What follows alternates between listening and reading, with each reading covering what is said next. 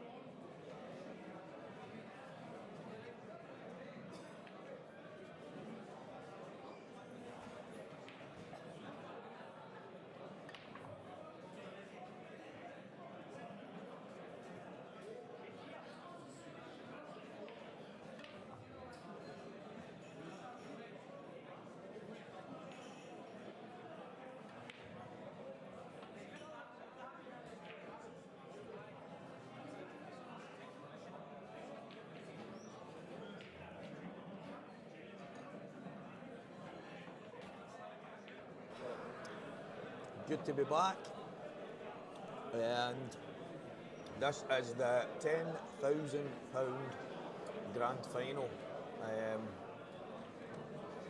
Some good names in it, some underdogs as well, which should make for an exciting day. There's a bit of information on next year's tour that will be happening. We'll get all that information over throughout the day. Get your pen and paper ready, there's a lot of information on it. So, next up here, is Slack kicking on yet?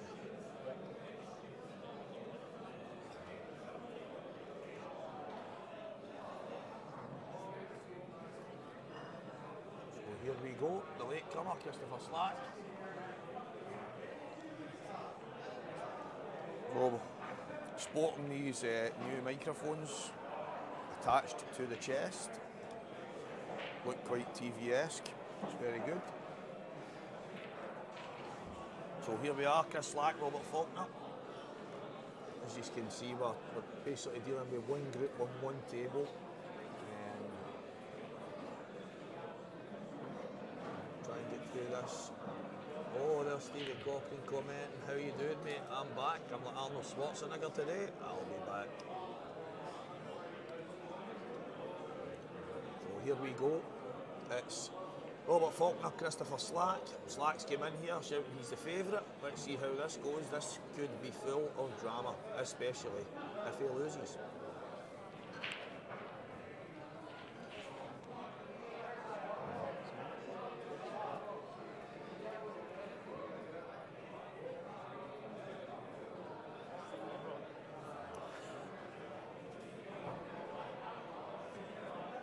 I don't know if that's a foul break, guys. He broke them with his hands.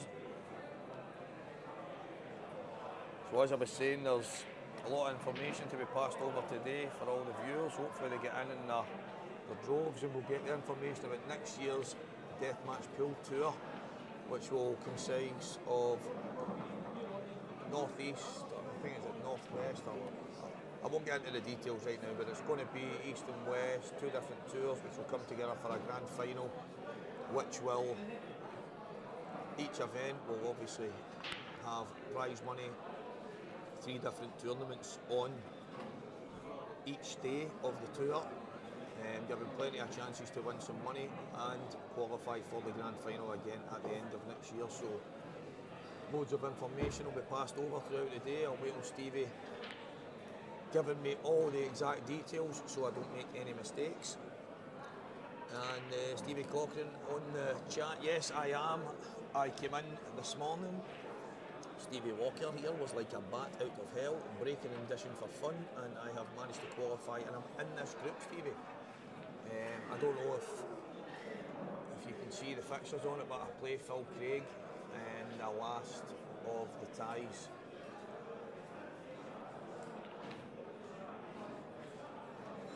Robert Faulkner has rolled the yellow onto the red to get himself one of these reds. Don't think the red on the bottom left will pass. He might be lining himself up for a double on that because the yellows are... he could play a snooker here. He could play a good snooker here. But Slack in a wee bit of trouble, but Slack will be fancying these yellows if and when he gets in. Cheers, Stevie, appreciated, mate.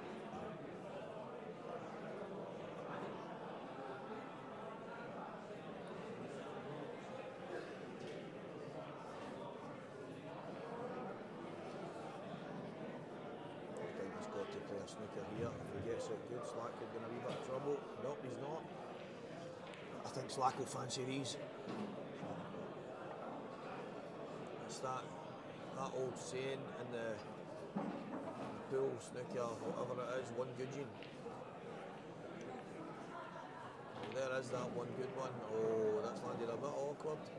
Needed a bit of luck there. He was always running in to the balls on the side, so going to try and get this out straight away. Very attacking now, Christopher.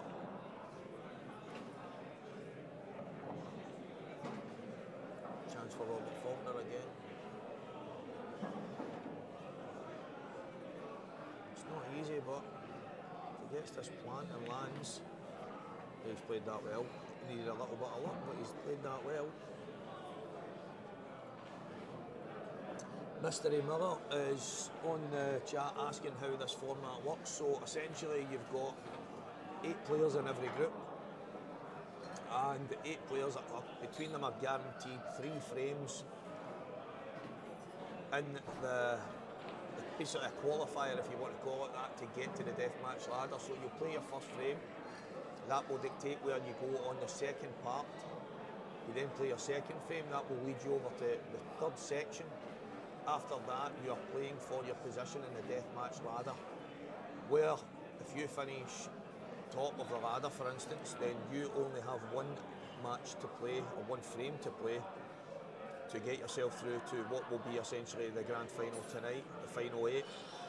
If you finish bottom of the ladder, you have to win every frame like an average day in the pub, where winner stays on. Essentially, that's the way it is up until the top of the ladder. And as I say, the person that finishes top and wins that final frame will go through to the grand final. Now, this is the grand final, but tonight there will be maybe about 6 o'clock, the final table will be played. So as I say, the first set of frames are getting played just now, then it will go to round 2. Round 3 dictates where you finish on the ladder, and then it's winner stays on from the bottom to the top. Hope that clears it up.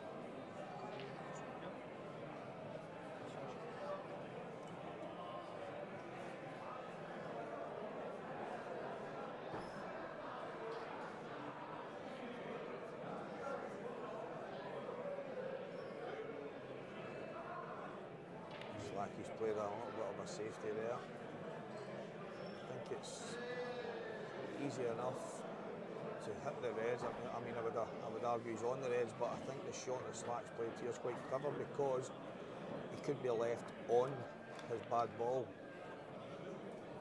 He's actually played that pretty well, but a tester for Slack.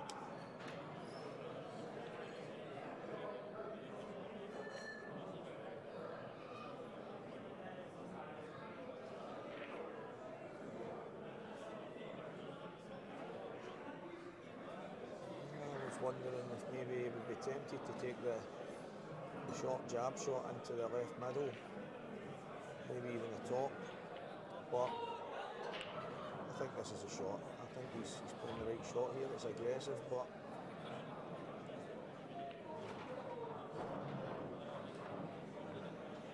it's tough. It's a really tough shot.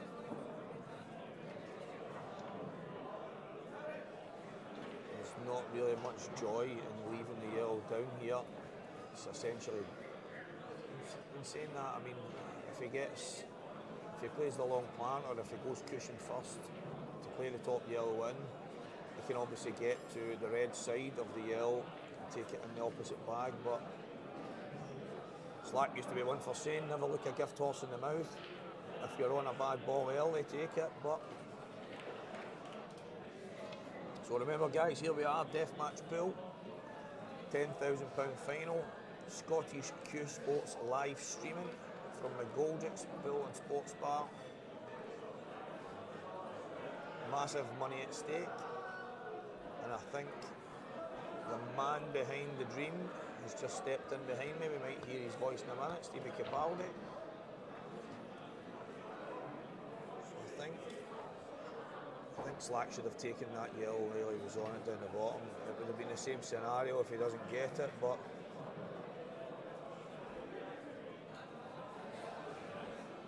this should be cuttings. Robert Faulkner should. He's played that well. Played that very well.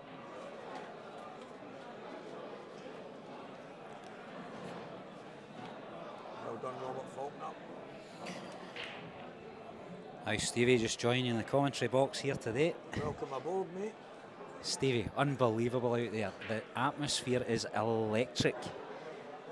I'm watching round the tables and people are taking so much time over the easiest of shots. There's definite nerves. £10,000 at stake. I'm nervous just watching it. And the misses I've seen already, Stevie, it's my goodness, see if anybody can just compose themselves, it's absolutely there for the taking. I'm super excited about it. And congratulations, you've made it through, mate. Yep. Stevie Cochran was on the chat there asking, are you not playing today? And I told him that I blew my way through the field to get in the final qualifier. I'll tell you folks, he played some good frames, but there was a couple of frames you weren't sure what to do, so you shut your eyes and swung your bat, and it seemed to work out for you. Well, I've got the proverbial home run today, so...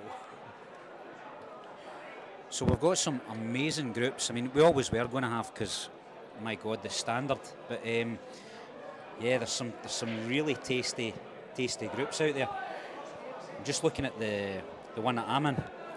So I've got Glenn Pilkington from Leeds, Keeley. Amazing. Who's a cracking player, very experienced. So I think in my head I want to stay away from tactics because I'll get it handed to me in a plate. I need to go all out. And then playing the game just now on my table, Ryan Davey against Sam Horse. Sam qualified from corner pocket through in Edinburgh. Ryan Davey qualified this morning after, I don't know, a few attempts. He was really keen to be here. We've had a couple of matches already in that group. James Wishart managed to beat Martin Shades, and Aldo had a really long game there against Sean McMahon. It was a cracker. So yeah, some really tasty matches. Just looking at who you've got, Stevie, that was your first game against Philip Craig from Aberdeen. He qualified out of Legends. Good player. He's actually delighted to be here today because he flies out on holiday tomorrow, so he was coming to Glasgow regardless, so I gave him an excuse to come down. So him and his wife are hoping that they've got some holiday money there. I'm sure you're going to try and stop that from happening. Well, that's it. I'm going to try and make sure that money stays deep in my pocket. That's it. Your second game will be against either Bob Douglas, who qualified a long time ago in Bellshill, the ballroom, and he's playing against Kitty, Mark Hendry from Paisley. So that's a good game in itself. Aaron Davis travels down from Wigan in your group. He came up from a club called Q8. They ran a number of qualifiers, did really well, and Aaron beat Basher in the first round, Tam McCallum. So he did, yep. And then we've got Chris Slack and Rab Faulkner, who you just watched. Rab Faulkner squeezed through that one with Chris taking an important didn't finish away and tried to play that plant to the top corner, didn't work out. So we've got Kitty on the table just now. It's a kind of shot to nothing he's played there, isn't it? You're hoping to... He knows if he's anywhere down the left-hand side of the table, behind that yellow, he's not really leaving much, so it's actually quite a good shot. And the reds are pretty good. Maybe wanted that red closer to the corner pocket, or was he really just trying to keep the white in the right place? Big Bob's trying to kill the black here, and he's not succeeded, I think. This is a chance. It's left the table open, hasn't it? In one frame pool, this is a big chance. Mystery Miller's asking, has anyone qualified from Dunfermline? Stevie, you'll know better than me. Dunfermline tried to have a couple of qualifiers. Just walked right in the door there. Aye. Morgan McInnes is in the competition. Morgan tried to run some qualifiers out of the ballroom in Dunfermline. Well, so he said. To be honest, I think he was worried about the competition and told me that there was no interest so that he himself could qualify. Took him a few attempts, but he got there eventually. He's flying a flag. You'll see me a photo with this check later, mate. Who is it? Mystery Miller? Who's that guy? Mystery Miller. Real number one. I've got an interview question here for Morgan McInnes. Morgan, I've got to ask you if you don't mind. Everybody at the start of the tournament today suggested possibly taking £100 out of the pot to make the journey worth their while, and there was one objection, and that was yourself. What's your thinking on that, Morgan? My thinking is I'm not a shite bag. I'm here to play pool and I'm here to win. And if someone's crying over £100, they should really be contemplating their life. That is my thoughts on that matter. Okay, I apologise if anybody's offended by Morgan's comments. By this animal's but choice of words. There'll be a few players in here hoping to make Morgan eat his words, but 85. we all know the quality. All know the quality of Morgan's game, so he's definitely a strong competitor. Anyway, Stephen, I've got to go. I've got a game to play. Thanks Stevie boy.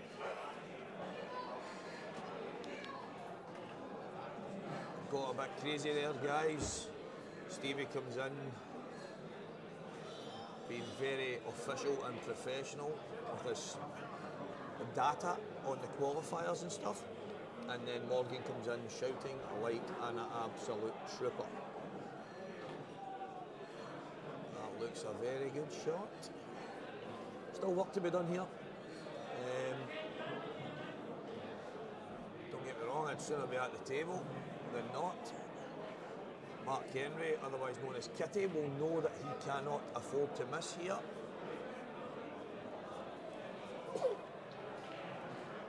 I can't hear myself on here, but I could hear Stevie and everyone else. Can you hear me? Aye.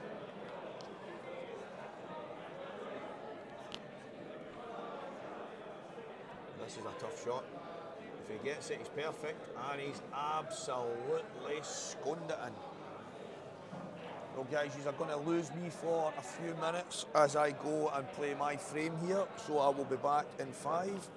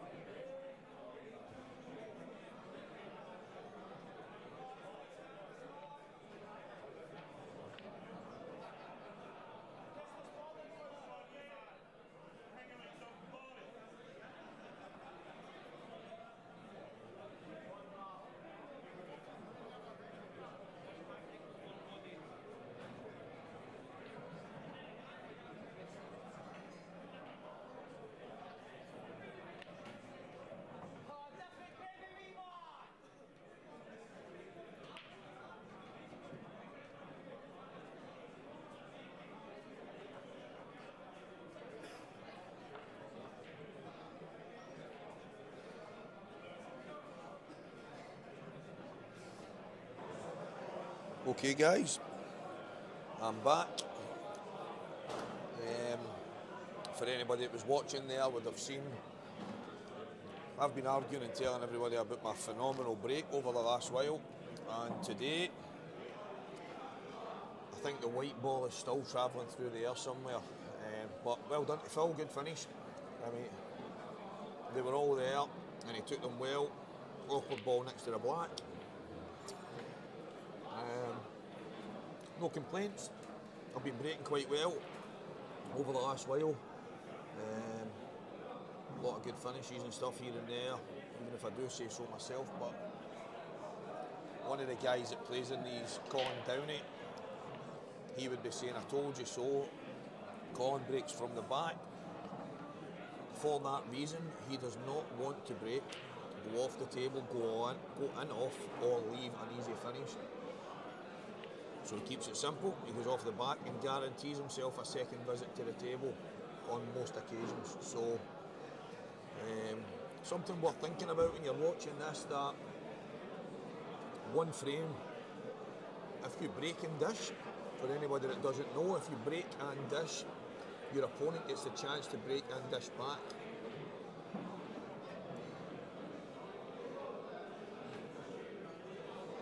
I was just reading Stevie's there, guy that runs it, wins it, what a script that would be.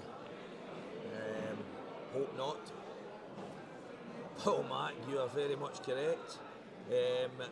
This is the problem when guys like John McFarlane tell you that they're practicing some type of break, and then everyone in the club tries to show them theirs.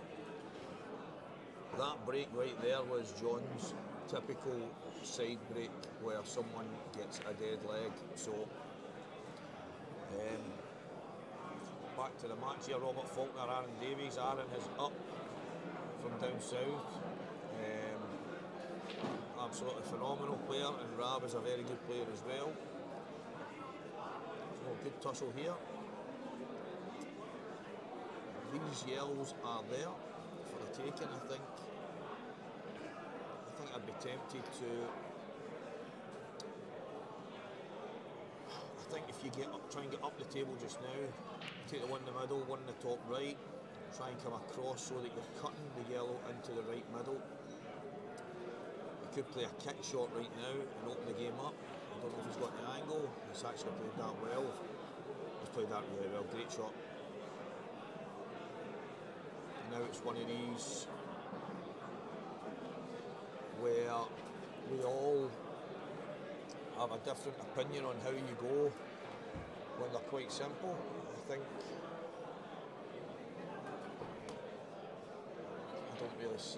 I don't see him going very much wrong here.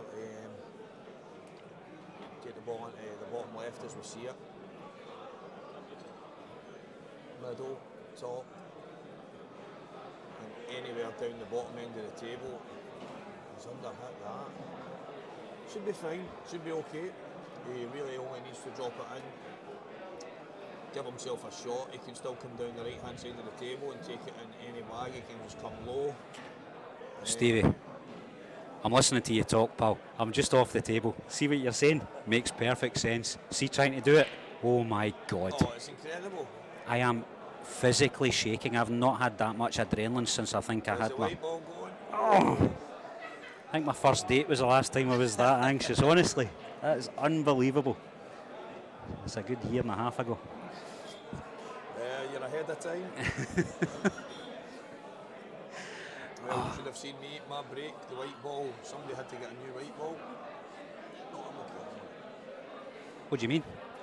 Well, I broke and the white ball is still travelling down Rutherglen Main Street as we speak. All right. And then Phil took away a nice finish, so my frame was fast and furious.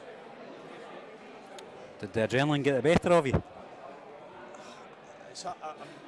It's a break that I use quite a lot, Stevie. It's a break that's been doing me really well in the last while.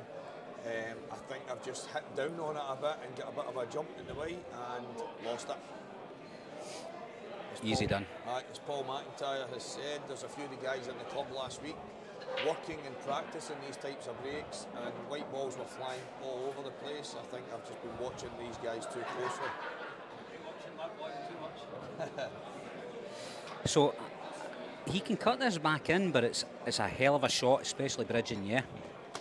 It's really, really thin. I actually felt that. Does he have the angle to knock it down to the corner?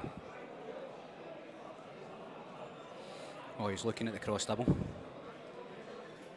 That's what he's looking at. He's literally got the width of the ball past that red to play that shot as well, but it may be the only shot that he sees. Stevie, I know we're sitting watching a very lengthy decision-making process. What a brilliant, shot. brilliant. We talk about the drama, we talk about one frame pull, and some of the shots that you see, that was incredible, brilliant shot. So, but it looks as if that was a break and finish, because Aaron's about to take his shot. Yep. There was a bit of work to be done. He had to nudge a few balls out in the middle of the table. They were then there for him, and to be fair, he made hard work of it to get to the black, but what a shot that was, what a recovery. I was just about to say, I really don't get bored sitting waiting for a guy to figure out what the shot is. And if you were watching a tournament up to 8 or 10 or whatever, you would eventually get fed up with somebody taking that amount of time. We'll not mention any names. But seeing this, it doesn't bore me. Watching a guy suffer in silence as he tries to figure it out. You're right, because that shot could be so pivotal in a single frame. When you've only got a single frame, there's no coming back, there's no fixing the mistake, I agree, I totally agree. Stevie, have you told him about next year yet? Yes, I have. I've explained it to an extent. I said that you would get more information in detail and we'll get it over there, but now that you're here, I did say that you would get it out there, so take it away, Captain. No, please let me know if it's something you're interested in so that I can get the information to you. The plan is to run a tour next year. It will be £250 to enter, but that will get you 5 tour events plus a grand final. At each of the tour events there'll be 3 deathmatch competitions, 64 players, oh there goes a light, 64 players playing in 8 groups of 8, and if you win your group you get £50, and then if you go on to win that tournament you get another £250, so you get £300 for winning the wee tournament. And then if you can do that again, there's 3 on the day, you might pick up £900 on the day. There's 5 tour events a year. And for anybody who's able to win a tournament, they are guaranteed a spot in the grand final playing for £10,000 at the end of the season. So we're going to do this southwest and northeast. So we're going to have 5 events in the east coast and we're going to have 5 events on the west coast, and we're going to separate the 2 groups into 2 groups of 64.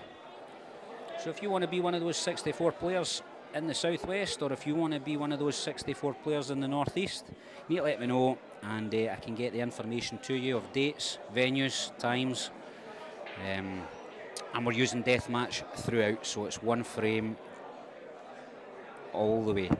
£30,000 paid out in total.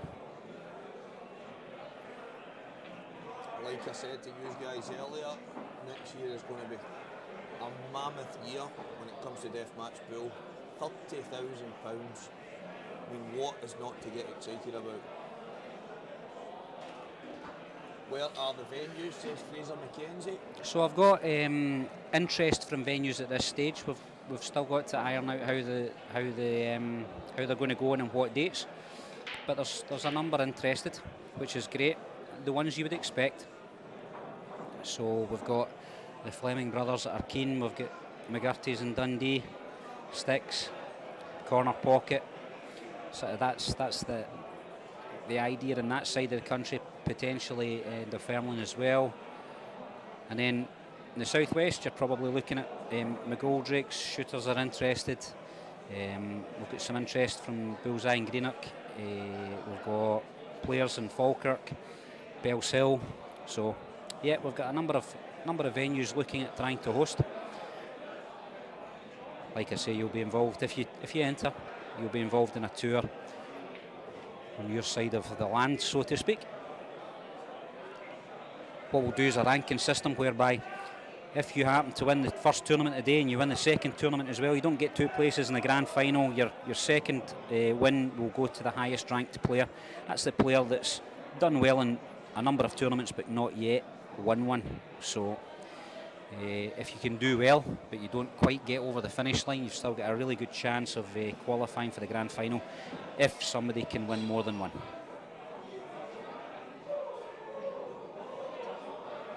That answers your question, Fraser. And obviously any information that you need, if you're on Facebook, Deathmatch Pool Tour is on Facebook, and anything you need to know, mate, just fire away. You'll get all the information that you need. As I say, most of the information will constantly be getting passed over today. Loads and loads to play for next year. Winnings at every event, as well as qualification to the £10,000 grand final. £30,000 paid out over the year. It's pretty epic, if you ask me. The excitement that you get from one frame pool in this format, I think, really does take one frame pool to another level. So, spot on, Fraser. Deathmatch Pool Tour on Facebook, mate. It's actually Stevie's Facebook, the man behind the plan. So if you want, just add Stevie as a friend at Deathmatch Pool, and you'll get every bit of information that you need from that, mate.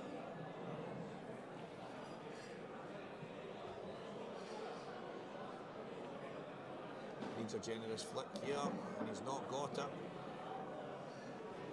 Where was that kind of rub when he was playing against me? I hear you all say.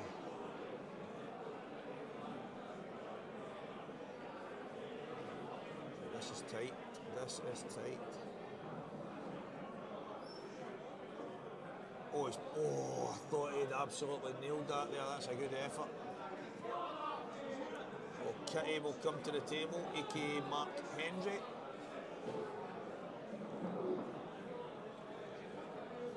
I think he has to take the hanger first. Make sure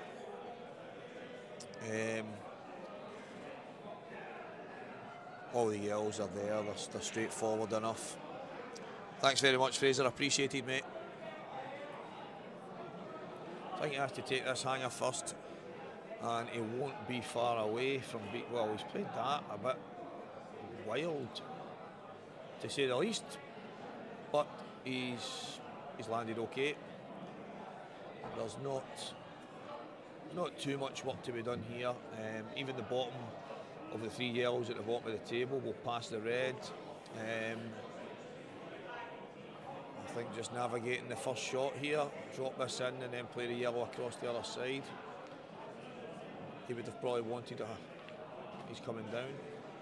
I would have maybe only left, in fact, to be honest, I don't know if I would have left any of the yellows at the top, because the black should be straightforward enough to get on.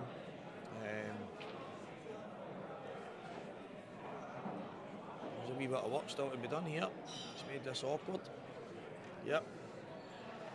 I left it just a touch too awkward coming down. I just think he came down too early. He had options. He could have potted the yellow on the top, played a snooker if he wanted, but I think all the yellows were there to be taken. Unfortunately for Kitty, he's not managed to get the yellow in the bottom left bag, so it's going to be Phil to take another win and guarantee himself one of the top two spots on the ladder. So fair play. I am going to have a mountain to climb, guys. And you know what? This might just be my Everest. Next up, Clash of the Titans, Christopher Slack and Tam McCallum, the Cruncher. The Tish versus the Cruncher. Well, this should be another, every one of these frames will throw up things that you don't expect. There'll be misses you don't expect. There'll be safety exchanges when most of us would be shouting that's a tap-in, but one frame pool just it changes your thought process, knowing that there's such a vast prize at stake.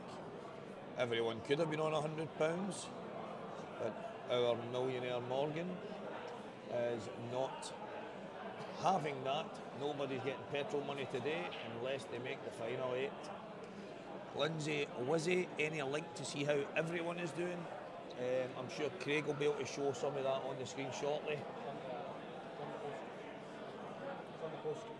So on the YouTube post, there's actually a link on the YouTube post. Craig has just let me know there. If you click it, it will give you the scores to everything on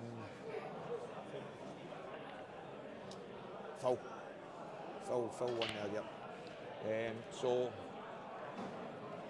there is a link on the post on the YouTube chat, so I think if you click in there, Lindsay, you should get the results on the page.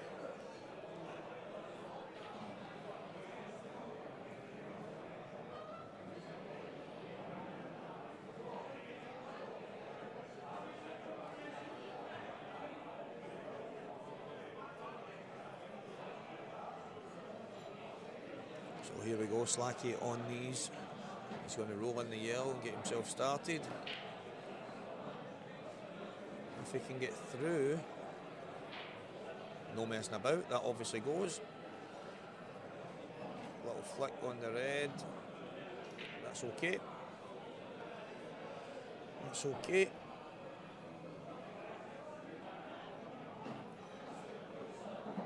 I think the shot, if the yellow passes the red into the right middle, he could jab that in, nudge the red onto the side cushion. This is awkward. He's played it well. Good shots, Lucky.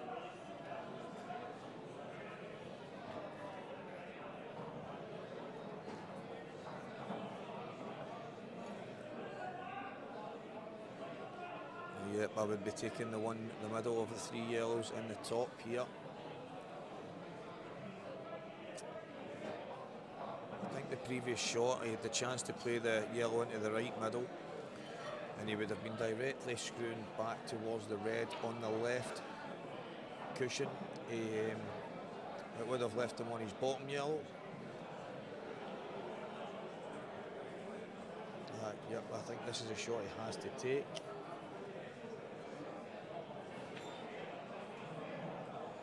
A little bit of work to be done here.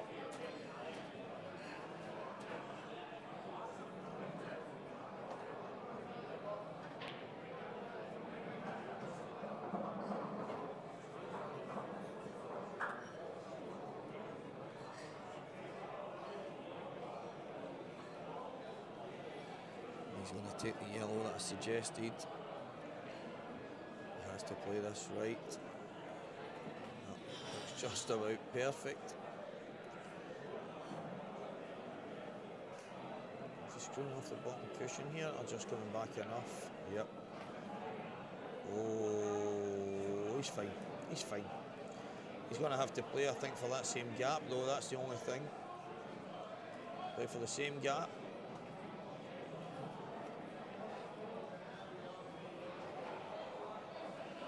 Oh.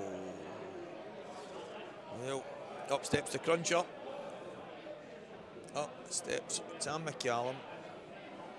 Not even taking a breath as he swings the club there. Oh, Tam's got a chance on these reds with the black sitting a touch better than it was.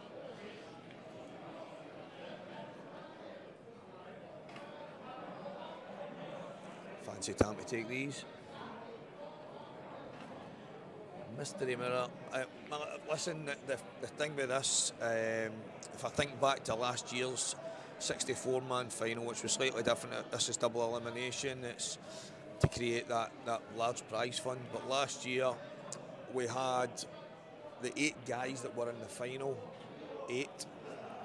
A couple of those guys were local pub players. Although they play in the pool leagues and stuff like that, they don't actually play any tournament pool, or they just go to the pub, have a pint and have a game of pool. And these guys made it to the final, so, and there were some really, really good players.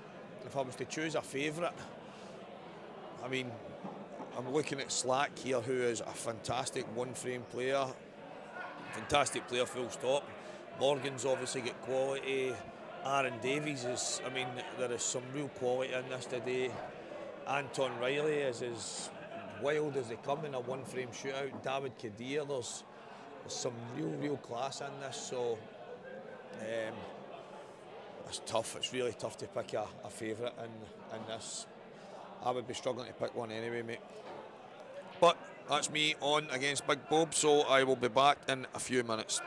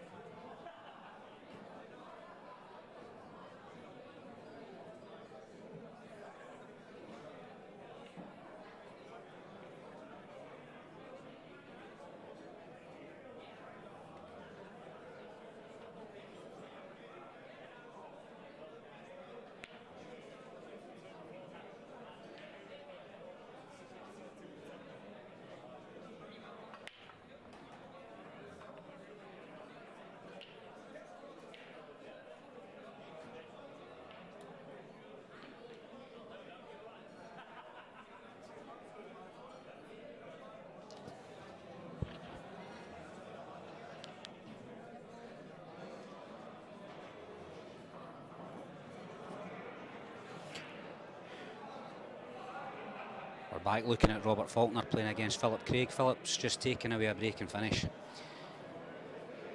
Unfortunately, Robert's breaks come up dry, so that gives Philip the victory. Oh, commentator Steve's back. Not at all. Stevie's telling me to take his seat. Not a chance. Sit yourself down. So I'm just off the table myself. Ryan Davey gave me a chance I shouldn't have had, in fairness. So squeezed through. Yo. So in Hello. Stevie. Let's have a wee look at the results. Can you hear me? I can hear you, yeah. You need your earphones on to hear you. Or you can just keep talking. Let's have a wee look at the groups, tell you where everybody's sitting at the moment. In Group 1.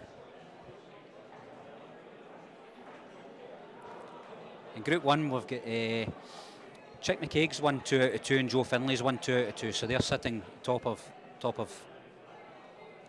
Group 1. Just under that is James Kelly versus Billy Neal, who have won their first games but then lost their second games. They'll be playing against each other. In the bottom half of the draw, we've got Big Campbell Saracen Sarri playing against Morgan McInnes, and Billy Anderson's got David Gillis. In Group 2, we've got Robert Faulkner and Philip Craig at the top of their table. Now, Philip's just won that game, so that puts Philip Craig in the final of his group. Robert Faulkner, second place. Also in that group, Aaron Davis and Mark Hendry, who have both won their first and lost their second, play each other. Tam McCallum plays Stevie Walker. They both lost their first but won their second. And at the bottom of the table, in the death match, we've got Chris Slack and Robert Douglas. In Group 3, we've got Stuart McCulloch playing against Dylan Stansfield at the top. We've got Mike Carey and John McGinn, who have both won one and lost one. So they play for third and fourth place in the ladder. And at the bottom of the group, we've got Dylan Mitchell, Colin Downey playing each other, and Anton Riley and David Kadir, who are playing each other. In the final group, Group 4,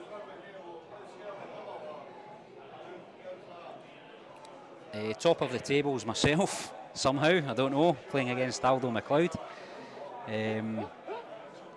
Also, James Wishart is playing Ryan Davey in the game under us. They've both won their first game but lost their second. And at the bottom of that table, fighting it out, Martin Shade's playing Sean McMahon just now, and Sam Hoare's got Glenn Pilkinson. The boys are having a laugh here because I've just spotted that John McGinn went over and played in the Masters this morning and get beaten, then came here. David Gillis, I believe, did the same. John McGinn gets about, there is no doubts about that. Probably being the first flight to Vegas for the Moscone Cup this afternoon. He's that kind of guy. David Gillis as well. So fair play to these guys. Going and playing their matches elsewhere and then getting here. Gary Murphy, I've just noticed your comment. Come on, Big Bob. Me and you'll be having words. I think we just did right enough, but Lindsay, was he? No problem at all. The new voice. Thanks very much. 1:30 a.m. I wish I knew where here was. Are you in the US? Are you in Australia? Are you where might that be, Craig? 1:30 a.m. It's 1:30 a.m. somewhere, of course, because you've just told us that. It's good to have everybody watching. This is why we have this. Craig is the best in the business, if you ask me. Scottish Q Sports live streaming. We're here in McGoldrick's Pool and Sports Bar. It's Deathmatch Pool. Chance to win £10,000. If you ask me, that's not a bad wee lift for anybody.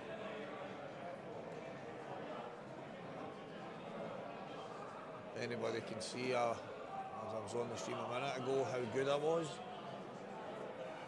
You can send in requests for autographs. Don't worry, I'll be happy to do a mention on you. No, it's a lot tougher than it seems. One frame, you know, you can't really make a mistake. I've tried to play a ball and off a ball that wasn't even on. I don't even think it passed it, but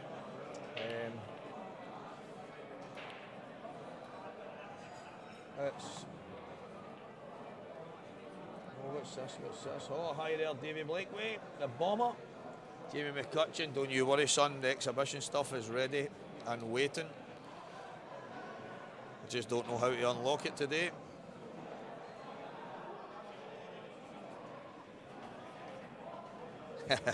Cheers, Gary boy. I got a wee bit fortunate. I've tried to play a ball in off a ball that actually I don't even think it went in towards that, and I've ended up covering the bag. So Big Bob was a bit unfortunate.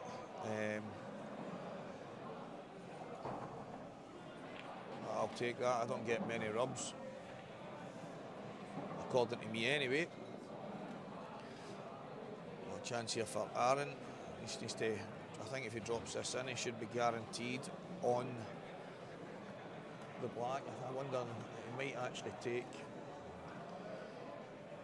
go back up off the top cushion here, just to make sure it doesn't roll off, which can be a normal thing with chalk marks and stuff on this 861 cloth. Yep, he's played it exactly that way, and he should be guaranteed a shot. Oh, well, I may be eating my words here because I don't think he's on this. I know, Gary, that's actually a great point. Bob, like Maxie and guys like that, they're normally unheard of, that they're unfortunate, so I will take that wee bit of luck that I got. Jamie, you're bang on, mate. The door needs absolutely crashed down. The exhibition stuff. It started earlier this morning. I had to qualify this morning, and I played. Oh, what a shot! What a shot! What a shot! Well done, Aaron. I played quite well this morning, and now I'm back to the table against the Crunchman, so I will be back in the next 5 minutes, guys. Keep tuning in. Stevie Walker's up next.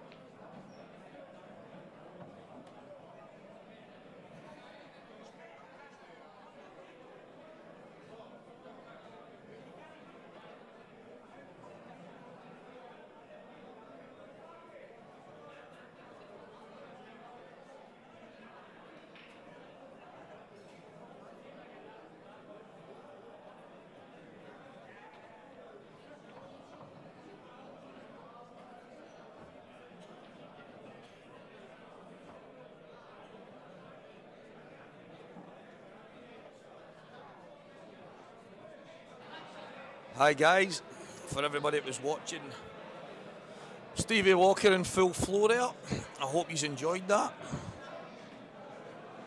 Let me see. Cheers mate. Cheers Jamie boy. Cheers Bomber. Going to my county tournament should make you happy. Golfing around. Marty Keenan, how are you son? Good to see you all on board. Just in time to see me flying round the table there against the Crunch Man. To be fair, that it was a good chance to navigate. Just a couple of awkward shots at the start, but straightforward enough. Chance here for Slack against Bob.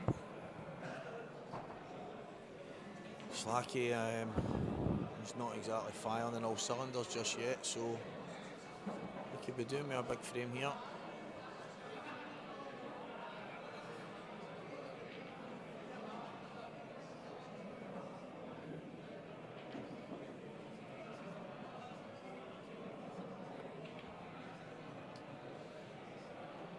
Oh, drama, drama, drama. 100% drama guaranteed. That Tish has just nailed one to the mast. Big Bob is not used to seeing this stuff against him. It's usually in his corner. Incredible.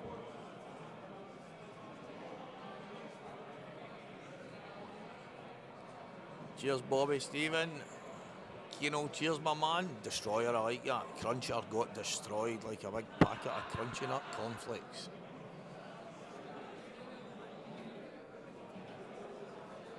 Bang on, Jamie. I had to hoping to get a wee flick on any one of the three yells that I kind of cannoned, and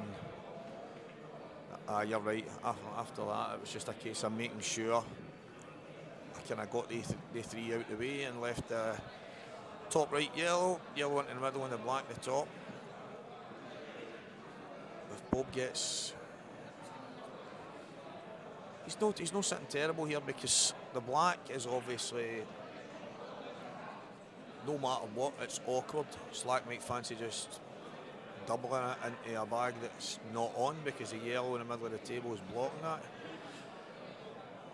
He can't play the combi down the cushion because of the yellow's position. He can maybe take it in the top, or he can try and kick it out, but I don't think he'll be in any hurry right now.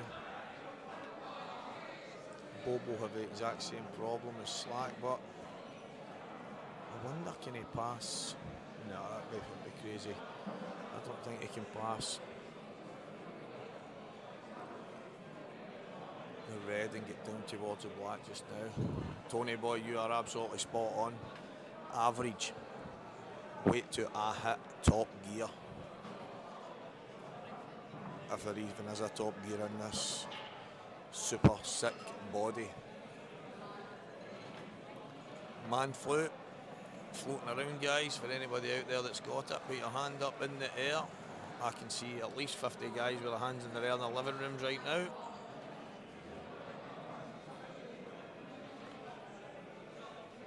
Well, I'll tell you, and I think most of the guys on that chat, Mystery Miller would, if you don't agree, it's up to yourself, but for me, the most important attribute in one frame pool, pure sheer bottle. Absolute bottle.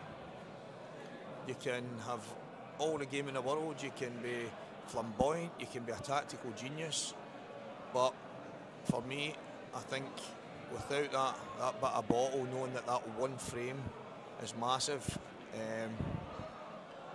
yep, for me, bottle. Absolute bottle.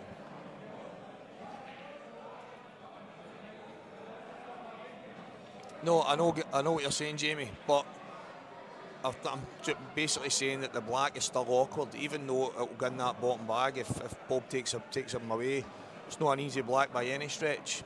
So although Slack has obviously got a bit of work to get on the black, now he can double it. Now he's actually got a finish. I'm just saying the black is still a bit of a problem. It's no easy. Bob's obviously got a lot of balls in that area that he could use to bring it out. Slack is a bit more awkward, so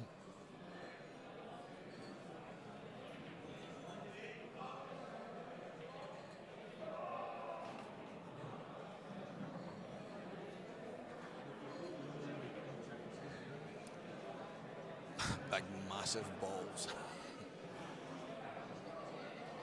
Well, here we go. I can't see Bob refusing this, so let's see what he will do. I know you were just being awkward. It's like getting away into bulk when she sees green stuff and all that. You're just one of these guys these days. I fancy Bob. This is the exactly what we're talking about here. There he's tried to move it. Does he have to? I don't think he can now. I think he'll probably leave it for a double.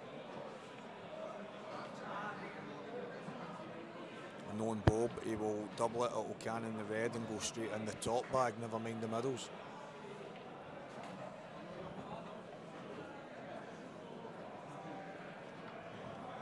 And I can also see Bob. No, he's got to just drop it and play the double. Here we go, guys. The money shot.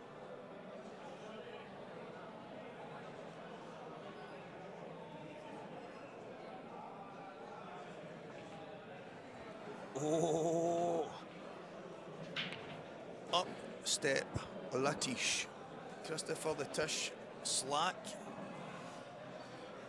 Black is now firmly in open. Whoa, that's what you call just getting down and smashing the red right into the pocket.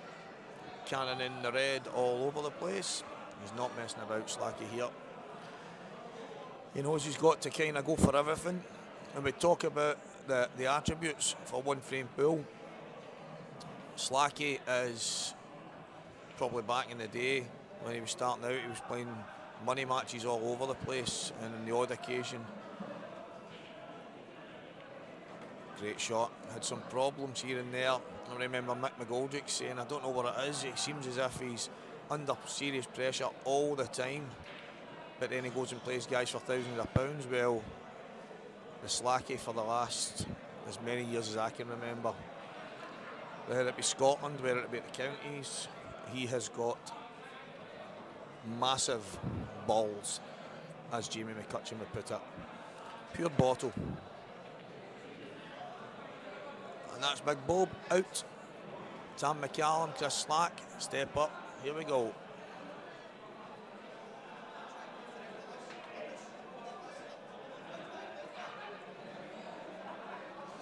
If you can see the ladder, guys, I'm up next.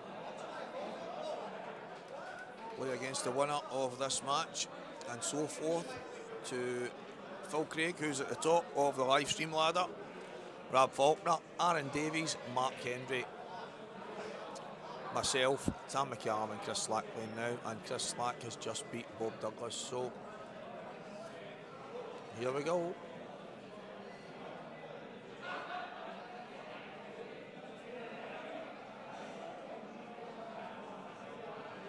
Red all day long. I don't know what you're looking at, guys. We've got the evidence here.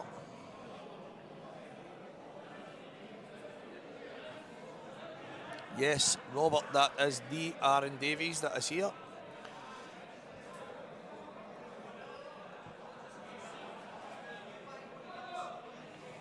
Absolutely. Oh, that kind of disappeared there as if I went underwater. Yep, class act. Aaron is a top player, and he's in the venue today. Said something about, we heard this as well, Robert Stephen did his breakdancing school, so he came up here with a pair of dodgy socks on, a skip hat, and you didn't turn up, so. Phil is from Aberdeen. Phil Craig is Aberdeen. He's another cracking player. I think he's going on holiday tomorrow, flying from Glasgow, so he was always coming down here for the day, and he's hoping to take some spending money with him. Well, Tony, this is the thing with Chick, whilst we're watching this game here. Chick is getting on okay. He was close to cracking a smile about half an hour ago, so you know the day is going well.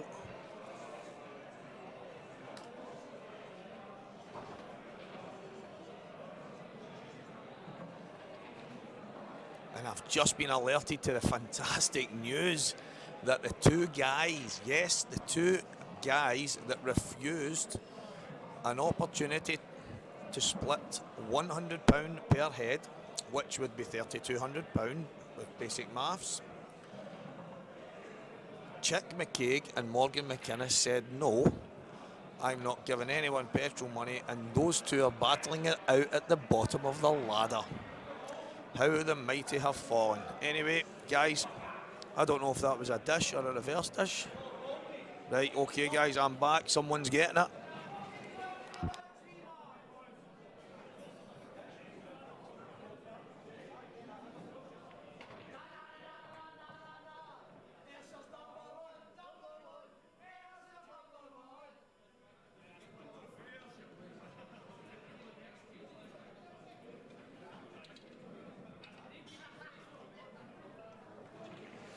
Stevie just gone on for his match, so take over for a short while. He's playing Tam McCallum, he's just put out Chris Slack. Winner of this game goes on to play Kitty.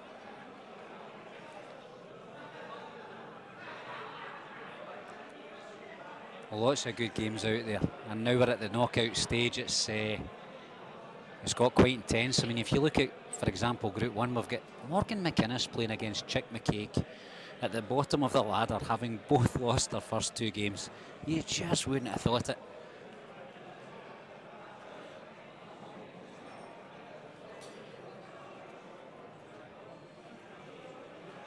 Group 2, we've got Philip Craig at the top with Robert Faulkner second, Aaron's third, Aaron Davies from Wigan, and then we've got Kitty, Mark Henry.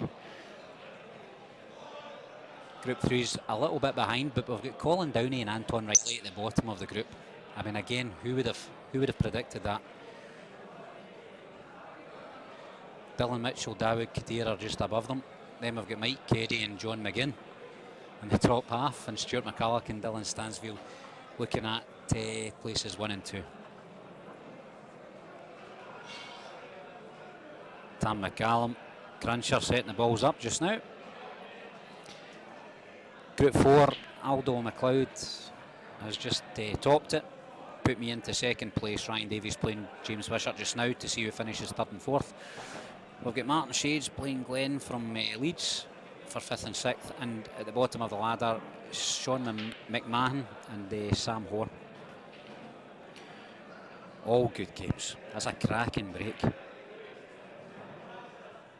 big break. He's knocked a couple down, but I don't know if he can get past that yellow to get his opener.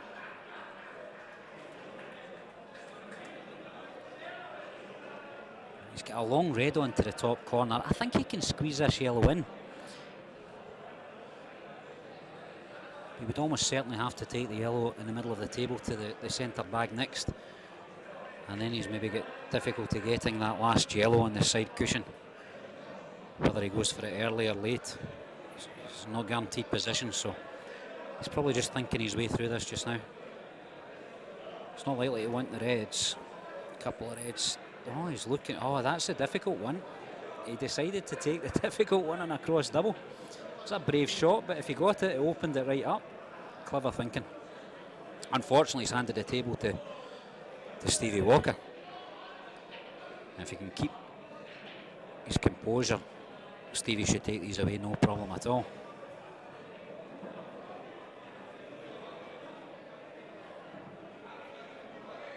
He'll take his time, he'll think this through. Still got the choice actually, but selecting reds by the looks of it. Thanks everybody for tuning in today. There's loads of us. Chick and Morgan playing just now.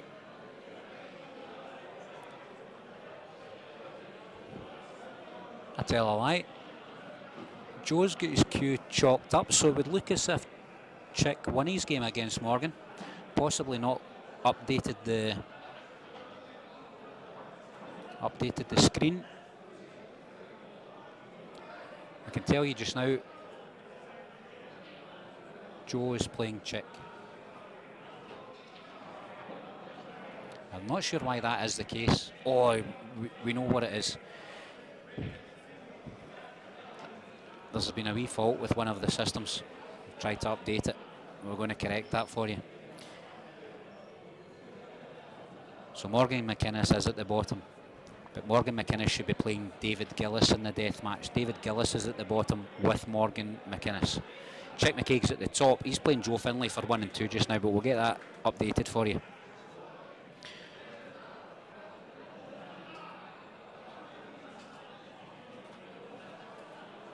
Back to the table. Stevie's taking out the bottom 2 reds. Created himself a very good chance to finish here. Of course, we're in the deathmatch stage, so Stevie's got to win, as is Tam. Otherwise, they're out of the group here.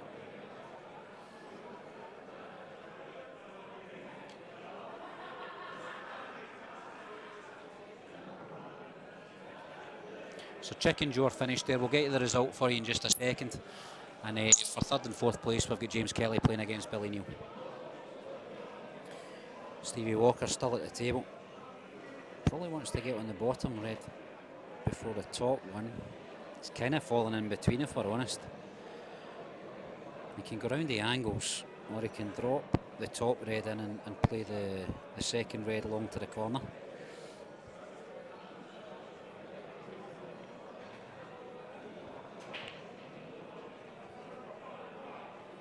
So Chick won that game against Joe Finlay, and so Chick now tops the table. Chick's not at the bottom. I tell lies, sorry Chick.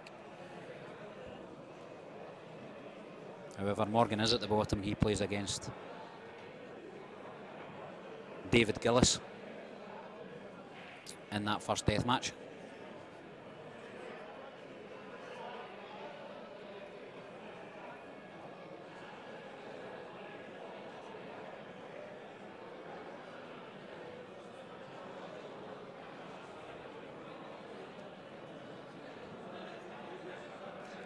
A big smile on my face. My wife's just brought me a beer. I like that.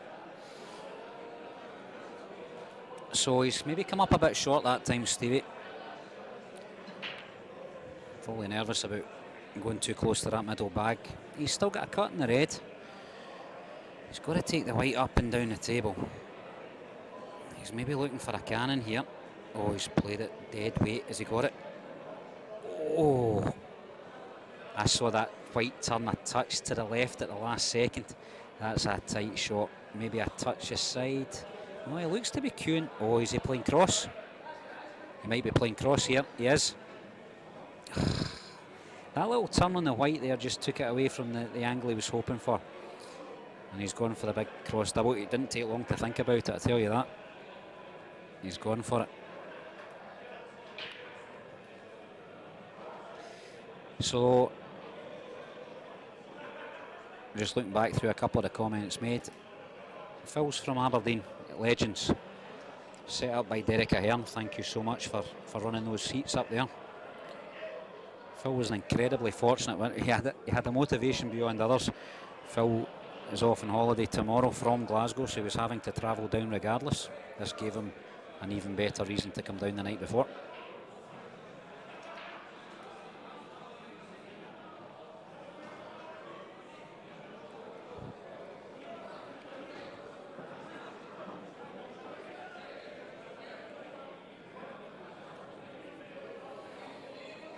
Tam sensibly just biding his time. Don't really want to be taking that black ball along the top cushion to win the frame. You would rather it out in the open. This possibly allows that to happen. It's whether or not you hit it hard and hope for a wee bit of luck, or do you just drop the white onto it? I mean, if you get it just right, it's not an easy opener. He's just made sure of the hit. And actually he's got a nice position on the white. So just walked into the office just now, John McGinn. Happy 60th birthday, John. Oh yes, definitely. So John, you were through playing in the Masters this morning, but you bounced through here for your first game, and you beat David Kadir in the first game. Yep. How did that match go? That was quite well. Played quite well. David gave me a chance and I took it and won. Well done. And then you went on to your second game. That didn't work out so well. You had a chance in that game. What do you think happened? I missed a stupid shot and you get cleared. And was it only the one chance you got in that game, John? Did you know here, third match, I potted the black, I won the game, then I fucking tipped my cue off the, excuse the French, sorry, that tipped my cue on the red ball. Lost the match. So you won the game by Won the potting game. the black, and then you White potted, travelling. and then you touched the ball with your Touched cue. the ball with cue. And so that makes you 4th in the group. Yeah. So John now 4th in the group, and obviously a bit frustrated he didn't finish 3rd. It's probably better it being the 3rd game where it didn't. And if it had been the 1st game and it was the difference between top half and bottom half, that'd have been sore. So top half of the group, John, how do you fancy your chances? Yeah, playing quite well, so hopefully I'll get the rubs this time. And John, have you got plans to go out later on for your birthday, or are you, what's the thoughts? Are you here for the evening? You won the Deathmatch. So John, let's say you win Deathmatch, you get £10,000. What would you do with that money? I'll probably buy the pub a drink. Do you know what? I actually believe him. That's the type of guy John is. Absolutely. We're seeing Cruncher taking out his yellows here. The balls are all in the open, so there really shouldn't be any reason for any mistakes. He's played that ball really nicely, and he's landed exactly where he wanted to. Simple tap in now for Tam. Thanks for talking to us, John.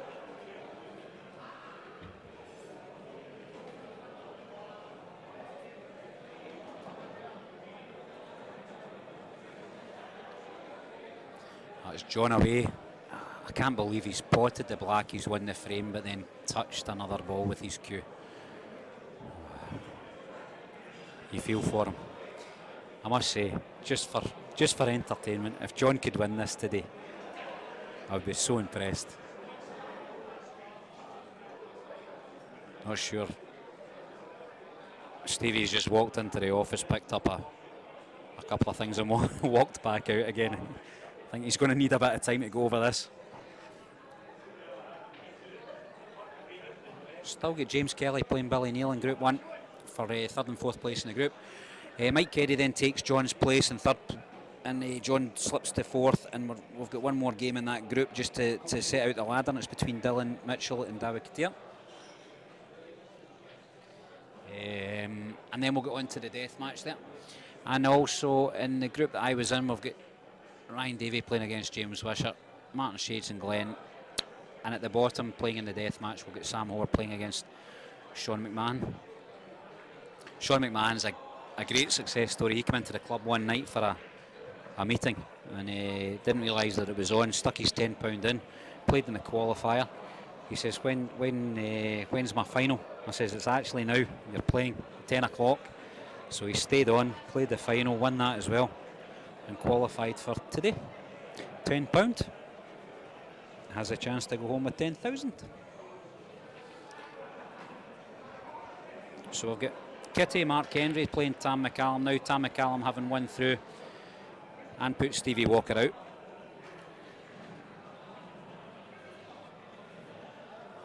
Stevie's got, he's got 2 bottles of Coke. He must be annoyed.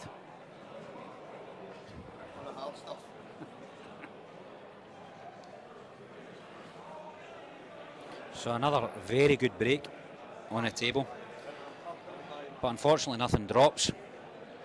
So he's really opened it up for Mark, and both ball sets are available just now. He just has to make the right decision on his first shot, so he'll take his time over that. One of the groups almost finished, and that's this one that you're watching. Winner of this game will go on and play Aaron Davis in the quarterfinals. Not really a quarter-final because it's knockout ladder, but you get the gist. Mr. Hard done by, he's just sat down. Stevie, what happened there? I mean, I think I've played a great shot, to be honest, and when it's come back and it's rolled towards the black, it's gave it a wee flick, but I'm still on it. And just as it comes past the yellow, the white just takes, you can see it back on the stream, the white just takes a wee fault to the left, and all of a sudden I'm not on it. And Stevie, I saw it when it happened, and I called it on this stream. You can listen back. I said, oh my God, that ball's just taken a turn to the left, and that's going to scupper him. I thought you might have put a wee trace of side on and try to drop it in. Well, I was actually going to play to come round the back of the black, knowing that if I'd maybe under hit it, I would have a black in the opposite top bag. Got you. And worst case scenario, I'd have a cut back into the top left.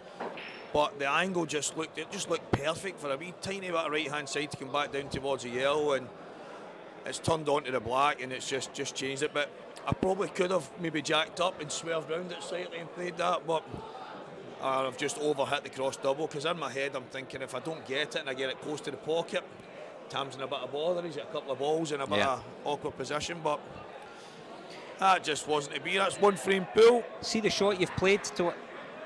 See the shot you've played towards the two balls. Yes, I'm not on either. What have you done? Have you played for an area, or have you played for the top or bottom ball? I've played for the bottom ball.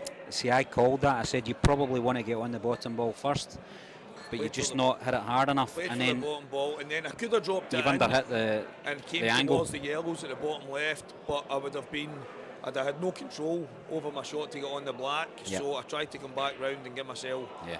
I was wanting closer to have the red straight into the middle, but where I've left myself quite thin, I've cut it in. And John Joe, if you can reiterate what was the wrong ball, because I don't know what ball I was on that was better. Stevie, see when you had the two balls to the middle, could you have played the top ball and left the other one long to the corner? It didn't go. It didn't go. It didn't go. Couldn't tell.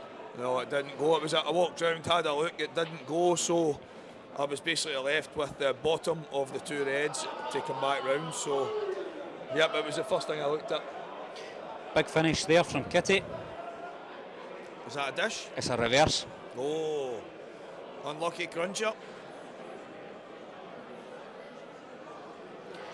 So Kitty carries on up the ladder. He's now got Aaron Davis from Wigan. Very, very good player. This is the guy that Robert was asking if it was the Aaron Davies, and we were telling him yes, it is.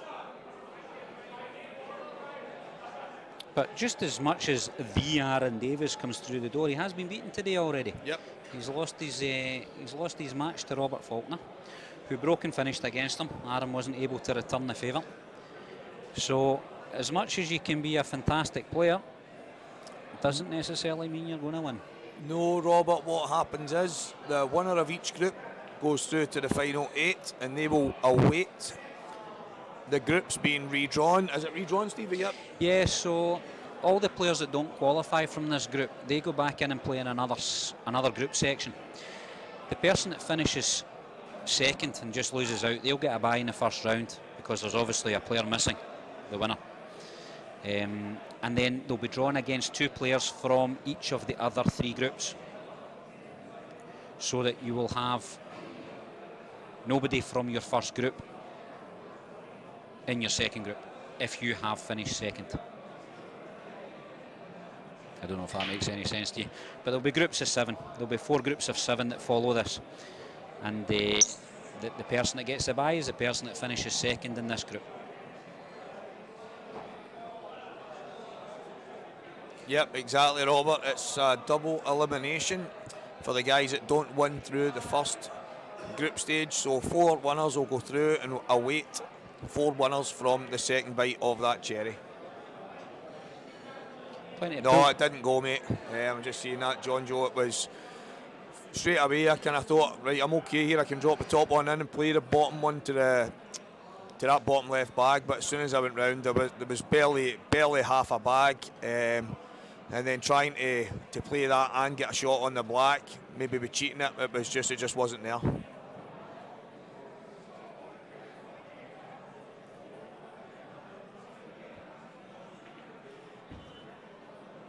Well, that's there might be a few of the guys on this chat that might be able to fill us in on the name Cruncher. Tam's been known as that from I've met him, to be honest, and you know, I don't think I've actually asked why. I mean, maybe he loved crunching up cornflakes, maybe he crunched some numbers back in the day, or maybe he's just, I don't know, crunching stuff.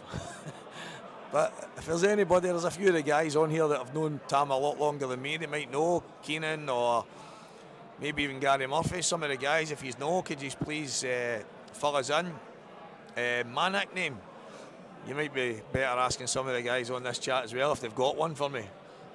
Usually they call me boss. Guff talker. Guff talker Walker.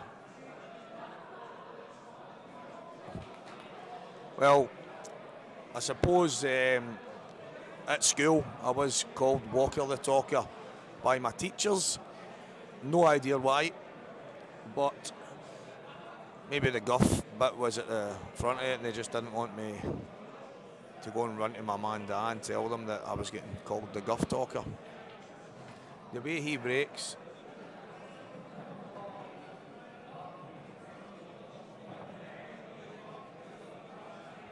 Graham Wilson, fantastic mate, brilliant. But I mean, this is one of the formats where anybody can win, but as you say, it's handy to put a bit of time in, be sharp, so that when the chances come that you do step up and take them. Semtex. I remember someone did say I was like a time bomb waiting to go off, but I don't know if that was... that was actually a... I know I'm right off topic here, but that was a bouncer at the door in a nightclub that said that. No idea why. I was a cool, calm, collected character, as you can all imagine. Well, Aaron and Mark are having a tussle here. A lot of shots left in this frame.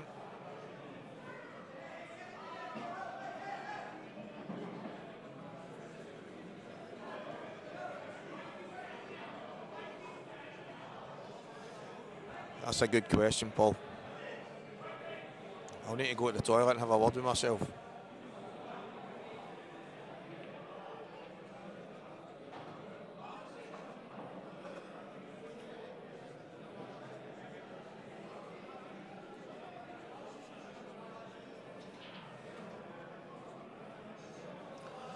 Okay, competition time then.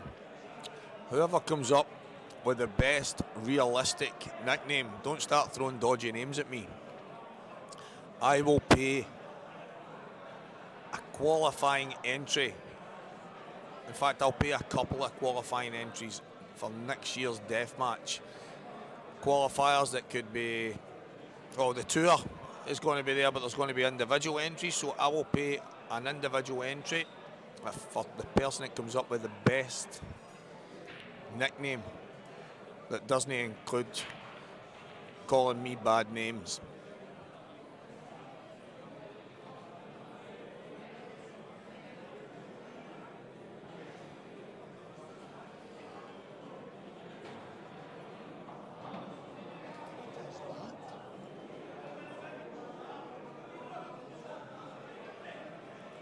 Paul, if you're crying, get a tissue. I know this is one of these frames that can bore you to tears, but let me be frank. And I don't mean my name's Frank, but a waffling walker. Well, I have been known to be quite good at making waffles.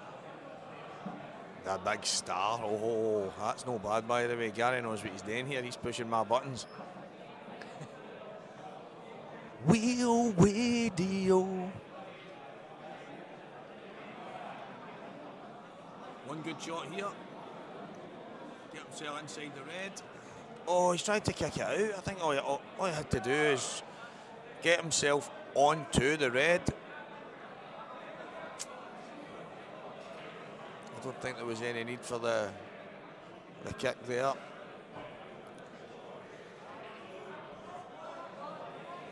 Remember, guys, we're here at Deathmatch Pool. £10,000 grand final. McGoldrick's Pool and Sports Bar, live on Scottish Q Sports streaming.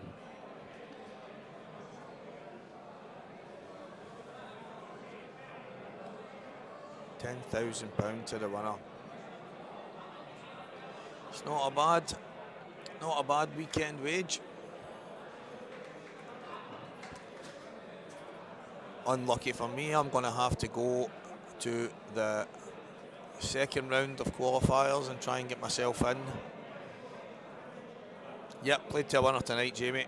It's the 4 winners of these groups will sit with their feet up, maybe go on a table and get a hit. I don't know. Maybe they'll give some tea. I don't know. But basically, it'll all be played to a finish tonight. So those 4 will await the 4 groups of 7 it will be. Each group will have a bye in it. The person that finishes second in the ladder effectively here and loses the match, or for instance you've got Phil Craig and Rob Faulkner's awaiting the winner of this game, so the winner of that would play Phil Craig in the final match, and the loser will have the first bye in the next qualifier. Well, I'm calling it a qualifier, the next deathmatch group. And effectively over the 3 games the bye will finish bottom and the rest of the guys will play through, and the winner again will join, the winner of each group will join the original 4. Argentina at 7. That's a hell of a walk. I don't think you'll make it in time, mate.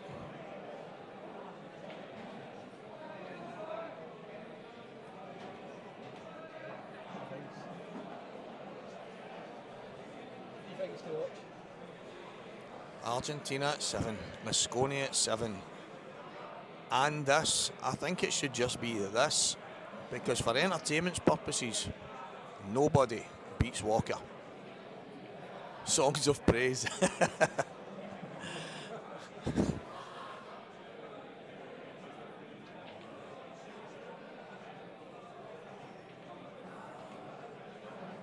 Well, it's safe to say that Aaron won't miss these.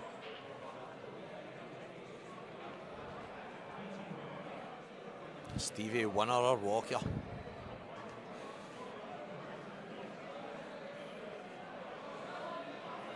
If I don't win, normally I'm walking right out the door.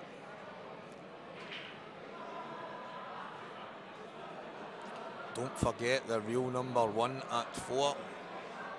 Get yourselves ready, guys. Anton Riley must be on at 4. I mean, George Groves. Who is it again? Multiple devices. Hope there's no cat burglars listening to this. Jamie's just told them that he's kitted out like Curry's front store. Here we go, semi-final match. Rob Faulkner and Aaron Davies. Winner will play Phil Craig. And that will be that for this group.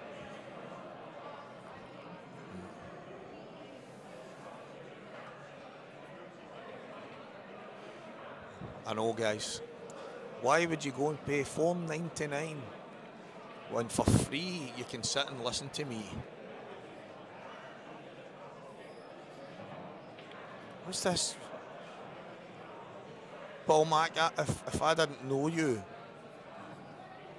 if I did not know Paul Mack entire, I would swear you were throwing slurs at the commentary team here of Stevie Walker 1 and 2.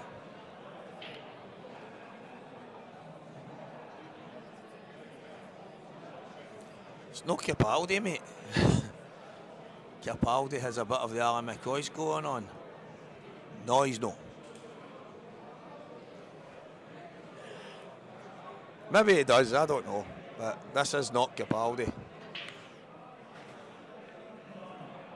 Capaldi is currently, I think he's playing just now, Craig, isn't he?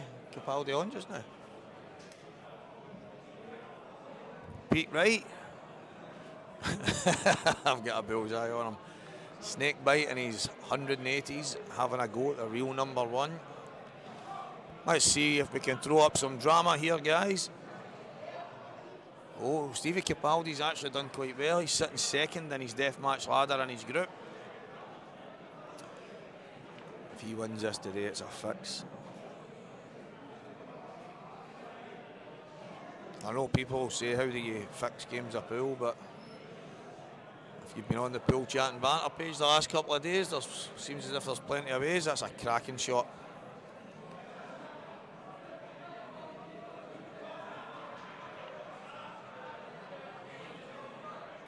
I know, Paul, I know, son.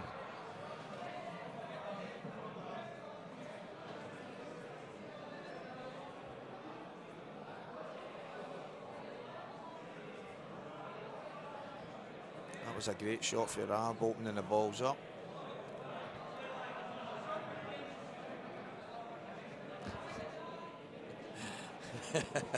Cheers, John Joe. I'm trying to tone it down a bit, my friend, for the guys from across the water that are wondering what Shell Suit Bob is doing on commentary today.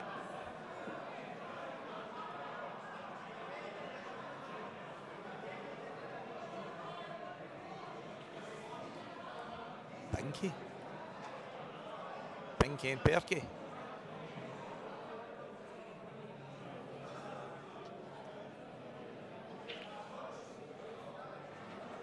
That's not the best shot from Rab.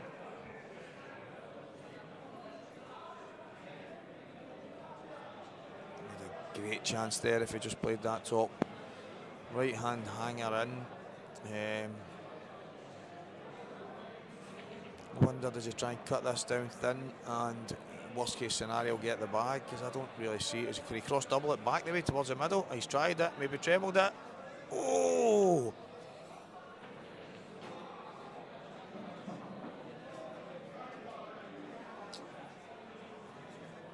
All right, it's Charles Tierney's playing against Pete Wright. Yep, I think that's it up there. John Joe's put it up, so I think that's the money match. Yes, Paul Mack, this is our Stevie speaking with great aplomb to those that really do not know what part of the city that I may hail. Trying my best, guys, so that people don't need subtitles on a YouTube stream. All over now, Jamie. I think you're right here if you're talking about this, because I don't see Aaron missing for here. Sorry, guys, I said Faye there. I meant from here. For you, John Joe.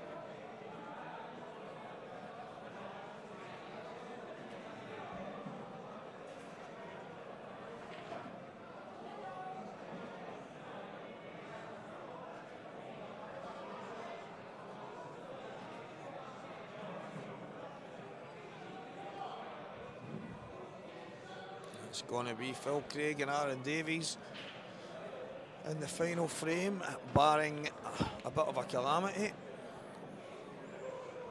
Probably a wee bit further than he wanted to be there, but I don't see any issues. He's totally fine. He's perfect, absolutely perfect.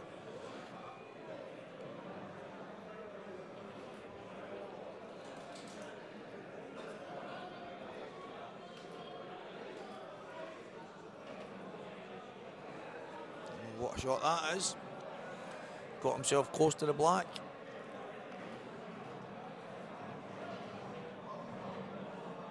And Aaron Davies will step up to the final in the Deathmatch ladder. Phil Craig of Aberdeen, Aaron Davies of Wigan, I'm sure I was told earlier. So North versus not as high north, because Wigan is not exactly south. So here we go.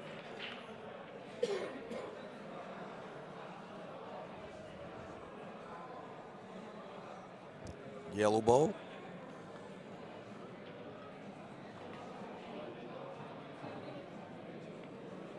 John McGinn, was he on this? Swearing like a trooper. Get him back to the booth. He's in a booth sleeping, mate. I managed to get him after I heard the swearing.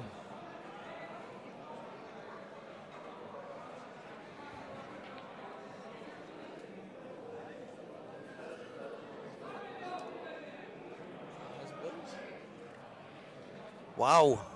I walked in and seen balloons saying 60th, and I had no idea they were John's.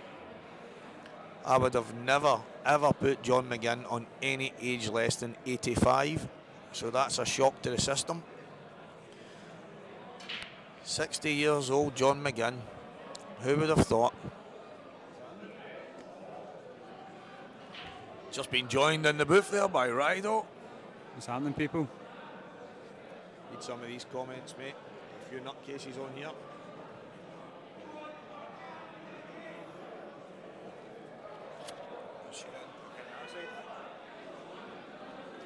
What's happening, John Joe?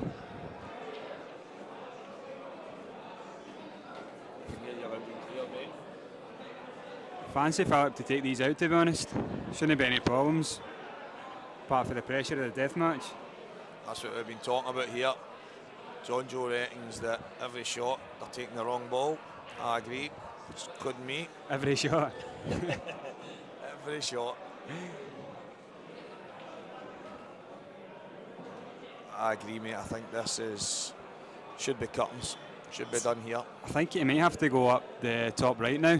Take the hanger up the top right to bring himself back down, because he's just left it a wee bit strange there. Because the plan's not a shot in the middle, because he could kill his yellow. That's it. He's overcooked that a bit.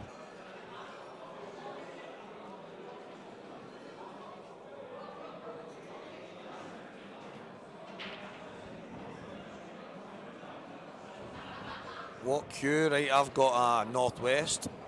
Specs very similar to the old cue that John Higgins had.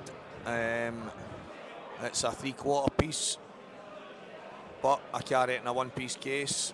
Never really take it down. So advantages, disadvantages. I mean, I guess it's just a case of what size of case you fancy carrying about with you, and what size of car or how far you're travelling. But for me, I've never really had any problems with my 1-piece case. It's actually a bit of a strange situation he's in now, because I'm not sure if the yellow nearest the black passes a black into, I don't think it passes into the right corner, and I'm not sure if it goes to the left corner. No, I think you're right. This is a big shot here. May have to screw this back and then take the other hanger over the left middle. It's actually not the worst, but he's, from where he was there, Ryan, he was in a really, really good position.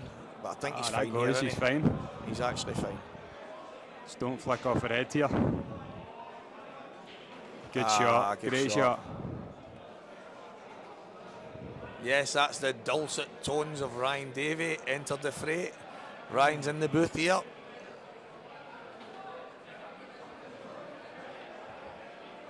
What's happening, Jamie?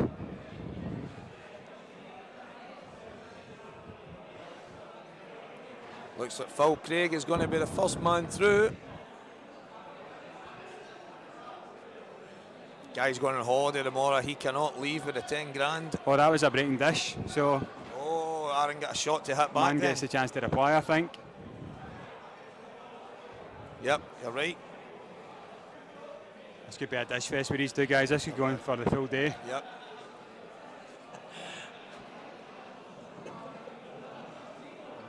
We just had Stevie charging over there like something at a Chucky. I think he just caught himself in the mirror, found out he was baldy for the first time. Don't you look in the mirror, mate? I actually woke up this morning and felt as if I had an afro until I looked in the mirror. John McGinn, David Kadir, Mark II is back on. I fancy John for that one, to be honest. I think he's just got the edge over David and the way that he cues the ball. Taught David a lesson in the last one. Nobody shoots a straighter arrow than McGinn. And it's his 60th birthday, guys. Don't be shy in sending him some love. What's Ryan's nickname? I'm open to offers, Mystery Miller. Well, this is what I've said. I've fired it out there. If somebody can come up with a good nickname for me today, I will gladly pay them entry to one of the Deathmatch Pool Tour events next year. So I've had some strange ones so far, and one that called me a star. I mean, I think they were fishing for some love. So now you've got another one. If you can get a good one for Ryan, who knows, he might even take you out to dinner.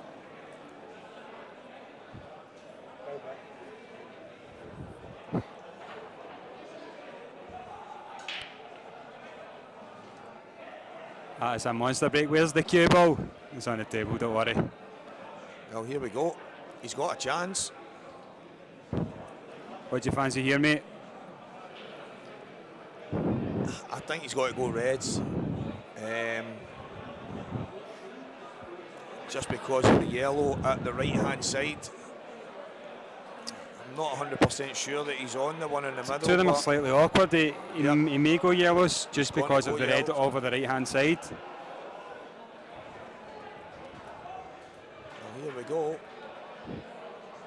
He's sent the white a wee bit crazy. The white's going to be travelling here. He's actually got a good angle though to put out his bad yellow over at the right hand side. 2 cushions, flick it out. Here we go. This is massive.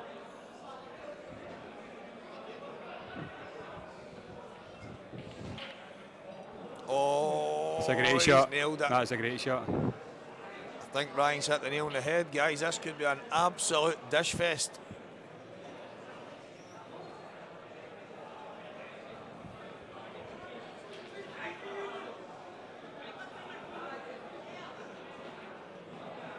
Fancy him to get these. Fancy him to take these out now. No problems now.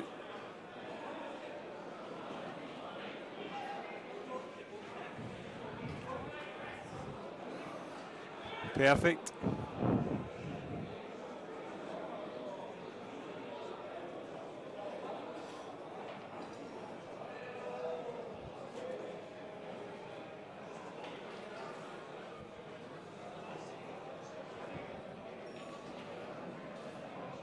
I'll announce the winner of my comp today.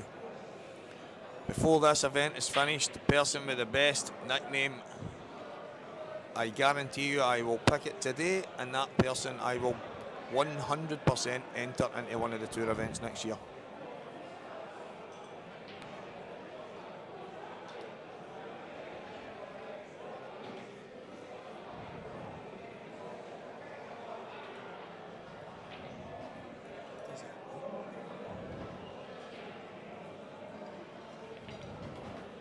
Oh, that was a risky shot.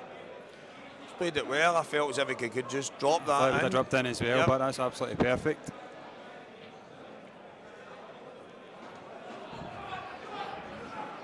Here we go. I think they lag again, do they not? I think they're actually discussing just half the money now. The two of them are fed up. Too many dishes. Stevie's over there. Yep, starting from scratch again. It'll be a re-lag.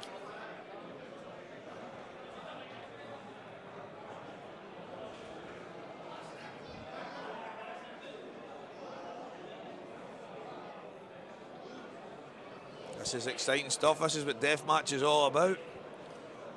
The last two guys I've seen dishing for fun against each other are actually sitting talking on these microphones right now. It's me and Ryan. What's your thoughts on the break shot in the Deathmatch? Do you try and win the lag to win the break, or do you let your opponent break? Well, that's Tam. I kind of lagged poorly against Tam McCallum, and he thought I meant to do it to give him the break, but effectively he could have gave me it back. I'm always breaking and I'm always opening him up. It's went for me, it's went against me, and it's just, I guess I would rather be in control of my own fate, if you know what I mean. No, I get that. I do totally get that. So I'm actually the total opposite of you, funnily enough. I've just been giving a lag away anytime, because my thoughts are, if I, oh my God, look at that break. This could be a dish fest for the ages. If the two guys are going to break like that. Well, Ryan, on the break, I was actually explaining to some people earlier about what Colin Downey does. Goes into the back of him to guarantee himself a second visit. And although it's not always guaranteed, more than not, he gets himself back to the table. Yep. To make sure that risk of being dished from a reverse or whatever is kind of taken out of the equation. So that's a really good point, and I like that. I like that aspect of it as well. 118 viewers right now. So for me, that's why that I try and. That's huge. But he's killed the two yellows, so this frame could go on for a while yet. But I would personally lose the lag, because then I know I'm absolutely guaranteed a second shot at the table, because the worst situation comes, I need to bring the dish back and I get a chance. Who is the other group winners? Robert, Stephen, have we got any yet, Craig? David Whiteway, how's it going, mate? Legend. There isn't any yet, Robert. Other group winners, there's still a few groups going on, Rab, just now, but I know in my group, for example, we've just started the ladder. So we could be another half an hour before that actually finishes, but a few groups have finished, I think. This is actually the highest forward, and then Dawood His group with Stuart McCulloch, David, etc. They are almost at the top. So there is a couple of groups getting close, but none further up than ours. This is at the actual final. As Ryan was saying, his group ladder has only really started. So long way to go in some of them. I'm not sure if Aaron tried to play a snooker there, I think, and he's just left it. So that's a great chance for Phil to qualify for the last 8, is it? Yep. This guarantees him into the final 8, where I would be surprised if there's not decent money getting thrown about before the final tally is made up. There was a bit of controversy before this started with a few guys asking to chop the money right at the start. So 32 people, and for everybody to take £100 each, which would have took 3,200 out of the pot. What did you think about that? I think you were one of the guys screaming no. Well, I'm one of these. If everybody was wanting to do it, I would have just kind of went with the flow and says, well, fair enough. But I'm a big admirer of the £10,000 prize. I understand that when it gets to the final 8 and there's a lot of money at stake, I understand certain deals getting done, but I wasn't for it. Would I have done it if everybody else was doing it? I probably would have, just to be a nice guy. Maybe some people need the £100, maybe some people are desperate for it, I don't know, but I didn't come here to win £100, so yeah, exactly the same as me. If everybody else wanted to do it, I would have done it, but I'm the same. It kills the event. Yep. If you're going to take that much out of the money, I can see the point when there's maybe 7 or 8 left, and then you do some deals when it comes to that, because you've earned your place at that point. Good shot, Phil. No, I know, Robert. They're asking for a saver. A couple of guys were basically saying that they've come from Aberdeen, they've come from Wigan, they've come from Leeds, they've come from a lot further afield than some of us that live now 10 minutes from here. So I think there's a guy from Ghana as well. So they were basically saying that £100 maybe covers some petrol or whatever it is. So I could understand them bringing that up. However, as you say, we didn't come for that. And you're right, mate. Don't enter then if you're planning on a saver. But so is that Phil Craig is the first man through to the final 8. Congratulations, Phil. Anyone from Aberdeen watching and supporting Phil, give yourselves a pat in the back and a high five in your kitchen while you get yourself a can of lager and wait for the next one.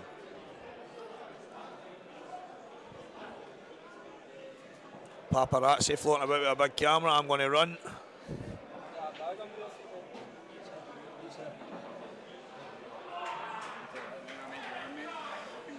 Right, okay, Ryan's going to step off just now. He's due back on the table, so we can enjoy a break from his nonsense. Fella carry on, that guy.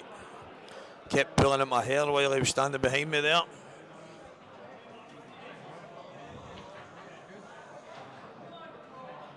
Robert, I know exactly what you're saying. It wasn't until the people were speaking about taking the £100 each that it dawned on me that obviously £10,000 is a lot of money, and 3,200 out of the pot, leaving 68, it's still a lot of money. So some people in here may not have crazy money. They maybe paid a tenner and won a qualifier in the hope of getting anything that they could out of today. So I'm never in a million years going to kind of shoot them down. £100 is a lot, especially this time of year to some people. Energy bills are crazy, and I know it sounds a bit OTT with that kind of stuff, but the majority, in fact, there was about 30 players not far away, were all wanting to do the £100, and Morgan McInnes and Chick McCaig were the two that says no. Now at the time I hadn't qualified yet, so I wasn't in a position to make any comments or judgments, because I still had a couple of qualifying matches to play. But for all the guys that had qualified, those were the two that said no. So that meant 29 people, you could argue, were kind of desperate to get their hands on £100, and a couple of them were probably more desperate than others. Some maybe just wanted to make sure they went away for us with something in their pocket.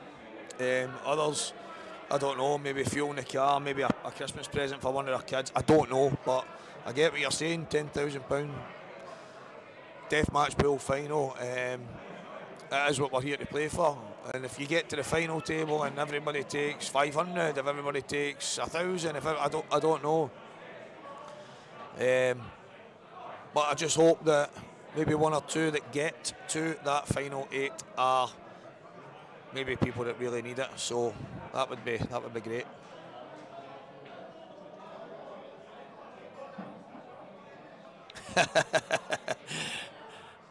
Well, when I grew up in the east end of Glasgow, a pool cue was, I suppose, a weapon, as the same as a golf club and a baseball bat. None of these sticks came with balls in the east end of Glasgow. That was just part of growing up. Everybody's boot had loads and loads of sports equipment in it, but the essential items to make those sports equipment what they should be didn't really cut it. So, but no, I mean, how did I get into pool? I played snooker when I was younger.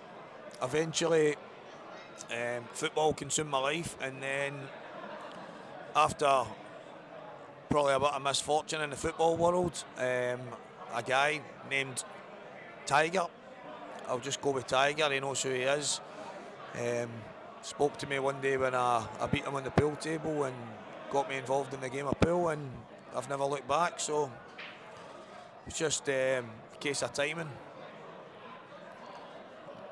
15, 16 years ago, walked into a pub and a couple of guys that were pretty good at the game thought I was okay, and that was it.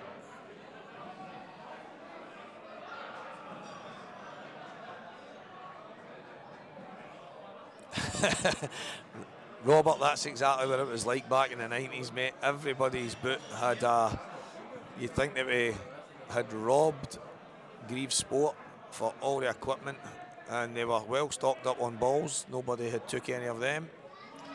Sean Corkin, that's definitely not Mike Keddy. Oh, I thought you had said that's definitely not my Teddy. I thought you'd lost your Teddy there. Stephen, what?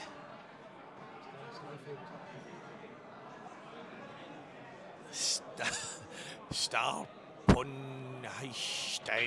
Walker. I don't know what that says, John Joe, man. You've lost the plot.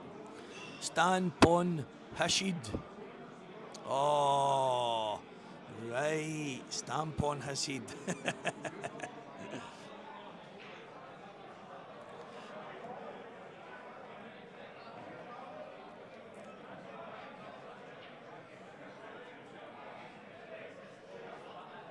So guys, Dylan and David here quite high up on the ladder. The winner of this will play Stuart McKillop. Oh, I know what you're saying, that's not Mike Kerry. David's already won that one. So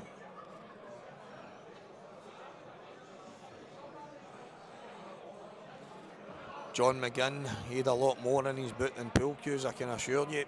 He's worth the watching, that guy. So young Dylan here's got a bit of work to do if he's taking out the finish with the yellow close to the black. Maybe it passes into the top left, which I think it does, but again, it's not going to be easy to get on.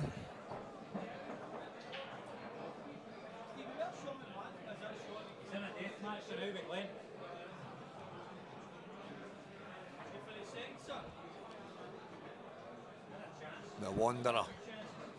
Do you know, that was a top film of mine when I was younger. I loved that movie. The Wanderers, that was the one with the... Was it the Baldies, wasn't it? And the Stuckies, I think, the Wanderers. You might be able to correct me. I know the Warriors had the Baseball Furies and stuff like that, but the Wanderer. I like that. The Weapon. Stevie the Weapon Walker. In Glasgow, if you get called a weapon, Robert, it's not usually because you carry them, it's because you're something else. So, yep, definitely a decent film. I enjoyed it. Enjoyed it back in the day. They walked down the street. Was it Turkey? Turkey was the Wanderer that became a Baldy, or was he a Baldy that became a Wanderer? Maybe someone can correct me. So Dylan's rolled that last yellow in, and he's just landed in between everything. And I thought the stream had maybe paused for a bit there because it's been a few minutes, but that just shows you when playing these single frames how much they really, really matter.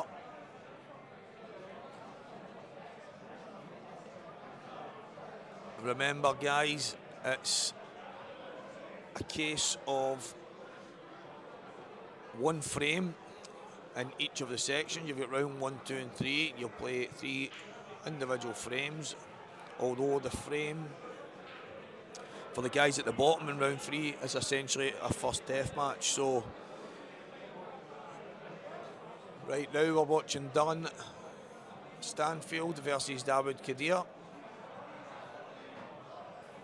Dylan's played a wee safety shot there. Well, guys, oh, fantastic. The Ali McCoist, I have to confess, so to some people that don't know me, I'm a tiler, and occasionally I do videos of the jobs that I've done, and I will comment and speak through those videos, and the amount of people that have said, is that Ali McCoist that's tiling that job? So obviously I don't hear it myself, but there is plenty of people that have made that, I don't know, the comparison. Ali McCoy's comparison. That's the one, Paul, that's the one.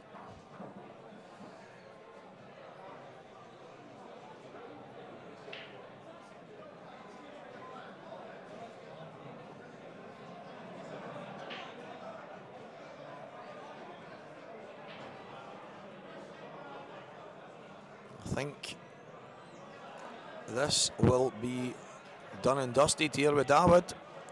He's not going to mess about with these. Dylan had a chance at the start. Probably went bottom a bit too early, so I think I actually just heard Ali McCoy's coming through in my own voice there. That's a first.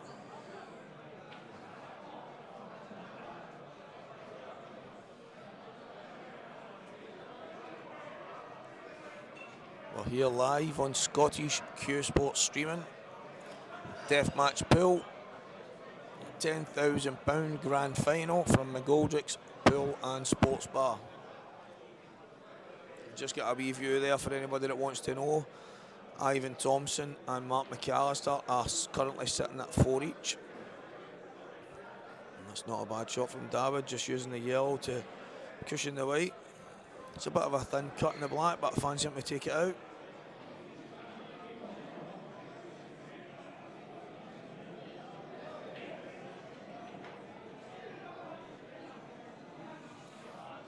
Good shot, David. Cheers, Martin Ryan. Appreciated, mate.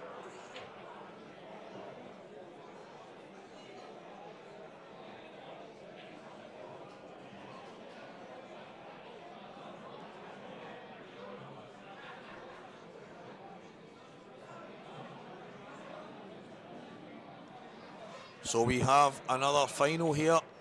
Stuart McCulloch, David Kadir. To be honest, it's two absolute class acts on the pool table, so this should be a very good frame of pool. It could be a couple of dishes. You could see one of them take one away, the other one following suit. There's definitely loads of ability between the two of them, so this could be... Obviously Stuart didn't have the greatest ability to get his cloth back into his case there, but he's quite handy with a cue.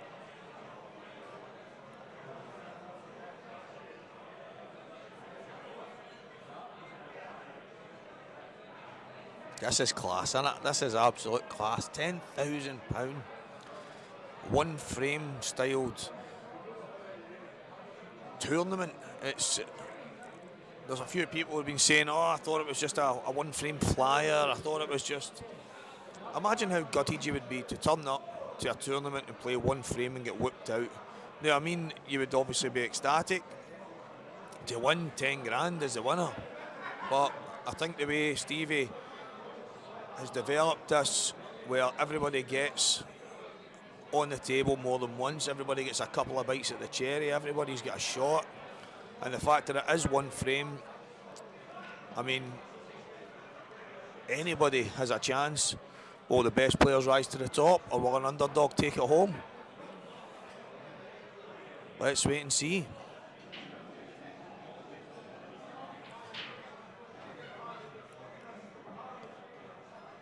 Just as I was about to guesstimate the dishes, I'm about to guesstimate that this will be a reverse dish and David will be out.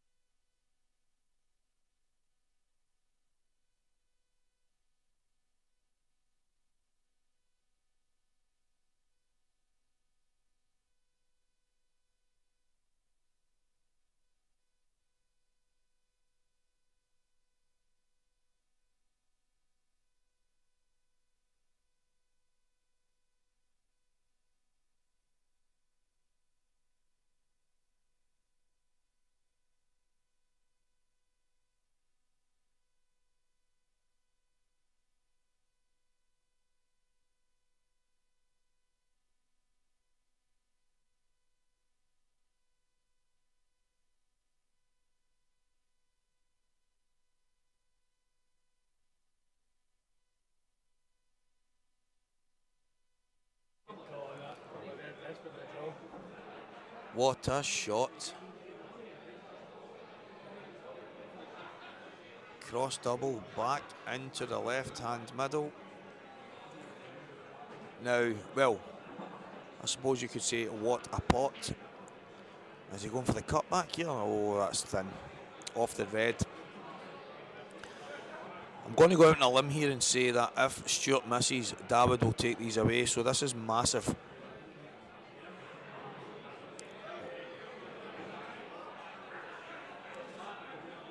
I thought he would reverse after David's break. I did not think for a minute that it would have started off the way he has. The pot, the cross double, the kicking off. The balls were situated pretty well.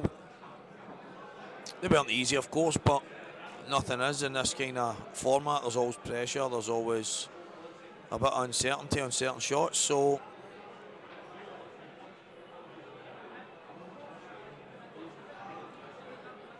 I think Stuart should be able to navigate these 3 yellows. Really depends on what he's wanting for last.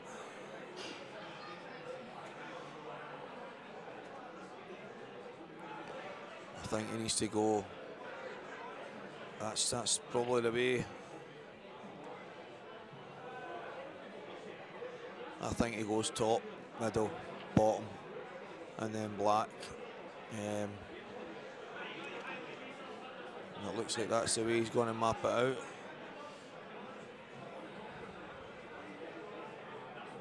He's fine there.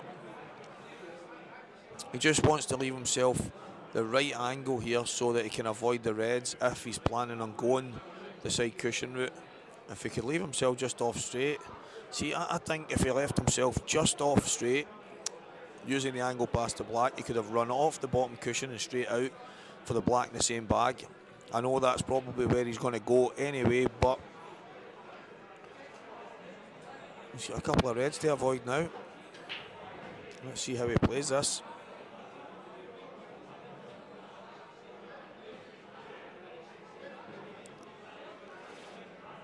Well, that was a worry. He'll fancy this, he'll fancy it, but it could have been a whole lot easier.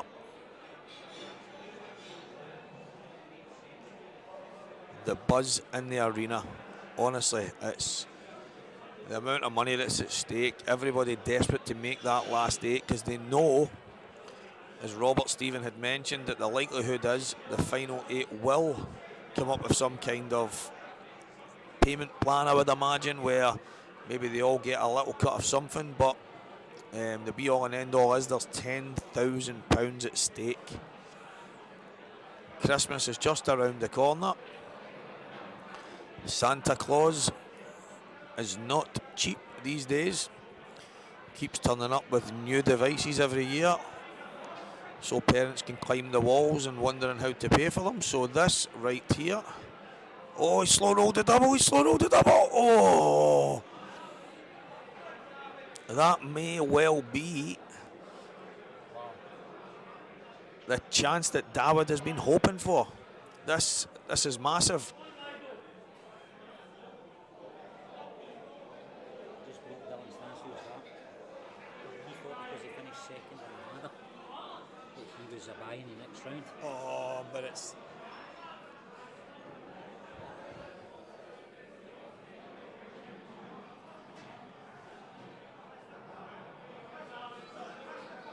So Dylan, who was second in the ladder, thought that meant he had a bye in the next qualifying groups, but effectively it's whoever finishes second in the actual deathmatch final.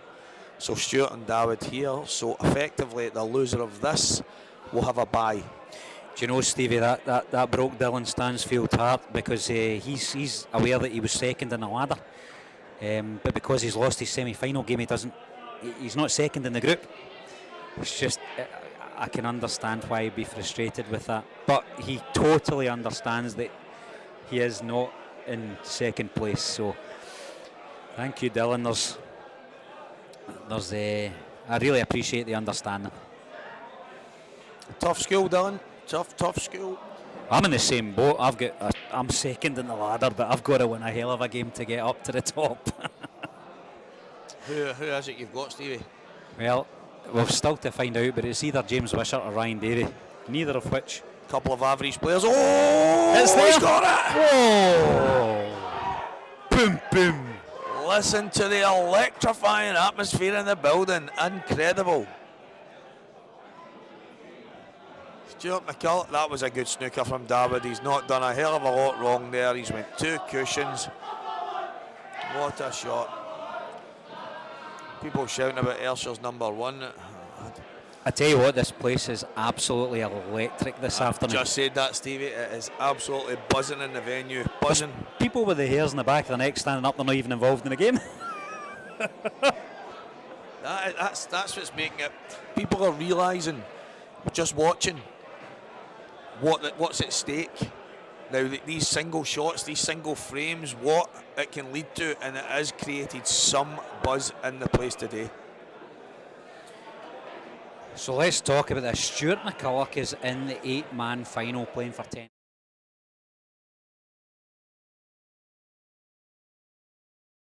But he's got to go again.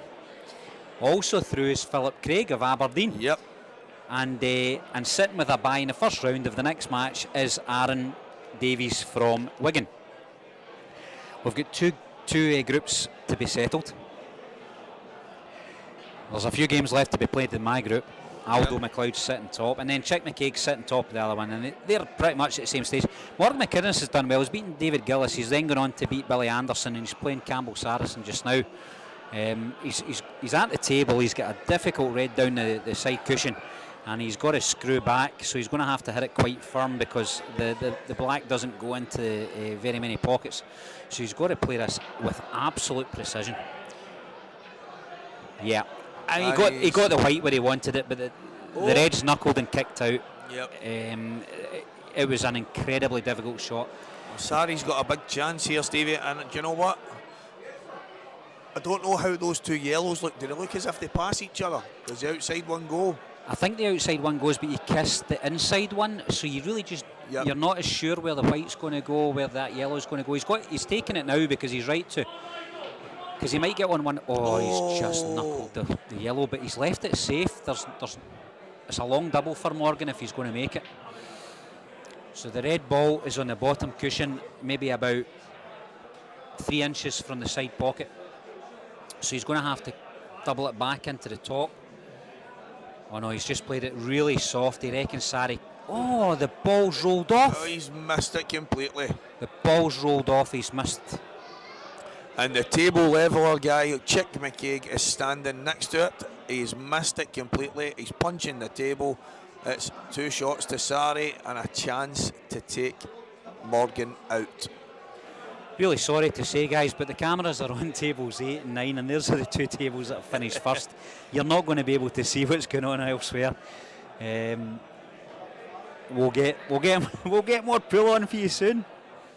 Yep, Robert, you're right. What you're saying, Dylan was second in the actual ladder, but he didn't make it to the final match, and that is the all-important match where you would finish second in the group. All I can do is tell you what's going on in the other tables. So Ryan Davies playing against Pilkey from Leeds, and Pilkey's tried to go for the finish. He's taken out the yellows and he's got to the black, but the black's knuckled, so it's left Ryan on the table.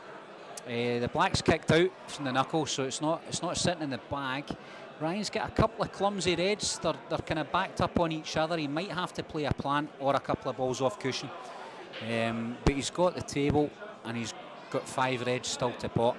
He's just played a plant and it's opened up the side. Oh, that's a cracking plant as well. At that angle, he's driven the ball into the second, and up the cushion it went and into the pocket from 6 inches out.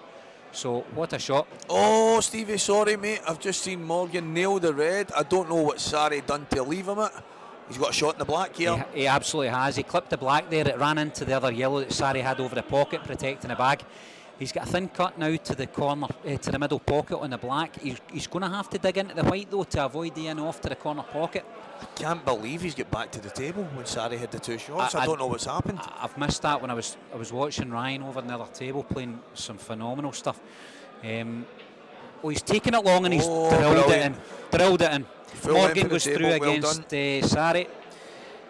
That's Sari out. Morgan, that's him 1-3 in a row now, so his arm's going to start to flow. He's going to start to play some decent stuff. In fairness, I don't think Morgan should have gone out there. He's played a shot and I don't know if there's a bit of side or if there's something, maybe it's caught a bit of chalk or if it's just rolled off.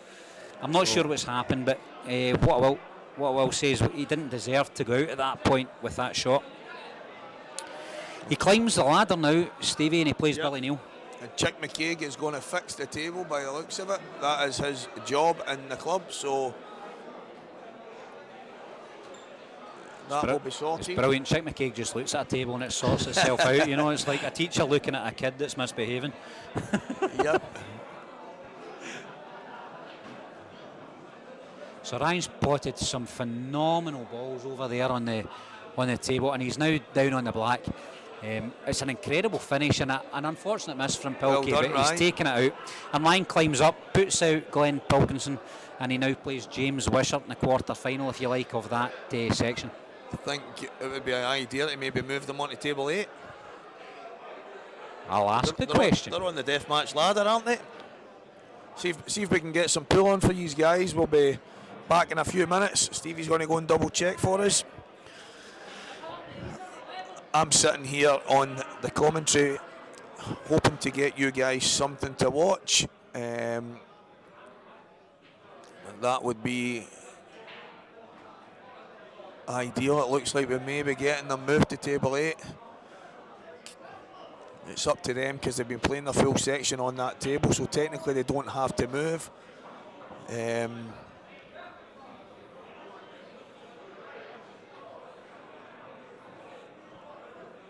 Come on, guys, get yourselves on TV. Don't be shy. Oh, obviously you guys can't see. I've just watched Morgan Fudge break Billy Neal.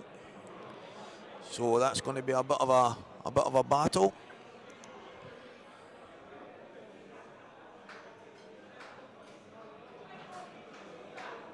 So just a few minutes, guys, and we'll get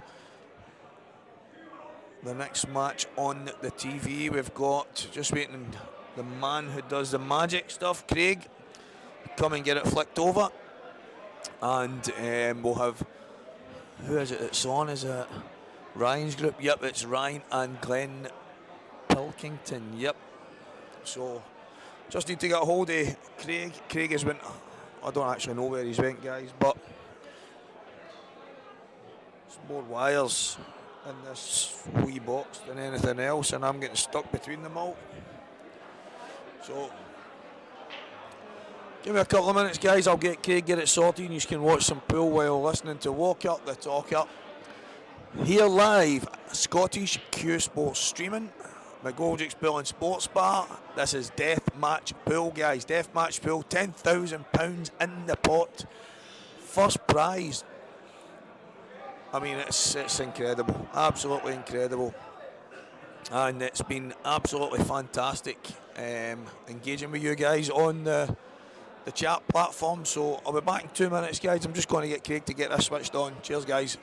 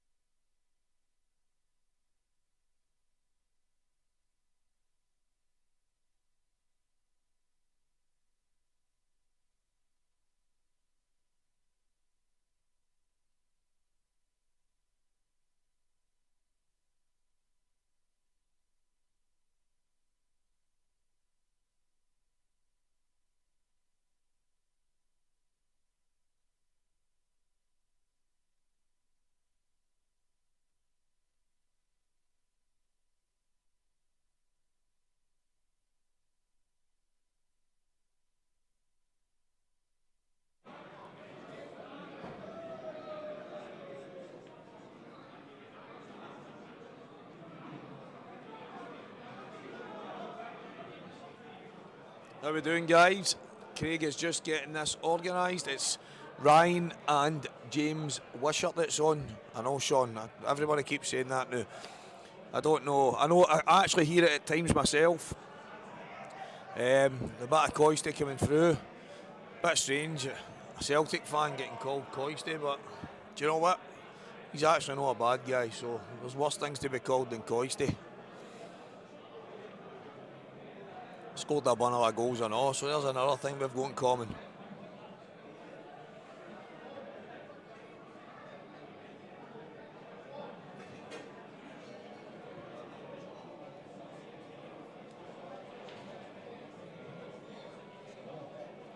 that, is it? Is that it there?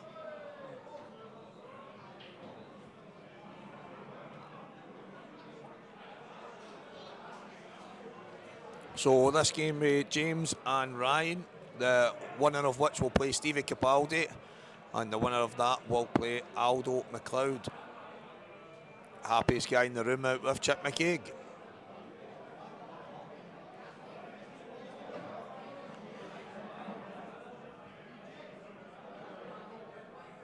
Bit of work to be done here for Ryan, so he's just looking to kill the black. That's actually a good shot.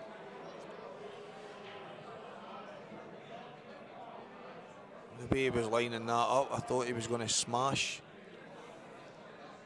the red around the table, to be fair, but put that in front of the black, blocking James off of the yellow next to the red on the top cushion.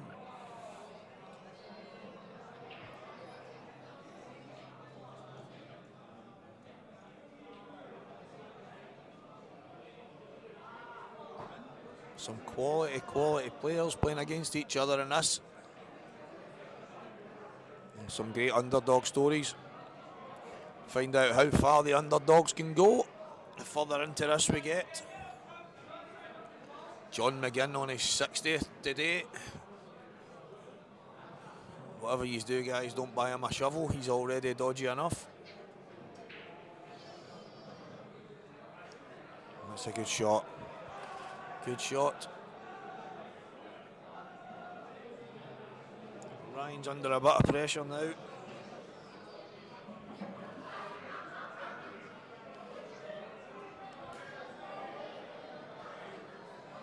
for everybody that doesn't know, the loser of this is out and into the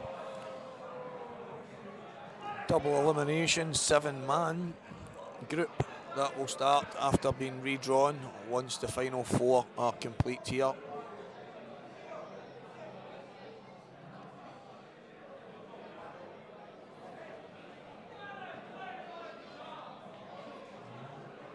Gary McKean doing his finest, shouting in the arena as usual.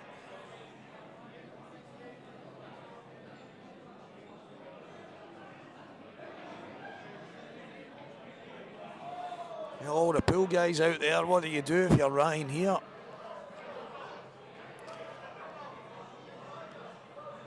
He certainly won't be touching any of the reds next to the black.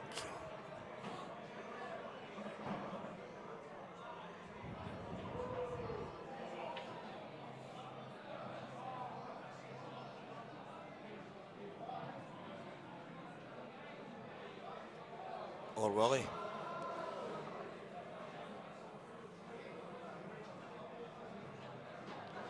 It just shows you how wrong you can be. Here we go. What is the plan here?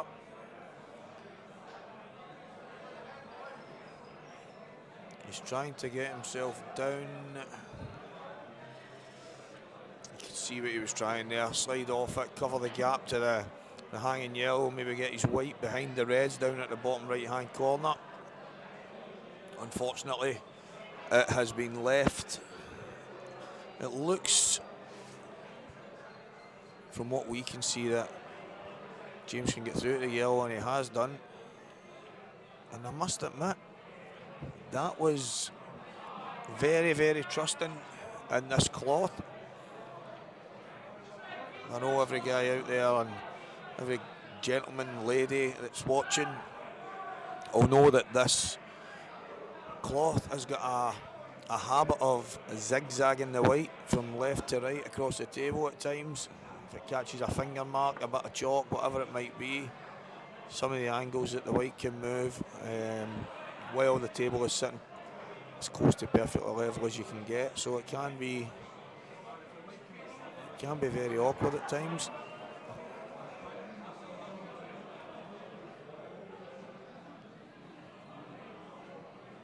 Ryan trying to tie the game up as best he can here. He's under pressure.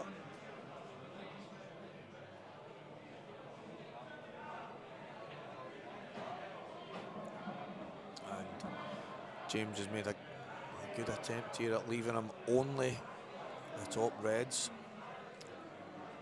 The black surrounded by 3 reds in the top left, where a yellow ball situated in the pocket, making it a real battle of wits here. So let's see who will crack first, who will go crazy first, is usually what happens. I think if that yellow gets spotted, we'll have a re-rack here, so I mean, I suppose there's no rush to go and play that shot, but when does this end? Stevie Walker, the voice of Deathmatch Bill, sitting with the main man, Craig at Scottish Q Sports streaming. Thinking man's game is what Stevie's just said, but would you be tempted, Stevie, to just pot the yellow? Re-rack? I honestly don't see how many other options there is.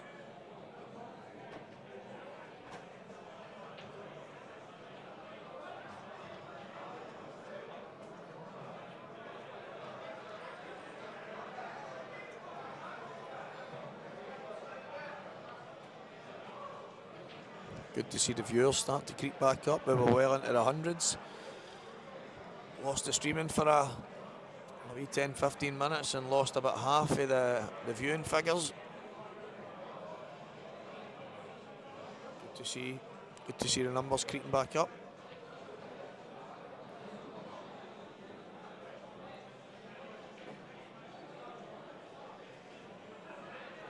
Yep.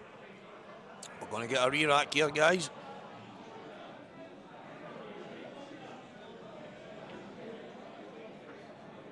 And it will be a 9-ball re-rack, am I right?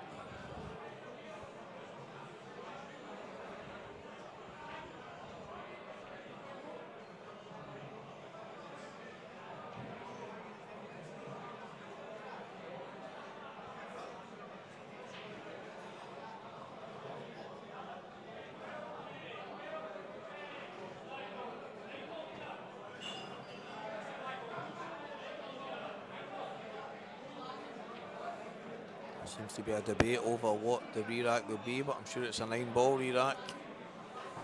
Playing to black ball rules.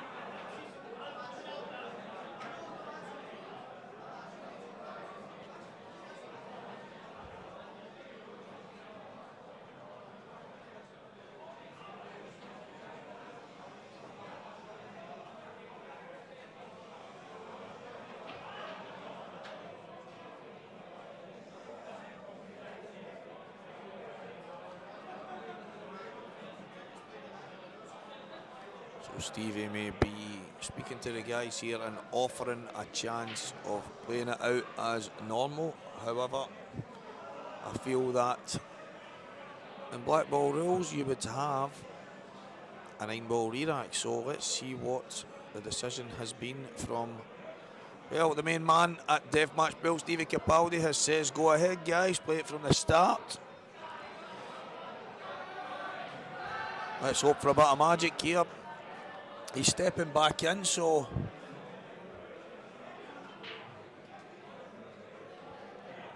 I was asking. So let me explain to you guys what's just happened there. Obviously, within the black ball rules, I just there's explained a 9-ball that. re-rack is the rules within black ball. Given the circumstances of deathmatch, I asked both players. I said the rules of black ball are that we re-rack and we go with the 9-ball re-rack.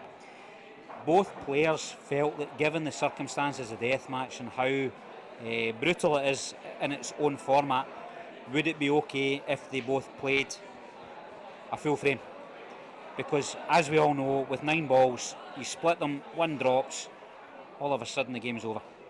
And they felt as if there was a better chance that they could have a competitive game if they played the full 15 balls. So it was a request by both players if they could play 15 balls. Because both players were asking for it, I saw no reason to refuse it, and that's what we've had happen here. Well, there you go, guys. That was just what I was saying when you were at the table, Stevie. I was saying to the guys, I think there's a bit of a debate. So, seeing Mystery Miller again, they're saying the 9-ball re-rack benefits the breaker. Well, that is the mad thing. 90% of people actually give the break away on a 9-ball re-rack these days, because it is, you may get a ball, but the difficulty in landing on the chance of a finish is usually very, very tough. So Probably a good decision based on what we're doing here, based on the cutthroat nature of this event. So the guys are doing the Rerack as normal, and as you can see, we're underway. James and Ryan going toe to toe with each other. So probably is the right decision, Stevie. I agree. Probably the right decision considering what we're doing here. So I did query it. I was sitting here wondering what was going on. Yeah. So Don't get me wrong, the purists will say it's not the right decision because it's out with the rules, and I understand why the purists would say that.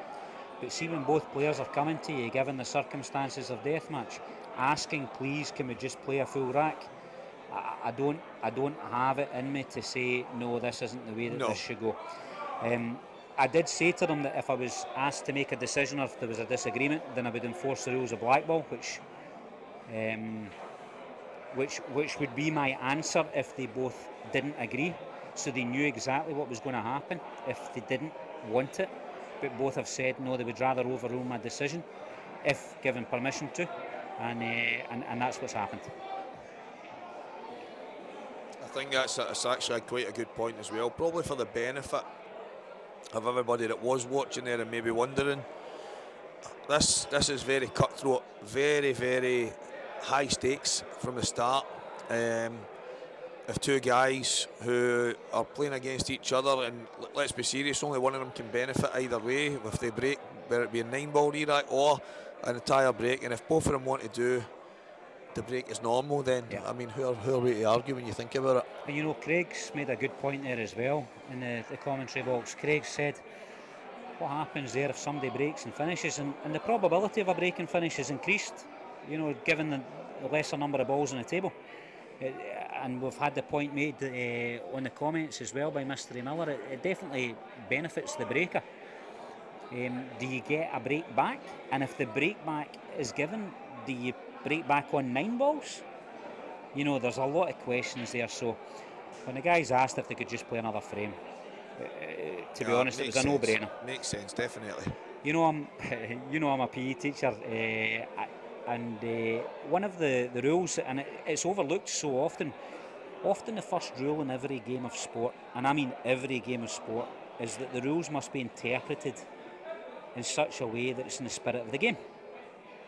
And so, particularly in golf, which is always argued, if it's in the spirit of the game, what do you think should happen in this circumstance where the rules maybe don't cover exactly what's occurred?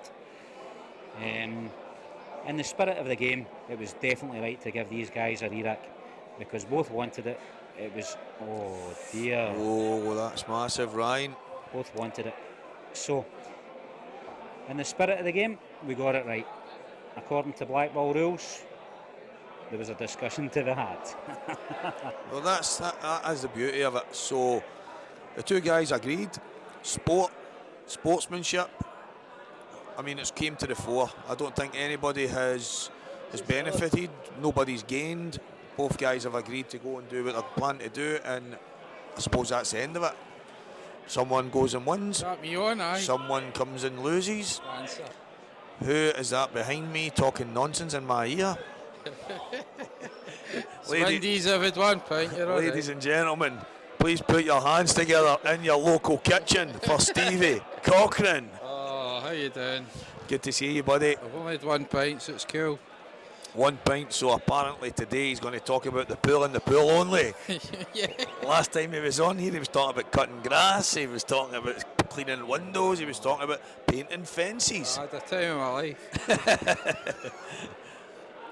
So, Stevie, Ryan's on the reds here and James is on yellows. Ryan's obviously in a bit of trouble. What would you be looking at here? Don't really know, actually. I was just do a bash. The look on Stevie's face there. If puzzles could be puzzled, he was in that absolute puzzled mode. Yeah, I would be puzzled in this one. I think he'll try. I think the only option Ryan's got here is maybe to play. I don't know if he can see half of the red, maybe double it into the middle, or maybe even treble it and try and get the white around the table for the ball up the top. I don't think there's much. I think James has got him in a world of trouble here. 100 viewers. We had 80 a minute ago. The Stevie Cochran effect. Oh, it's went down to 99. That really is the Stevie effect. Well, Ryan's actually coming off the bottom cushion. Oh, he's tried the on off in the middle.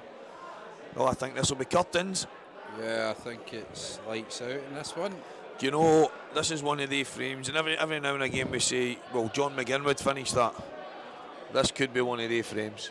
No, well, every ball's hard when it's for this kind of money. That's a great point. That is a great point. £10,000. Take your time every shot. Right, James Wishart, take your time and hurry up, son. Stevie was just telling a few of the guys in here earlier that me and him went to different schools together.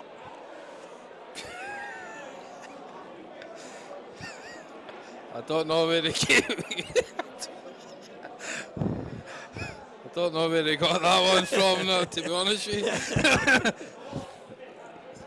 you. No, I get 4 hires at school. I don't know what Stephen done.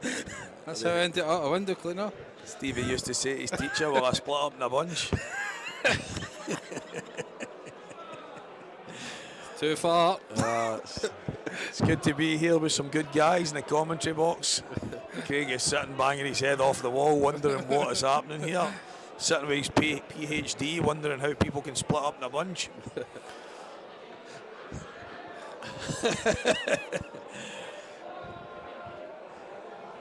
Well, so he's got 4 roll-ins. He's got absolute tap-ins, but in this format, nothing is ever a tap-in.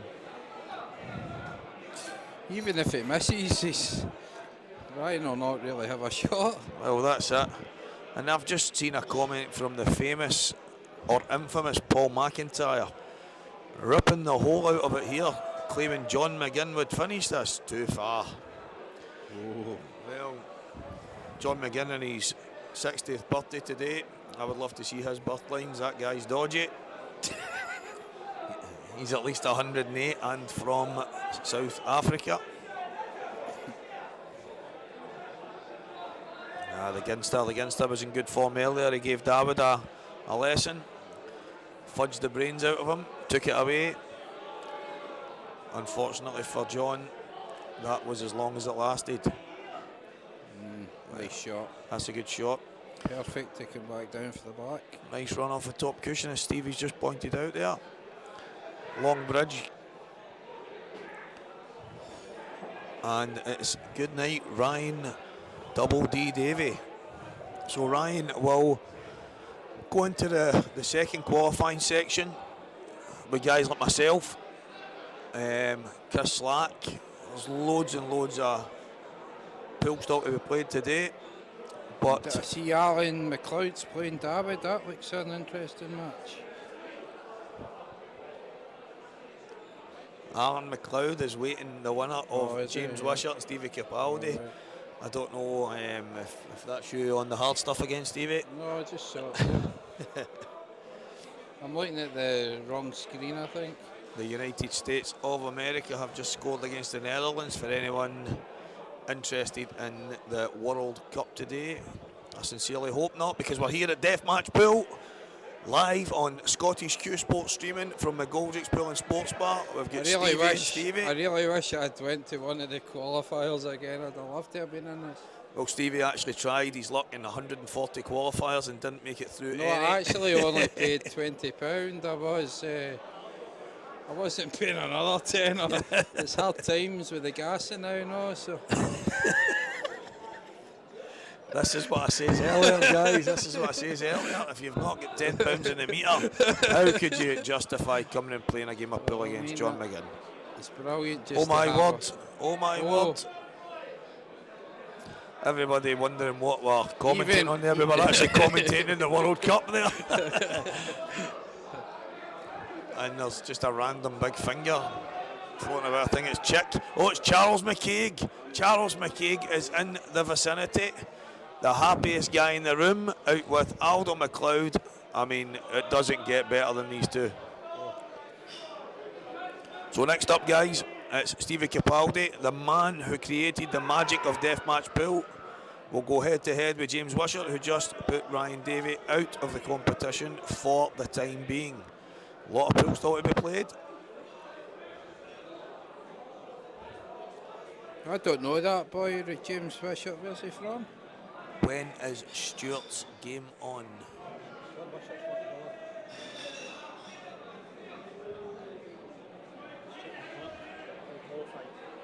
Right, Stuart is already qualified, so Stuart won't be back on for a bit.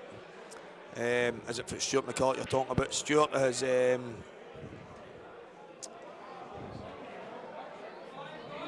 Cody. Stuart. If I it's think Stuart I'd be McCulloch, taking yellows Stuart here. McCulloch. Stuart is No, actually, I would back on play, in the final 8 later I on. would play that red up and take the plant. So you would play the red that's on the cushion, Stevie on the Yes, inside, yes. cut that up. Yes, you could still get that red out. with So one of the balls. what I'm looking at here, Stevie, is the yellow onto the red plant. If you That's get that, dodgy. but if you get that and that red goes, then you're playing the Yeah. plant up and you've got the finish. It's amazing how we see the game different. That's why you were in the first division, I was in the second division. Thank you very much for that moment of praise. Well, he's played, no, he's not actually played one of the shots. He's went for the Portobellos here. Oh, That's a good shot. That is a really good shot. He's killed that yellow and put it up next to another yellow that's really awkward. So there's work to be done now. Stevie's now massive favourite in this frame. Where the white is sitting, I mean, James really doesn't have a shot that can affect the frame here. What can he do from here? What can he pull off that doesn't leave Stevie with a shot? Well, I think Stevie's got to take these out.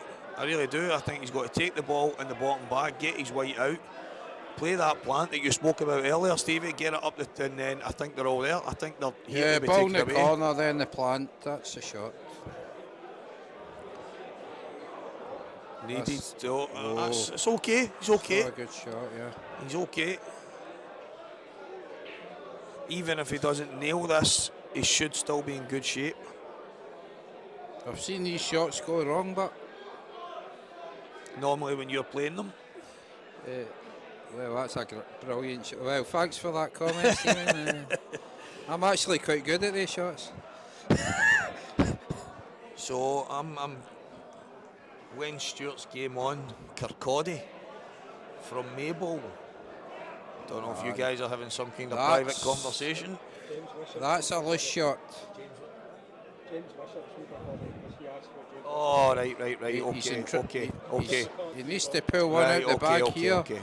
I'd take that red up the left. Johnny Flanagan, I agree, mate. John McGinn is not younger than you. I did not have John under the age of 85. I would love to see his birth lines. Oh, what a shot. The guy is definitely dodgy. Got his birth lines from Wish. Stevie Capaldi, here we go. He's played these well. He's took this out magic. Stuart McCulloch is from Maybole. Cheers, mate.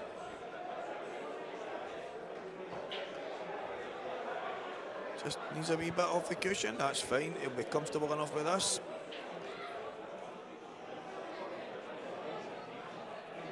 Fantastic, fantastic from the man from Del Monte. He's now playing Alan in the final. Alan Aldo McLeod, step up. And as you can hear, people are singing happy 80th birthday to John McGinn. There's no way he's 60. No, there's definitely no chance he's 60. Something going on.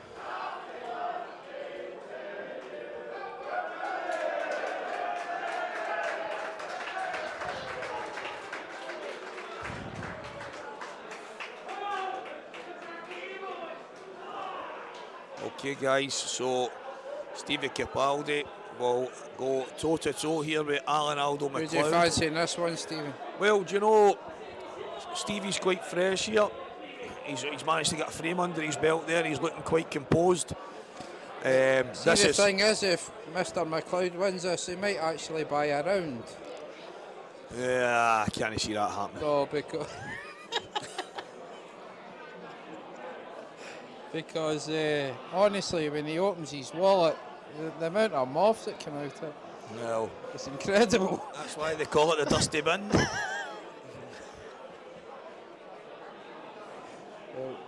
I hope Alan wins because he might actually come up and say, Stephen, would you like a pint? Well, it won't be me he's talking to. Because I'm down to my last fiver. However, if he comes up and offers me anything, I will go for caramel apple Betty and custard. Aye, 4 of them. Right, okay guys, here we are. The final of this section is boiling down to Aldo McLeod and Stevie Capaldi. We're here, it's Deathmatch Pool, the 10 grand final. McGoldrick's Pool and Sports Bar live on Scottish Q Sports streaming. Oh, he's potted the white. And someone has led me to believe that the white ball has vanished off the table. Look at the yellows. And look at the yellows. To be honest, look at the reds as well. Both sets of balls are absolutely... Christmas has came early for Alan. And you look at the split, there's not really any traffic. There's not much in the road of each other. So this is just a case of Aldo deciding what he wants. Making sure he's first shot. When you play a break like that, it's soul destroying. It is. It really? It is. It does. It sends you to the toilet to bang your head into a mirror. Because you worked hard to get here, then that's happened to you. So remember guys, there was a competition earlier based on the nicknames, if somebody could come up with a good nickname for me. However, the competition has changed. I need a good nickname for Stevie Cochran. If you can give me a belter out with Windies. Remember, you will be getting entry to one of the big qualifiers next year. Some of these dodgy characters offering their love to Stevie already. We'll get Craig to get them deleted. For Stevie's pictures jumping about Crime Watch. They're there now. No, that's not what he planned, our Aldo. However, he will take that. And a bit of news that I just got flashing through there on the video printer, live on Sky Sports, is Morgan McInnes has gone from the bottom of the ladder, beating David Gillies, Billy Anderson, Campbell Saracen, Billy Neal, and is he now playing James Kelly? It's a bit of a run. Joe Finlay and Chick McCaig still wait. In fact, he's beat James Kelly.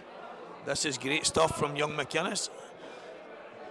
Ross, if you're watching and you want to hire a world-class commentator for all your SPA events, I don't come cheap. But your son is on a bit of a run here. An absolute brilliant run, to be honest, because it's no mean feat. In the final. Yes, if Morgan gets the win, he will play Chick in the final of that group. Back here, we've got Aldo on yellows. He's okay. He's okay, but I don't think he wanted to be taking this yellow from that angle. I think he would have been hoping to be on that. So he's got the yellow into the opposite bottom bag. So is this Stevie at the table? It is Stevie at the table. What mistake did Aldo make? I've never seen it. Well, that was because of the madness that was happening over at Morgan's table. Well, you guys watching will know more than we do, but when I looked away for the screen for 2 minutes there, just to see Morgan's game against James Kelly, his first ball. Aldo's missed the yellow and let Stevie in, so this bot here's massive. If he nails this, you've got to fancy him, he's queuing well. That's shot. That's a second prize, killing the red. But I tell you what, again, these reds are there. The reds are there. He can take this one right away, then he can drop the red into the middle. He's got the 2 balls up and down. There's a lot of work to be done, but it's here. All right, cheers, Jamie. Some yellows missed.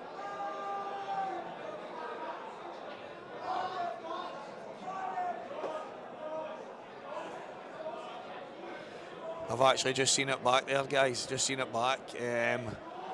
clipped the first yellow. It's a bit of a sore one for Aldo, especially in the final That's not match. a great shot either.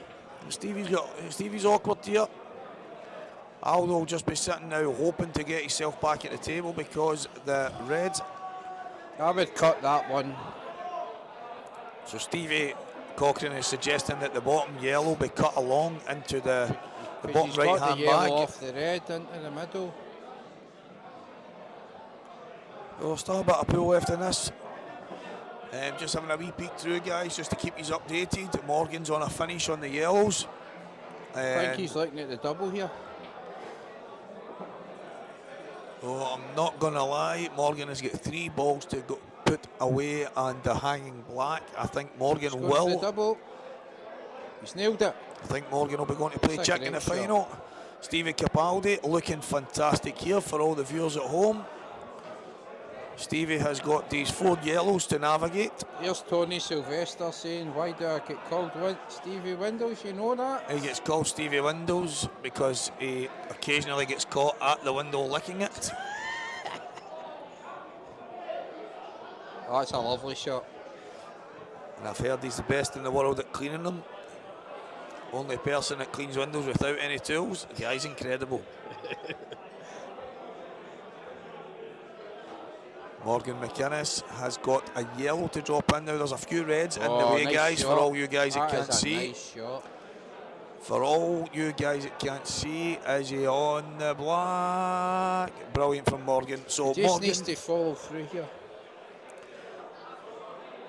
Morgan has reverse dished Joe Finlay there. And now it's Morgan and Chick McCaig who will step up in the final match of that.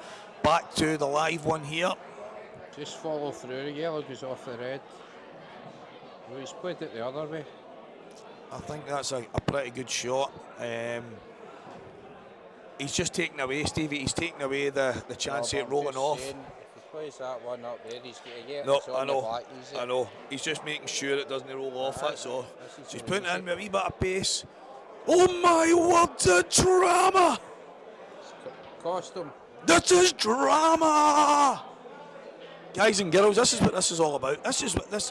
Stevie Cochrane's maybe got a point here, maybe slow roll the ball into the top right bag and then play it in off the red. However, Stevie's decided that he doesn't want to trust the table. He doesn't want the 8-6-1 cloth to roll off on him. He doesn't want it to zigzag, so he bangs it in. Trouble now. And now, Aldo has laid a wonderful snooker. Straightforward hit, but he is in a world of trouble now, Stevie Capaldi, with a chance to qualify to the final 8. This is what Deathmatch Pool is all about. This is the magic. This is the drama. 100% brilliant. He's looking to pot it. Jim Ross, good old JR. I like that, Jamie. I like that. nailed Oh my God! I think the roof would have come off his place Is he on the there. black there? Business just about picked up there. Did that black win through the 2 reds? Stone cold Stevie Walker in the booth. Business was about to pick up, guys. No, Grant, you're absolutely spot on. Absolutely spot on.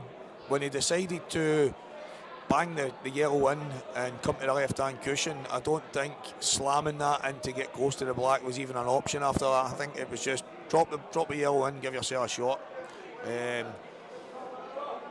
Just a hit here. He just seemed to be in the groove of hitting everything hard, so... He's got it. Oh, he's nailed it! He's nailed He's it! on it. Does the black pass? It does go. Does the black pass? It Or does he goes. have to flick it in? It goes. Everybody, get your cameras ready. Get to the edge of your seat. It goes. Get ready to swing from the chandeliers. This is epic stuff. It goes, Stephen. I've heard you the first time, Stevie. I'm trying to create some magic All here. right. He's nailed it. Oh, he's And I missed it. told you, Stevie Cochrane, you are getting in my groove here. Cannot believe he's missed that.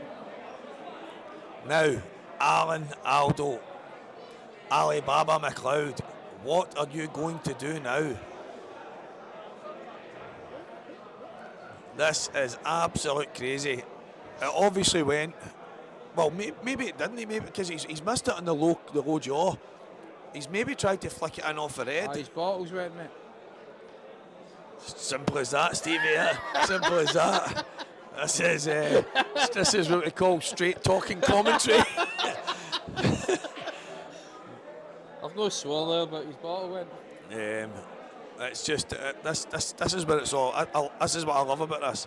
It is one frame, and if you're playing a first to 6, a first to 10, a first to 25, everybody knows you've got 10 chances to come back and do something magical. 5-0 down, I'll come back and win 6-5. But one frame, there is no coming back. It's what makes it what it is. It's what makes it as exciting as what it is. So Aldo, I don't think Aldo will be forced into going for anything here, but a simple shot, get the red out in the top right hand. You could actually take the white across. Open that up. I know. Just got to finish. Aldo won't do anything silly. He's a decent enough player. Good one frame guy. Good all-round player. He's been there, done it. He's worn many a t-shirt. Sometimes he's woke up with somebody else's t-shirt on. Anytime he stays with Stevie.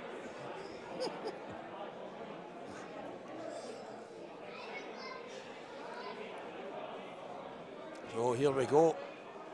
What are you going to do, Aldo? I think first thing we need to do here is get Aldo a shot clock. I'm falling asleep.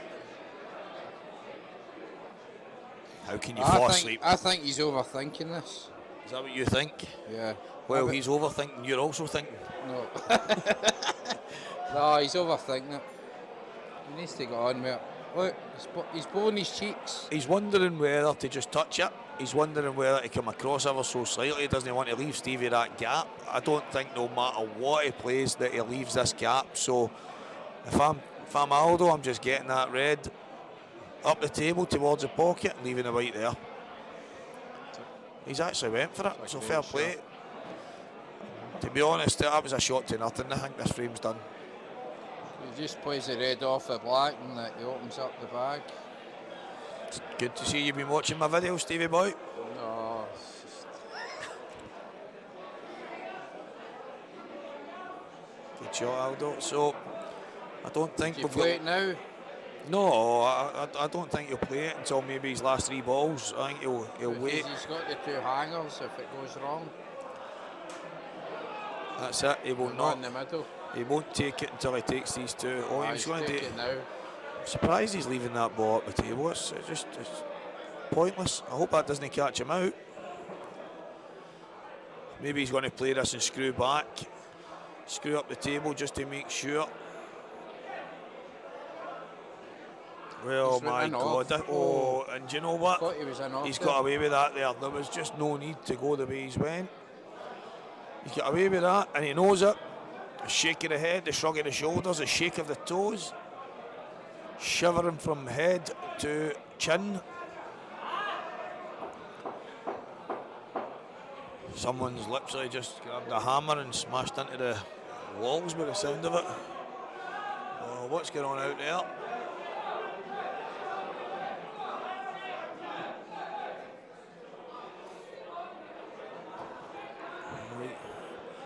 It's okay, guys, we're back to it. So Aldo has got... That's not a great shot. This is Deathmatch. Deathmatch at its finest. Got to play this in the corner now, Stephen. Deathmatch at its finest. Is he in off if he plays it in the corner? Is he in off if he cuts it into the middle? I mean, Can't cut this in the middle. He's in a world of trouble now, Aldo. I think he's going to have to screw this in the top. He might just play it safe. He might just bounce it up towards the top bag and leave a white on the side. This is tough, I agree. I think he's having to screw past the middle bag. He's going to have to screw past the middle bag off the bottom cushion. Oh, Aldo, what a shot. What a shot. Yep, thank you very much, guys. I did call it.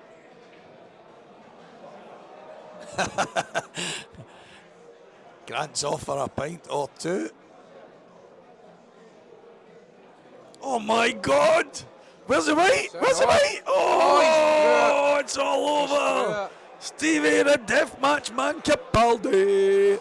Wow. Unbelievable. Wow. Unbelievable. Just tells you pressure gets to you. Why? I'm going to why? leave Stephen, my After good all friend, that. on his own. Cheers. Thank you very much. Stevie Cochran was joining us there. That was much appreciated. Yeah, yeah. As you all know, guys, but obviously he's only out for the weekend. We're trying to look after him. So, cheers, Stevie boy. Oh, here we go. Bit of free advertising for the Gart Craig tournament, the 17th there. Stevie paying his entry. Anybody wants in, get it to me sharpish. Unbelievable, Jamie. That was absolutely unbelievable. After the shot he's played, he's absolutely nailed it. Swung off the side cushion, bottom cushion, to then miss that black. Aldo will be absolutely fuming.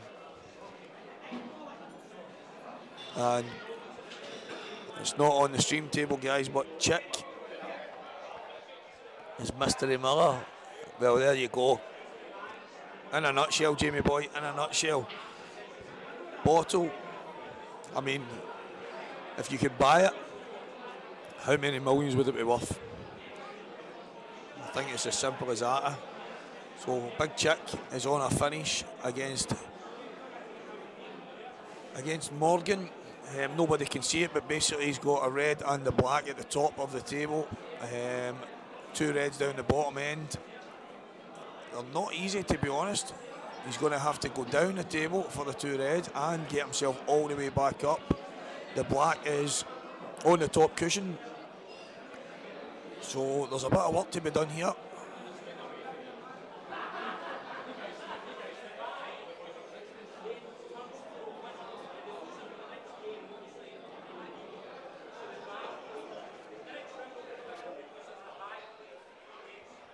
Is that still on? That was Stevie's went away and left his microphone switched on. So Big Chick. Hello, that's me back. I don't know what Craig was doing to my microphone there. And Chick McCaig has put Morgan to the sword. Well done, Chick. He goes into the final four. Fantastic from Charlie, the bandit McCaig. Now I might be wrong, but is that the final four sorted, Craig?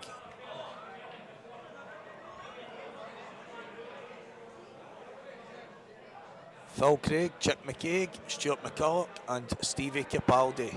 The first four are done and the draw is being done for the next one. Guys, I'll be back in a couple of minutes. Deathmatch Pro. Once in a lifetime chance to win £10,000. Playing 8 ball, black ball. One winner, one chance, one prize. £10,000. Enter at a venue near you. Deathmatch Pro.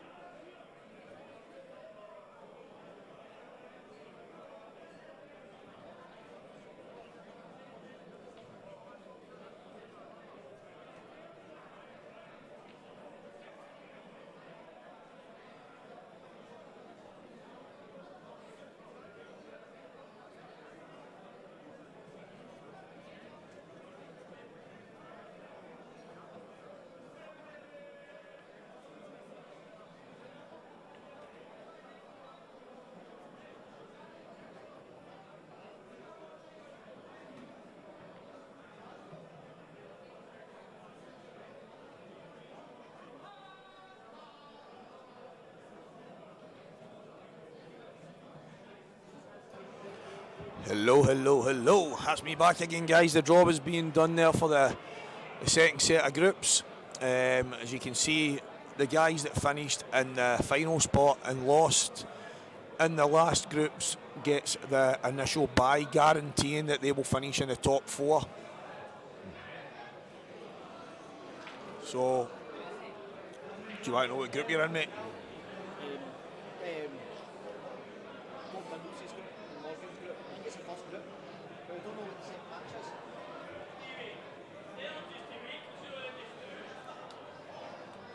Hold on. It's the second match in that group.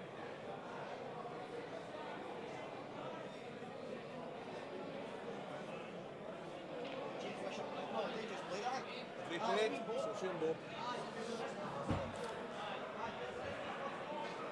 Gary, the guys in the last 8 so far are Chick McCaig, Stevie Capaldi, Stuart McCulloch, and who was the other one, Craig? Was it Rab Faulkner? Oh, no, Phil Craig.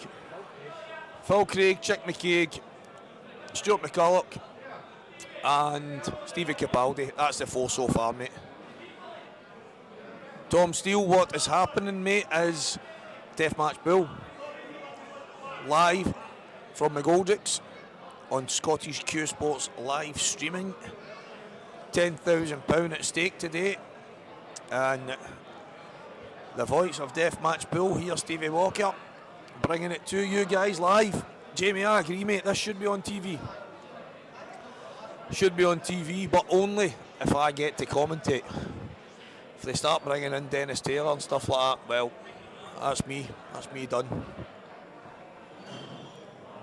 Well, big sorry.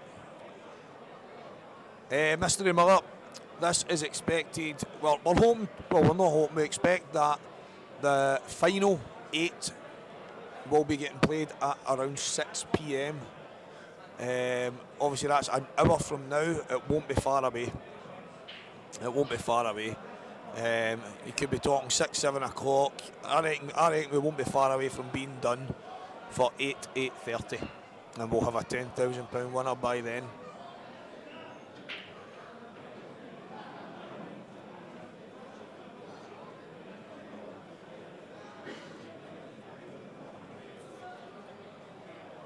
Stuart's playing well. He was in a lot of trouble, Tom, in his match, and he's played a phenomenal shot to get out of snooker and got himself through to the final 4. So there's been some great stuff so far, some phenomenal stuff, some crazy stuff. It's been absolutely epic so far.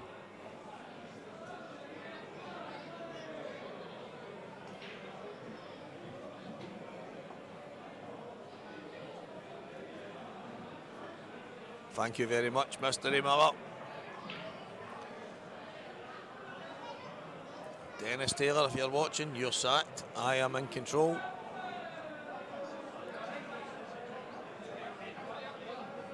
Oh, it looks like Ryan Davey and Sean McMahon stepping up to the plate here.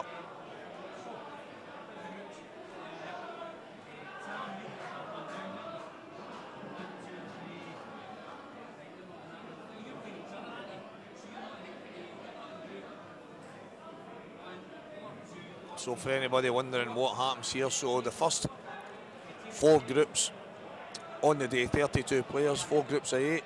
The winner of each group, Phil Craig, Chick McCaig, Stuart McCulloch and Stevie Capaldi himself. Those 4 are into the final 8. So the 7 losers from each group are now being redrawn. Some will play against people they've already played, some won't. It's just a random redraw. And basically the guy that lost in the final of the initial qualifier, he gets a bye in the first match, so that automatically gives them a roadmap to finish in the top 4 on the ladder.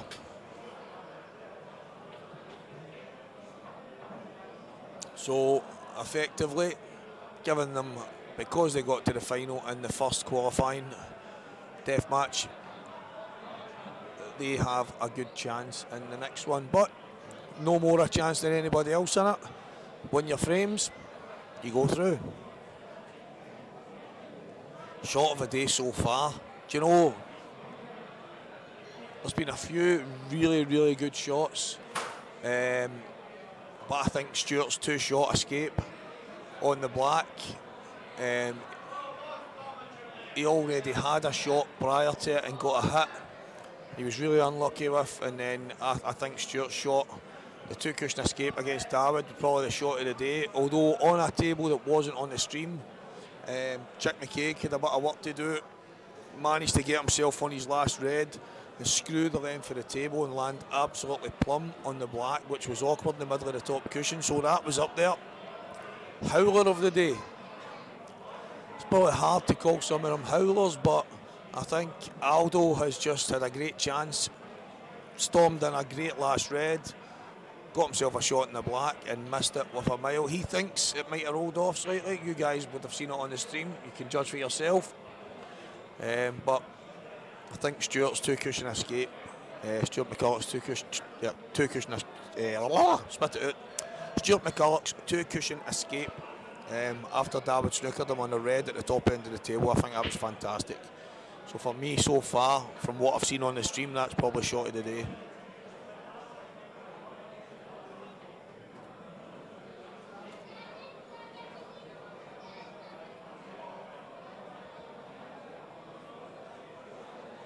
Well, young Sean here against Ryan. Two of them probably not a million miles away in age. Sean's new to the game. Good wee player. Obviously always been handy with a cue, just not really around the pool scene. Got himself into it by having a couple of drinks in Maguire's pub. The guys seen that he could pot. Some of them asked him to play for the team, and since then he's really improved. Plays in the McGoldrick singles leagues, playing in the Scottish IMs and stuff like that, and improving all the time. So definitely one to watch.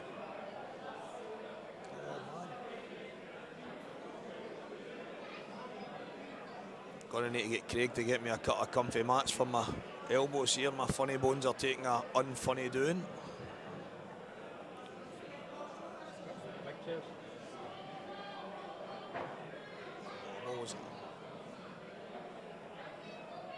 Wee Shawnee, if he gets this right.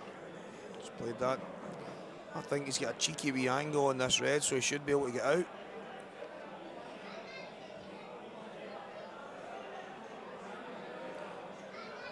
I must admit, guys, some of the stuff that happened in the frame with Stevie, Capaldi and Aldo was absolutely what Deathmatch Pool's all about. The back and forth, the misses, some of it was absolutely epic.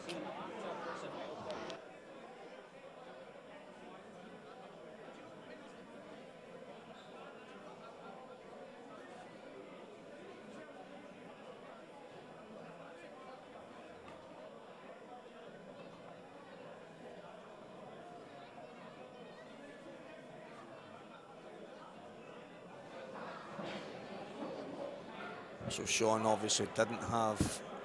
I still think he had a cheeky angle that he could have manipulated. Maybe stun really hard with a wee bit of side off the right cushion, but he took his medicine. He's going to try and pop the red into the left middle, which is done. He should cannon the yellow. I don't think he's in off. I think he should cannon the yellow. That was the key. Yeah, he's absolutely plumb. I'm saying he's plumb here. I think he probably needs another inch on that. And now, I think he's fine. I think obviously he can drop.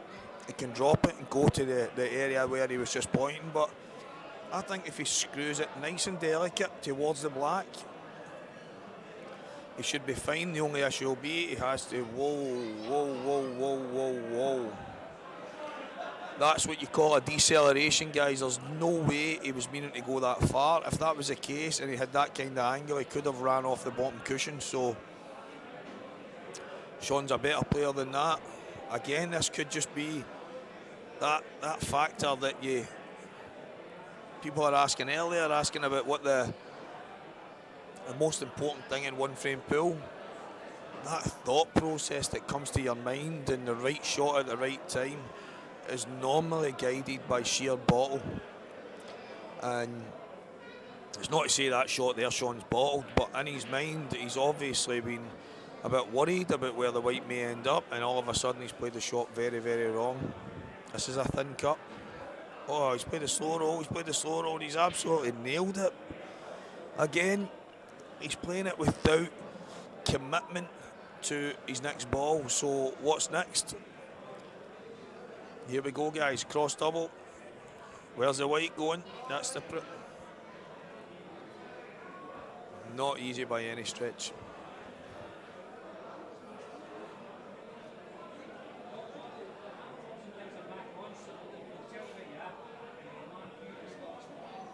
Oh, he's overcooked it. He's overcooked it. Ryan doesn't usually make mistakes from here.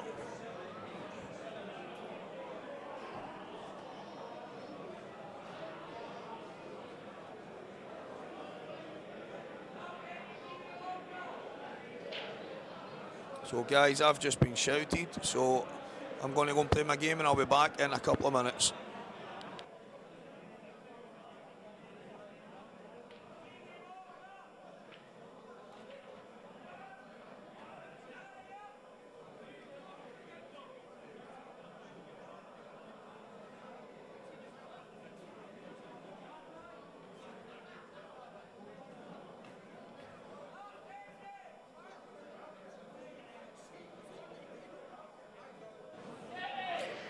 Stevie Walker's away to play his match just now. You get Capaldi back. I don't know how I managed to get through that group. To be fair, Aldo's been very kind to me in the final. Feels the ball rolled off a little, and it cost him, which is I couldn't see from the angle I was at. But if that's what's happened, that's a shame. Because I don't want anybody to miss out on that. Sometimes you get a trace of unwanted side or a bit of chalk throws it off as well. Just can't tell, but you know Aldo and the quality of the game he's got, so that's not a ball he would typically miss. I'm not suggesting this for a second, but there are nerves out there, guys. There's a lot of people nervous. So, on to the next group. That was very quickly hit, that black ball from Ryan Davey. It's not like him. Wonder if he's carrying a bit of frustration and disappointment from the first group, because he was so deliberate earlier on this morning. Sean with a long black. Do you know, guys, you're looking at the distances these guys are missing pots that they would put in all day long ordinarily. I'll tell you something right now, it's a £10,000. That's exactly what it is. And you know you're playing against people that are clearly capable of clearing any table at all. Gary, thanks for the comment, mate. I'm absolutely buzzing. I can't tell you how excited I am. So we've got 4 winners at the moment. Mystery Miller. So I've made it through somehow. I don't know. Chick McCaig has made it through his group. Well done, Chick. That was a tough group because Morgan McInnes came up through the ranks from bottom place, won 7 in a row, and then had to beat Chick to qualify. Now the bonus is he does get a bye in the next qualifying group, but after winning 7 in a row, you kind of really hope that you take the 8th game. That's got to have been hard to a bitter pill to swallow. Philip Craig, Aberdeen Legends, he's made it through. He had a cracking game against Aaron Davies, if you remember. What a player Aaron is from down in the north of England. He's come up. They both broke and dished in the final. And finally, Philip Craig's managed to scramble through there, so well done to him. It's incredible. So Next up, we've got John McGinn versus Dylan Mitchell. Last of the first round games in that group. Already, Aaron's through because he has that bye from before. Campbell Saracen won his game against David Gillis and progresses to the top half of the table. Ryan Davey won, as you saw there, with Pot in the Black and progresses top half of the table.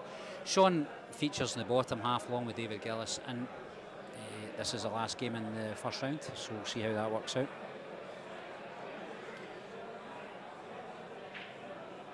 There's been a lot of shots today, Mr. A. Miller's asking.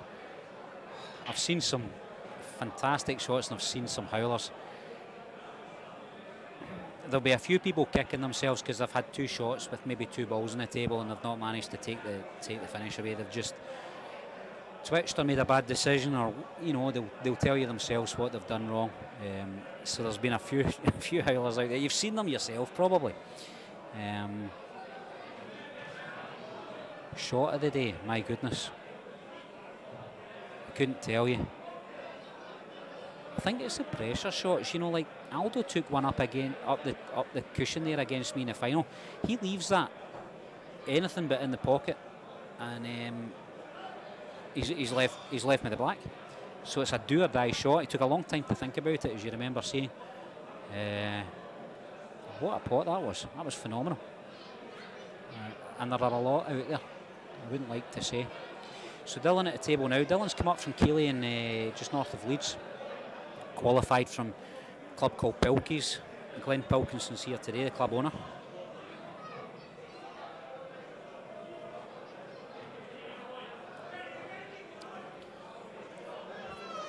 Just looking through some of the questions. I expect this to finish around probably 9 o'clock tonight. This group will finish, I would imagine, round about 8 o'clock, but the final can be played on 2 tables, so the final will progress quite quickly. I'm saying that there's a lot of money at stake. It might be very tactical and it might be very slow and deliberate, so we could be sitting here at 10 o'clock, 10:30 tonight. Stevie Walker standing outside the commentary box, pumping his chest like a gorilla. Good on you, Stevie. He's obviously happy with the win.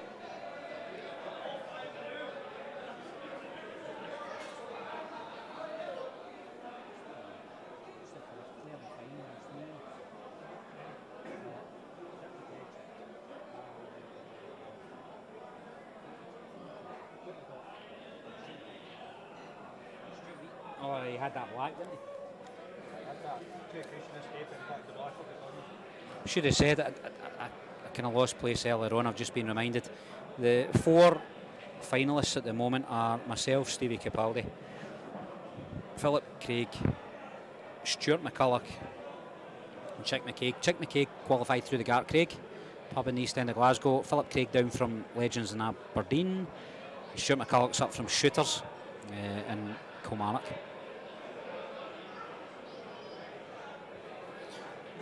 That first game in this deathmatch format is all important. If you can win that first game, you put yourself in the top 4, and that's what's happened for the beaten finalists. They've got that bye and they've put themselves in the top 4. Dylan's going to take the yellow off his other yellow and kick it out here, which he's done successfully. He's going to kill that corner pocket for his black though. The 8 ball now possibly has to be cross doubled. To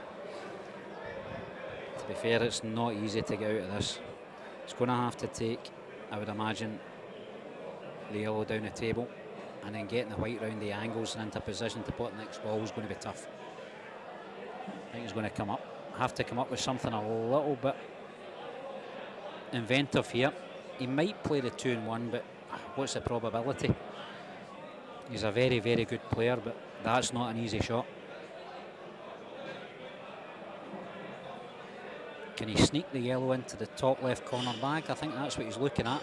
Oh, he increases the angle of the pocket if he comes off the other red, which is the shot he's looking at. I like this attacking pull. What a shot, Dylan. That is fantastic. He's got experience I don't. I would never have seen that shot. I'm embarrassed to say it.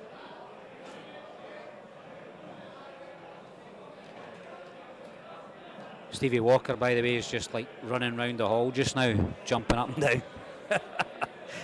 Didn't see the finish he took out, but he's got to have been happy with it. Oh, now Dylan's overhit that. I thought he was going to just play the cross double into the middle. He's probably still going to play that shot, but it wouldn't have been the way he planned, I wouldn't have thought.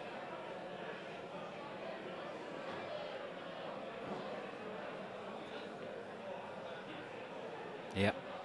He left himself the wrong angle there. See if he just dropped, I think, the yellow into the bag.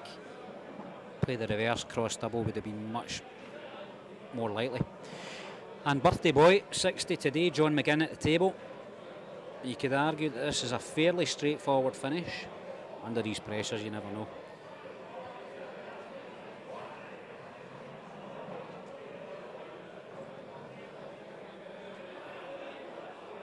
He's come off the other ball. Has he dropped it? No, he hasn't. And he's left Dylan a long, straight black ball. Now, Dylan has got all the quality in the world to knock this in. I don't know, I would argue that this is an 8 out of 10 for Dylan, even with the bridge, but make that 10 out of 10. What a shot, Dylan Mitchell.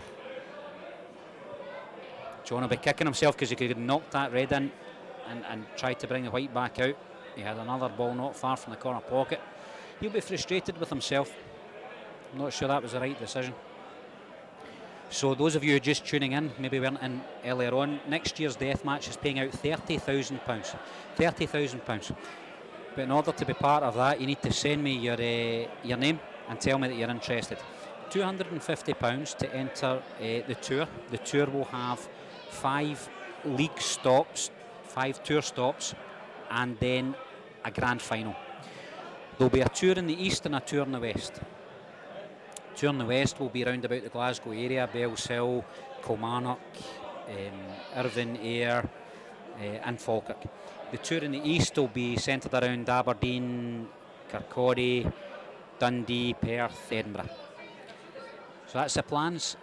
You'll have 5 tour stops and then a grand final. For your £250, every tour stop will have 3 competitions. A little bit like today, you'll be put in a group of 8. If you win your group of 8, you'll get £50. You'll then play the other group winners for a further £250. That'll be competition number 1. There'll be 3 competitions of the same nature on the same day. So there's a chance to pick up £900 on that day. If you win any of the competitions, you're automatically entered into the grand final. The grand final will pay out £10,000. If you don't qualify for the grand final, there's still a backdoor entrance, if you like, to get in. What you need is for somebody to win more than one event, and if they do, they then open the door for the highest ranked player in the league that's not yet qualified.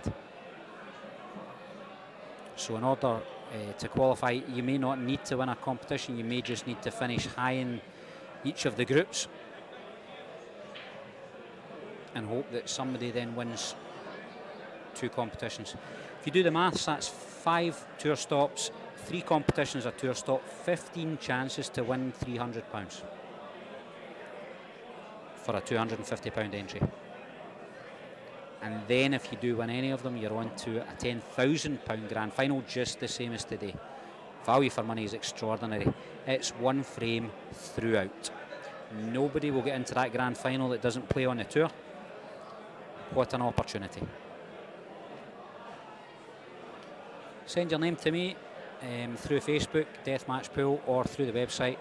There's a contact through the website if you like.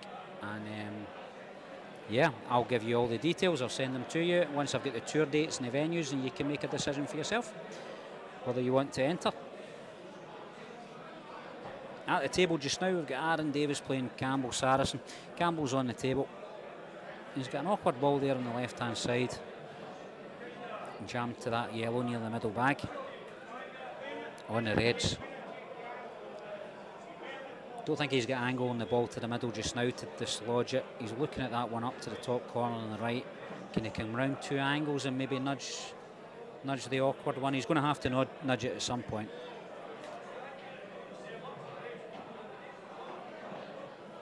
Yeah, that's exactly what he's tried to do, and unfortunately he's opened up the yellows. That would have been perfect had he managed to drop the red that he was aiming for. Puts Aaron in the table now. There's one slightly awkward yellow, but to be honest, that probably won't bother Aaron too much. Quality of his game. Thing is, if he leaves it to last, which looking at the yellows just now, he might, it makes it slightly awkward to get on the 8 ball. He's maybe going to look to move it just now. Nah. Oh, he's going to get on the awkward yellow as early as he can, which most pool players would tell me makes perfect sense, but yeah. So he knocks this in, draws the the white back to where it is just now possibly, and then he's got that ball to the middle. So this is the big shot, if you like. Yeah, he's played it perfectly, so probably not an awful lot stopping Aaron from taking out this finish.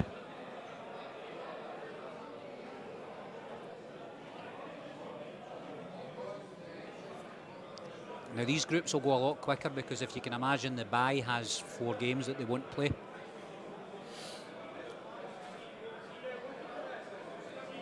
In Aaron Davis's group, which we're watching just now, Aaron and Campbell are top.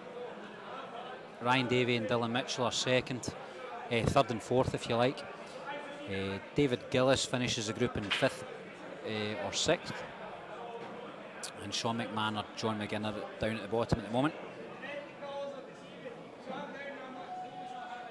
In other groups, we've got Dawood's won his first game against, well, he got a bye in the first game. Joe Finlay managed to beat Billy Anderson. So he's playing against Dawood in the second round. Martin Shades won his first game against Sam Hoare.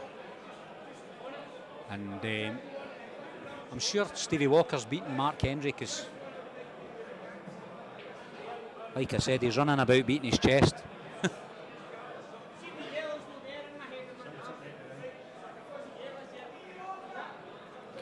So that puts Stevie Walker in the top half against Martin Shades. And Mark Hendry goes down to the bottom half and plays Sam Hoare. Dawood is still in, yes. Dawood's at the... He got a bye because he finished as runner-up in his first group. So because he got a bye, he automatically qualifies for the top 4 place. He's now got to play Joe Finlay, who won his first game.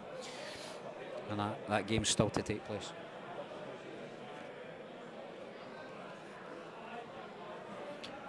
In actual fact, that game has just taken place and Joe Finlay knocked in the black there. So Joe's managed to beat Dawood.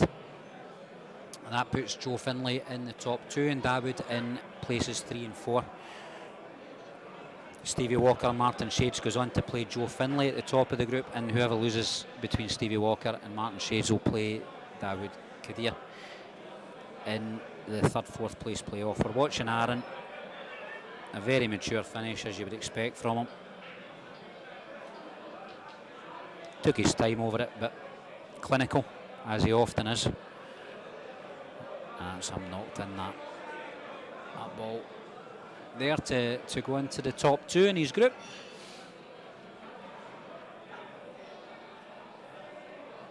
Other games in Dawood Kadir's group. Joe Finlay beat Billy Anderson in the first game. So Billy drops to the bottom half and Joe goes to the top. Sam Hoare get beat by Martin Shades. Martin Shades in the top half, Sam at the bottom half, and Stevie Walker goes to the top half and Mark Hendry at the bottom half.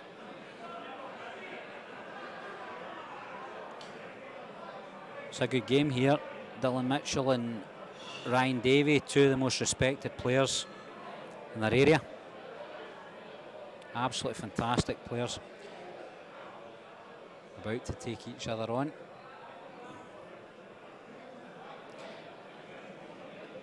This is to see who gets into the top 2 and who goes into positions 3 and 4.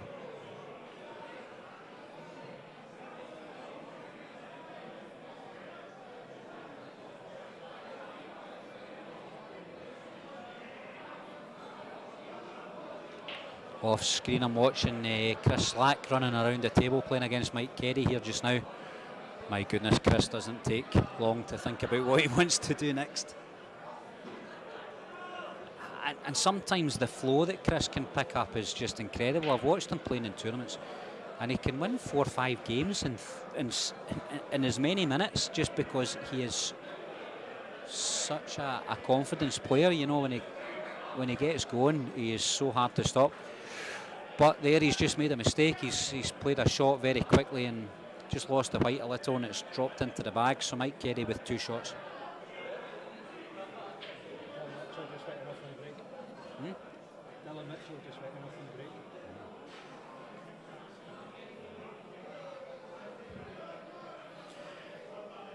So a big break from Dylan. He opened the balls right up, but unfortunately, as you see, he's lost the white. And yeah, Ryan Davey just needs to compose himself, have a wee think, and put them away. Morgan McInnes in his group, he finished runner-up, so he got a bye in the first round. He'll be playing against James Wishart in the second game, because James Wishart beat Glenn Pilkinson. Chris Slack, he lost out to Robert Douglas in his first game, and Anton Riley beat Mike Carey. So in the second round of that tournament, Morgan McInnes beat James Wishart, so Morgan's up at the top of the ladder. He's playing for positions 1 and 2. Makes a difference, because in the last group he finished bottom and had to win 8 in a row. He won 7 and lost out to Chick McCaig in the final. Now he's up at the top. He only has a game, maybe 2 to win. Robert Douglas played Anton Riley. Anton Riley won, so Anton Riley now is at the top of the table with Morgan McInnes playing for 1 and 2. That means James Wishart and Robert Douglas play for positions 3 and 4. Glenn Pilkinson will be playing for 5 or 6 against either Chris Slack or Mike Carey when that game's finished. Mike had 2 shots, but he's not managed to use them, and let Chris back in. Chris has since made a mistake, but he's got away with it. He's having a chuckle to himself. On the table you're watching, Ryan at the table, but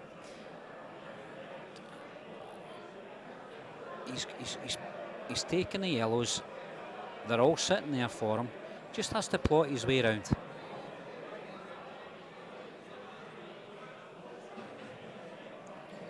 Drops this one to the middle. I think he takes the one down the cushion nearest the black. Then goes across table. Not sure if the one at the bottom of the table passes the red into the right corner, but it certainly goes to the left. Just tailed the white there.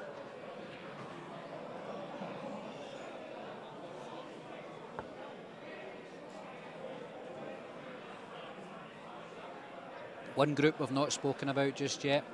Aldo McLeod, he got a bye, went up to the top half. Billy Neal played James Kelly and won, so Billy plays Aldo. James Kelly goes down to bottom half. The other 2 winners from that game, Tam McCallum beat Robert Faulkner, so he's in the top half, and Colin Downey beat Dylan Stansfield. So Colin Downey and Tam McCallum will play in the top half, and in the bottom half we've got Robert Faulkner playing against Dylan Stansfield for a game against James Kelly. Yeah, Ryan seems to be quite comfortable with the order in which he's taking these balls personally. Take the yellow to the right corner, and then the one closest to it to the left corner.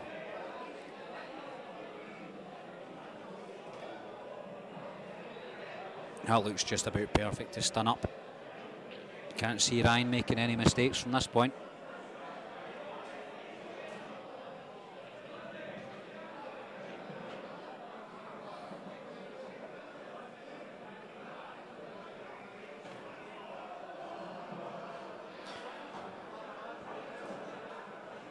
Takes a bit of thinking, but after the thinking, it's a formality for these players like Ryan Davey and Dylan Mitchell.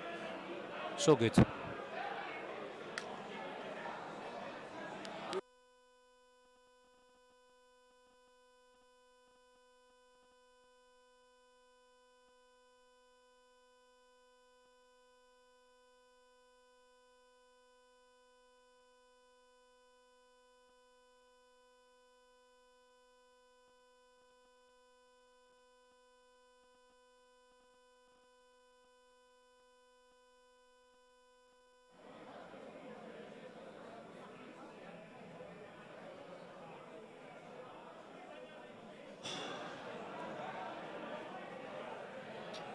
Really strong finish there.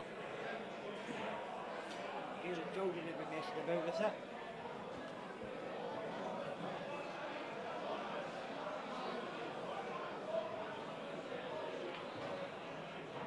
What group are you in? What table are you on? It's You're on table. that's it. Alright. You having a good birthday? Oh, brilliant, mate. Absolutely brilliant.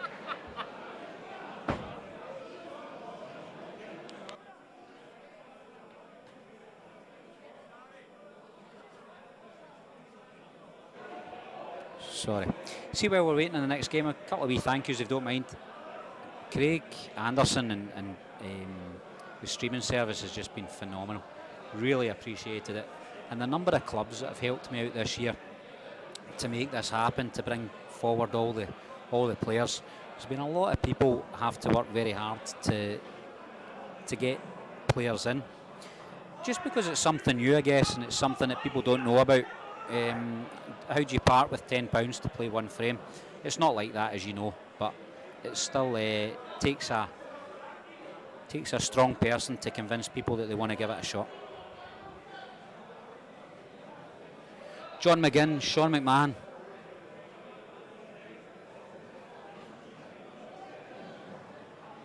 Going to leave you with this one just for a second.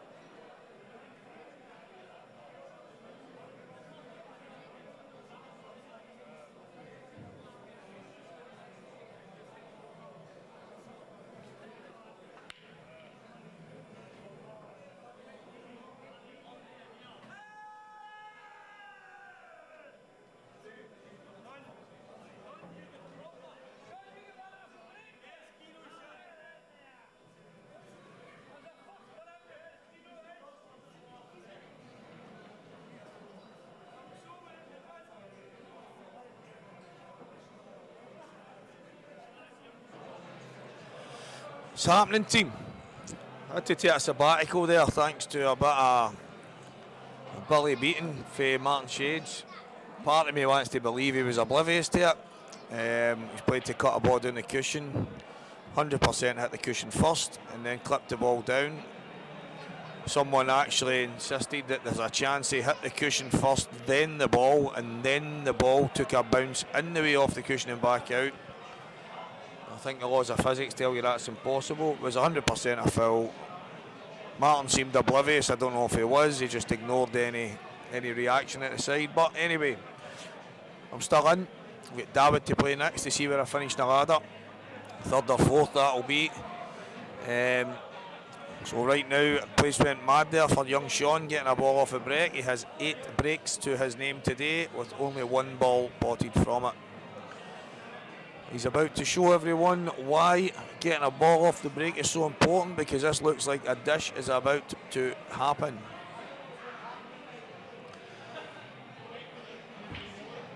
We've had quite a lot of positive feedback of everybody for the commentary, so very much appreciated, everyone.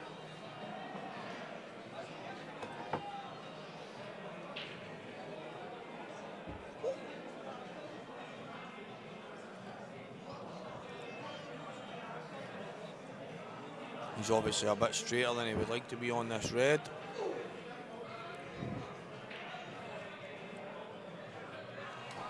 The way Sean plays, I can see him coming back here for the plant. Oh, he's played the gap. Don't believe for a minute he played the gap, but he's played the gap. Drop, drop, drop, and drop.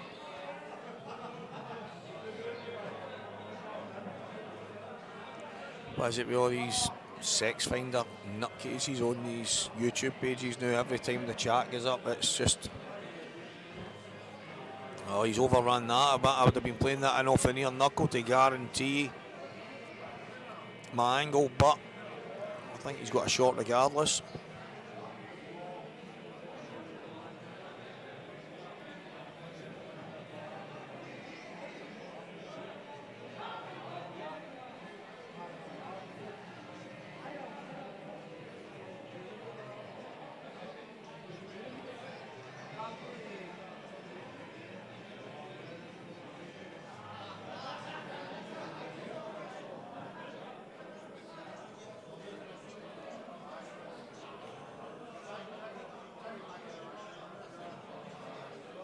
Well, that has not gone to plan for Sean.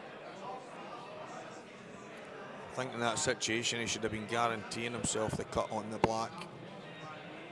Just playing the red full onto it, but he's too far away from that. So that's a very, very, very good shot. Looked as if he'd missed that by a mile. I don't know how that dropped, but that's a cracking cut.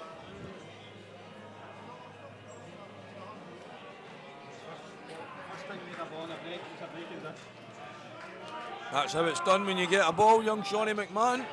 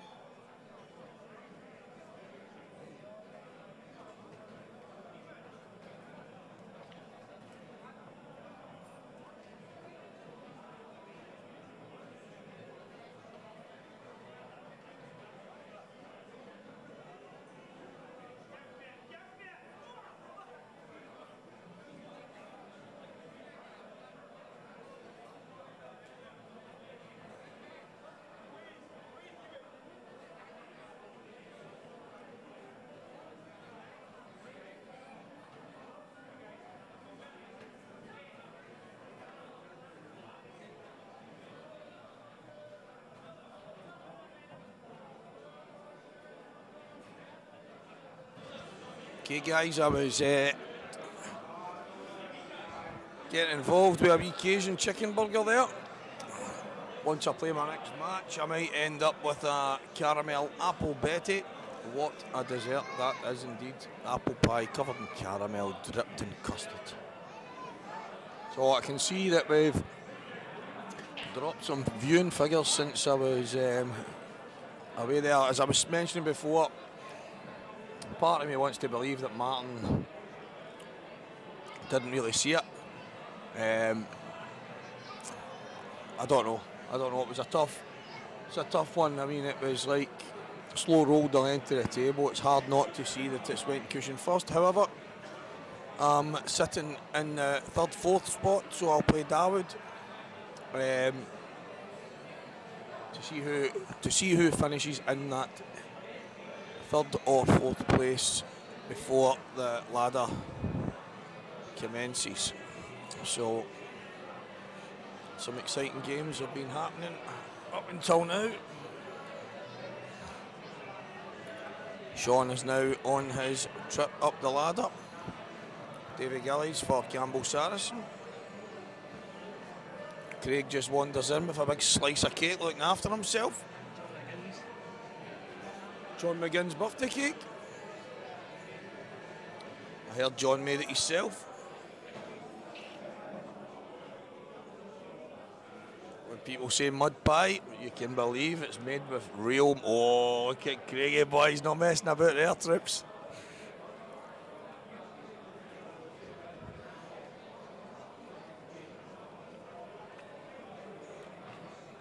It's a good shot from Sean. A couple of reds to navigate. The one at the top, close to the yellow, is going to be his one and only problem ball. I don't know if it passes into the top right.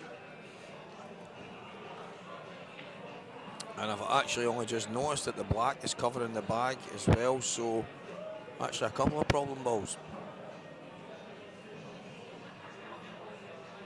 The main man has just walked into the booth. Colin Downey, you joining us here?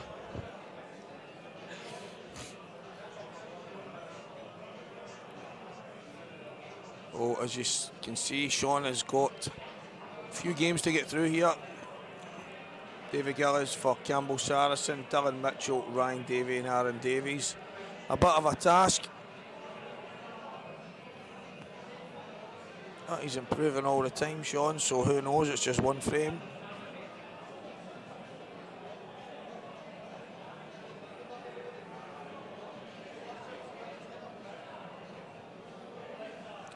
Gary, it's carnage in here. You wouldn't know who's shouting. There's a darts tournament on as well, so the place is absolutely rammed.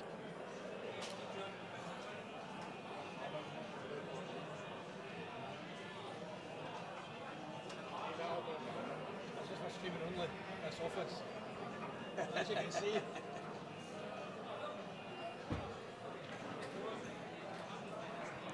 We had a wee visit for the one and only Colin Downey there. Came in, stared us out for about 10 minutes and then just left.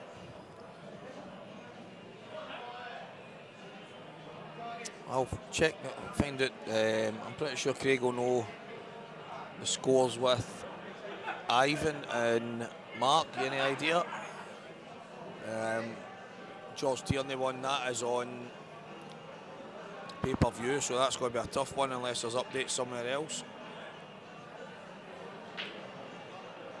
19-10 to Mark McAllister Jr. against Ivan. Ivan's taking a bit of a beating there. Still a long way to go, but Mark needs 6 frames, Ivan needs 15, so there's a bit of work to be done. Just seen a huge miss from Ivan. It looks as if Ivan's gone there, and he's left Mark absolute tappers. I think from what I could just see there, Ivan Thompson really struggling against Mark McAllister Jr. But back to the action at hand.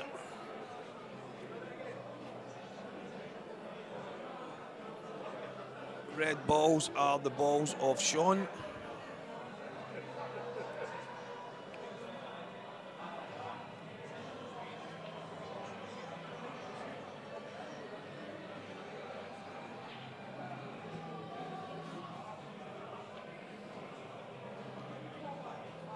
Sean on red, David Gillies on the yellies here. Oh, cheers Gary, just seen that there, 14-5. Don't know how he gets these games, man. He is absolute genius for pulling in these games. People can argue he's no one of the top boys out there. The guys that are obviously got to play him have got a wee bit about them, but fair play to Georgie Porgy. Here we are anyway, guys. Deathmatch pool, 10 grand final. We're in McGoldrick's Pool and Sports Bar, live on Scottish Q Sports streaming. Loads of information on next year's tour is available if you get yourself in touch with Deathmatch Pool on Facebook.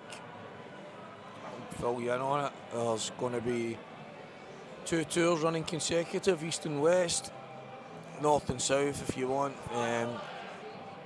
and each of them will consist of a lot of pools, so money to be made on every event, and then qualifying for the big grand final again. So get yourself involved. I think that's me potentially on, so I shall return, guys.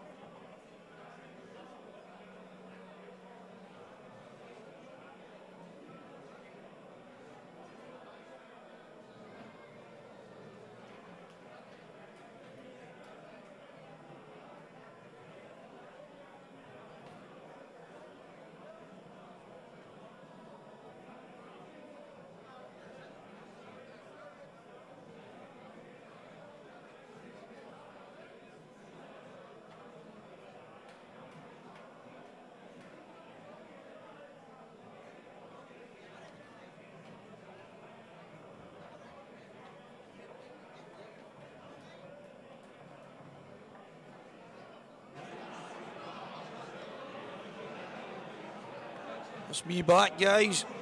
Dawood broke and dished, and then I broke dry. He was absolutely all over the place.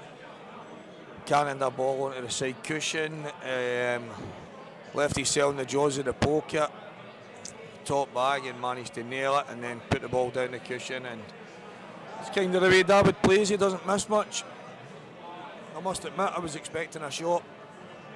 He just didn't land anywhere near where he wanted to be on each ball, so you're kind of hoping for a shot, but I'll now finish fourth in that ladder thanks to a bit of cheating by Martin. Again, I'm not saying he meant it, but it was quite blatant in front of a lot of people. Yeah, I'm sitting here fourth in the ladder instead of fighting it out for top, so shake it off, Walker, shake it off. Look at some of this, some of what you're witnessing here. Campbell Saracen will now play Dylan Mitchell.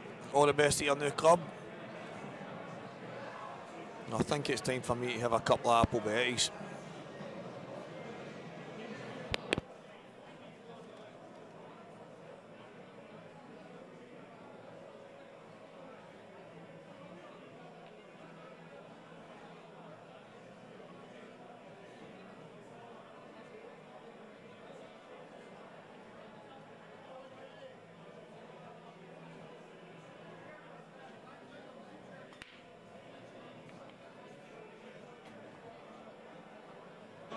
So guys, deservedly so for the harsh treatment the commentators been getting the day on the table for all these amateurs.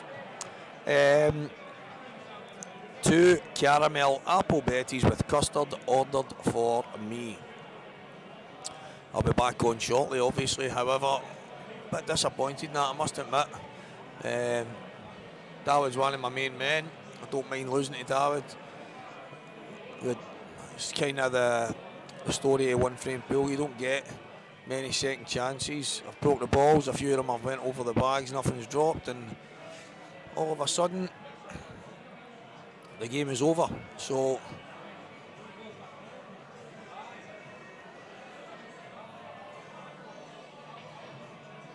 Sam Hoare and Mark Hendry will play.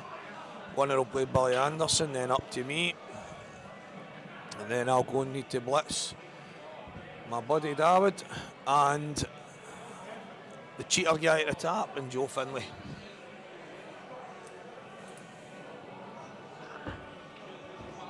Paddy just back there with my change for my apple betties. I had to double check it. Can a guy that would give you a fake pound coin back? 2 pences wrapped in a gold bit of paper.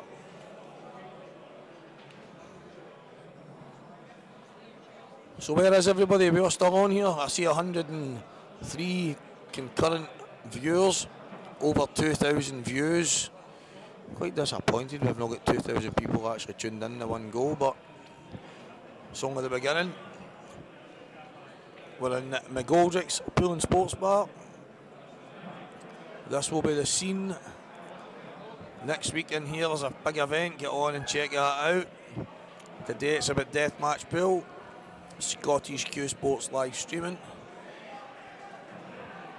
Anybody needs anything live streamed, if you fancy making a reality TV show, believe me, Craig is your man.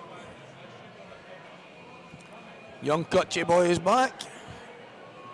Or maybe he never left, he's just letting us know. Hello, hello. Oh, and evening wingnut. Very nicely said there by Derek Mealy. Every now and again I hear people saying Malley, and I wonder to myself if I've been calling this guy Mealy for years and it's wrong. So thank you very much. Thank you very much. Ah, the wingnut, do you see that there, Dale? You've got me absolutely toasted here. Correct me if I'm wrong, guys, is that fight the night? Tyson Fury and Derek Chisora? Chisora, man, just turning up for all these fights and getting yourself some easy cash. Punched in the face a few times, go down in the 5th round, party's over. Cheers for that confirmation, Del boy. It was actually somebody not long ago. I can't remember what it was today with. It might have even been Declan, something we were talking about the youths and juniors years ago or something, the unders, and it was Declan Malley or something somebody says, and I thought, wonder if I've been saying Big Dell's name wrong for all these years.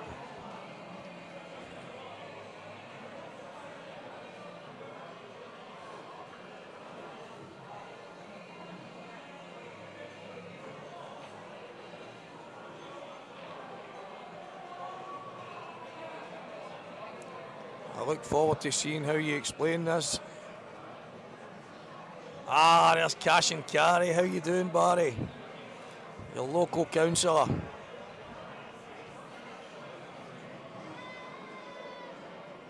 No, don't know if I'm chuffed with that slowest thing, mate. He's were living in a danger zone. But you're right, I am the best.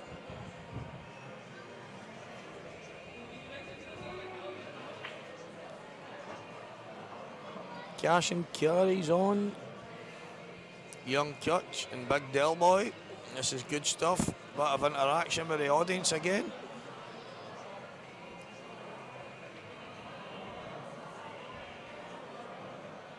Oh, has he played this well? Has he played this well? Has he played this well? Oh, I think he's on this hanger. That's unbelievable. Unbelievable.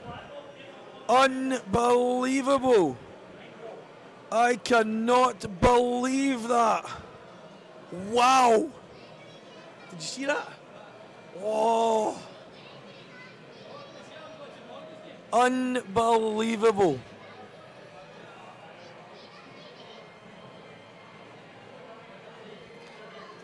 That's the thing, Sean. You're absolutely spot on. For me, the only way, I don't know how to do a job fast, I don't know how to do it slow. The only way I know how to do it is right. So if somebody else that's not involved in my line of work is telling me that I'm fast or slow, I don't know where they get their information from. Maybe they've witnessed some nutcases in the past doing things at a wrong pace and getting it wrong, because I only know the right way, and that's it.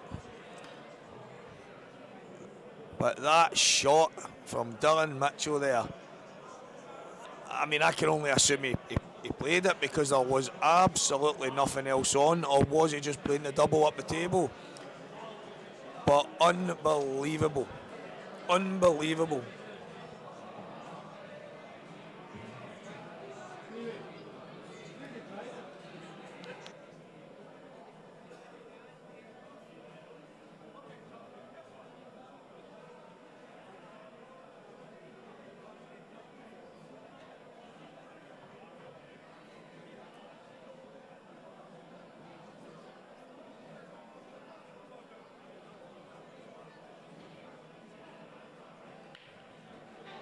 Just had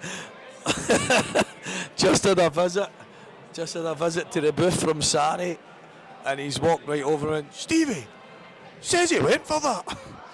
Now guys, make your own mind up. I am not 100% whether he was just doubling it up and playing towards those balls because he knew he had the bag covered, but if he has played and had a go at that, that is one hell of a shot, especially in the midst of a death match ladder. He's now got Ryan Davey for Aaron Davies to qualify for the final 8. Incredible. What do you guys think? Meant it or fluked it?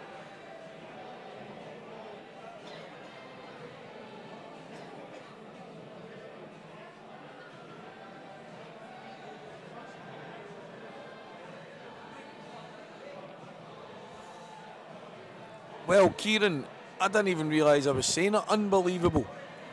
And now I cannot believe that I says it. It's actually unbelievable. It's normally the drama, but there's not been much drama. That was a bit of drama, but in an unbelievable way, if you get what I'm saying, young man. And as I says, guys, he actually came over to Sari and said, I played that. Do you guys believe it or not? I'd love to see your opinions.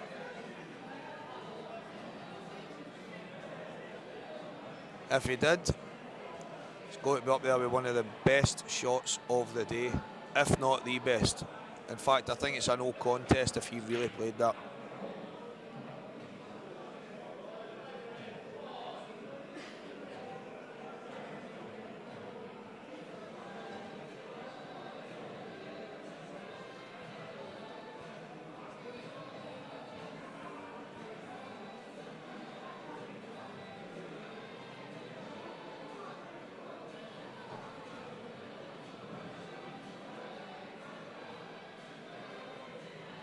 These are crazy nights. That is the right music for this Deathmatch Pool £10,000 grand final.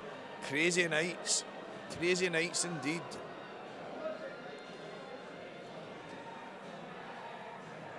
Colin McKechnie, thank you very much, mate. That is appreciated.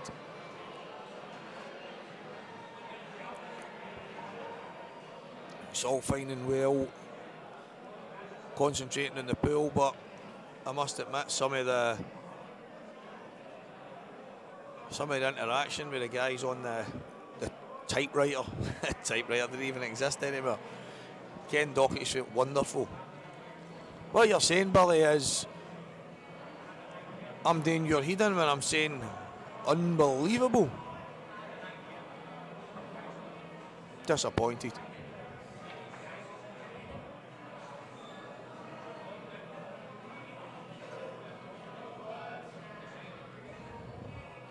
It was supposed to be starting around 8, Colin.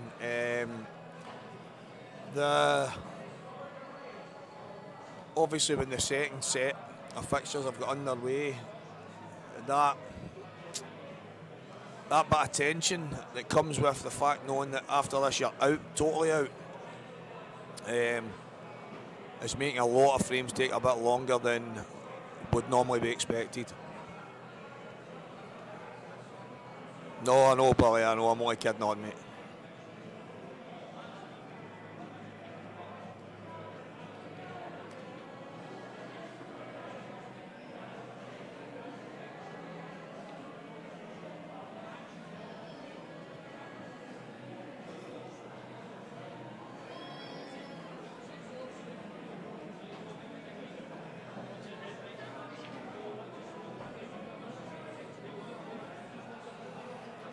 Pleasure, big man, pleasure. I tell you what, the way it's looking right now, it's going to be some final 8. I'll be a bit hard done by if I don't make it into it, but the guys that are going to be in it, some right cracking names, and today it's looking less likely as it goes on that the underdog story is going to happen like the first event. However, I will say that whoever wins this today will have earned it, because there's been some amazing shots, there's been some crazy shots, there's been some lucky shots, but single frames, it's hard to be lucky all the time, regardless of what anybody says. And so far, the guys that are through, I mean, the only one that you could probably feel sorry for is Morgan, who finished bottom of his respected group. He climbed the entire ladder only to run into Chick McCaig in the final, and Chick stormed that with a nice finish. Morgan was really hard done by. That's the nature of the beast. That's the way this works. That's the way this event is set up. You can only win one frame at a time, and to win it you need to win as many single frames as you can. In fact, you've got to win. If you win them all, you win it. All it takes, you could win, if you imagine winning every game in your group and then winning the final qualifier, that's you through to the last 8. Winning every game in the group again, and you're the last man standing at the top, only for a guy to come through and beat you. One frame you've lost all day in a double elimination style event,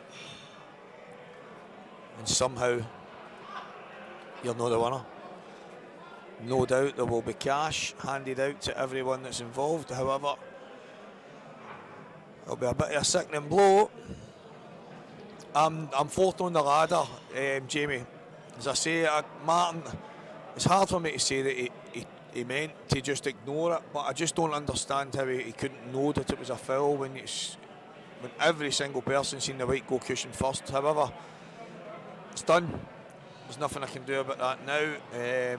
When I says to him, he gave us that kind of stupid look and acted like he didn't know what I was talking about, and then, but after that, David's broken dished me, and I had a chance to dish back, and I've had a really good break, to be fair, but balls going towards bags don't count. They actually need to get in them, so I'm sitting fourth.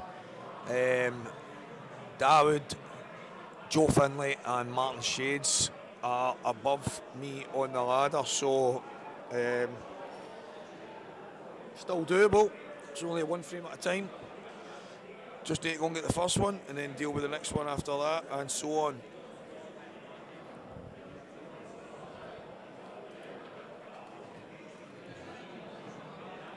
So this is a great tie. The winner of this, now Aaron and Ryan, if they had any brains, they would be doing a saver. I would not be surprised if they all take a grand each, somewhere in that region, in the final 8, and that leaves the final 2 guys playing it out for roughly 4 grand. They could split that to 2 grand each. That's up to them. Could be 3 grand to the eventual winner or whatever it is. But if Ryan and Aaron were to do a saver here and split whatever that split's going to be, they'd be on to 500 each. Loads of options here to try and get yourself some money, but there is a £10,000 pot being played for right now, and it's a lot of money at any time of year, but right before Christmas, not a bad wee chunk to stick in the back pocket.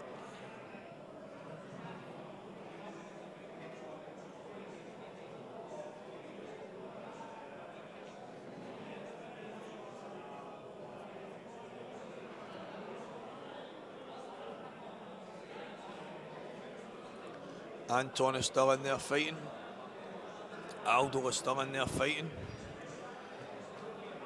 Ryan and Aaron Davies are on here just now. Myself and David in the other groups. There is a lot of players. Deathmatch lives hanging in the balance. Well, let's concentrate on this one. Ryan at the table, and the balls are not sitting great at all. I don't know if that's, even if that yellow's, if that is, I think this is from a break.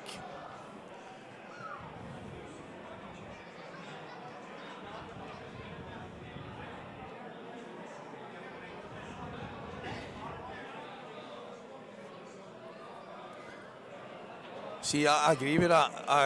I think he's played the double up the table so that his next shot he's got a chance to just bot it and get on the black, but the fact that he's ran through, kicked the ball onto his hanging ball and landed absolutely plumb, I'm not convinced he's meant that all the way.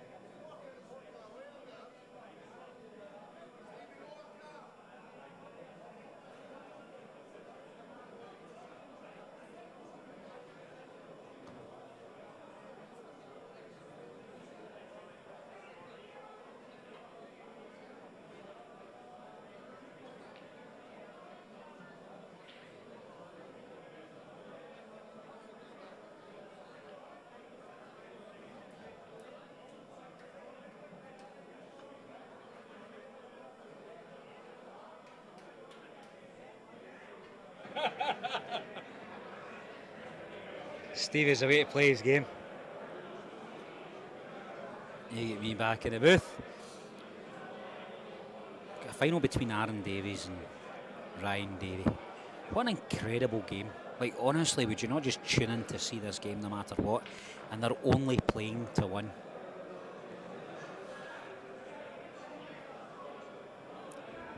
Ryan Davies come through the field.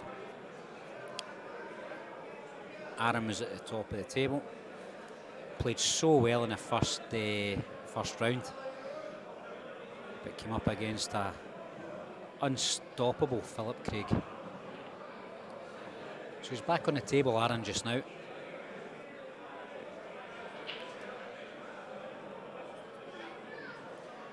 Was clever wee shots get the better of me? I don't know.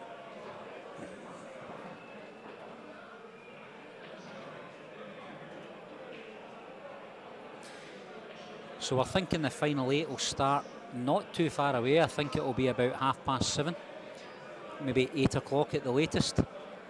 But we'll be on 2 tables, Colin, so it may not last as long as you would expect. Should be out here for maybe 9:30, 10 o'clock, I would guess.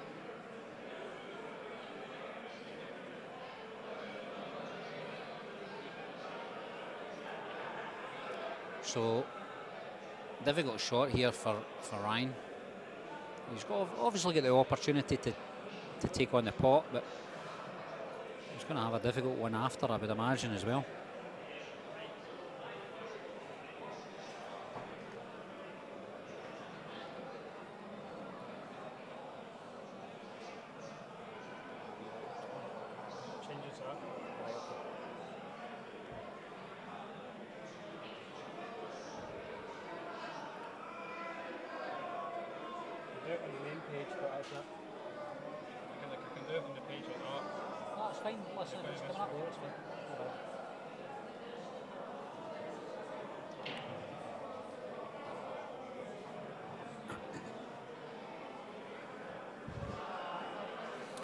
It's amazing when everybody came in this afternoon, or this morning even, every shot was so careful.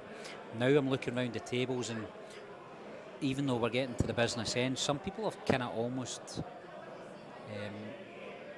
sealed their own fate in their head. You can see those who are strong in their heads, and you can also see those who are somewhat defeated. I don't know if it's defeatist or if it's tired or if it's they haven't eaten, or it's hard to tell. Concentration definitely has slipped a little as you look round the room.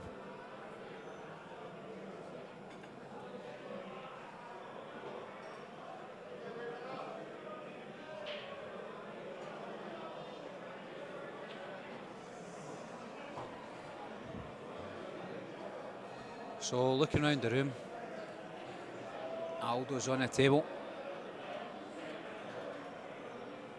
taking his time, working out the finish, but he's been putting a snooker. His ball's right over the corner pocket, so he's got it. Obviously if he hits it, it's likely to drop, and the black slides into the middle bag from where it is, so he only has to make contact.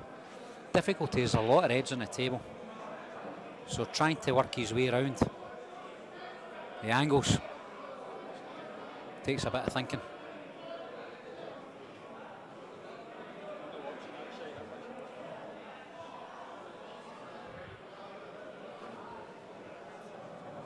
He's playing against Colin Downey, so 2 friends.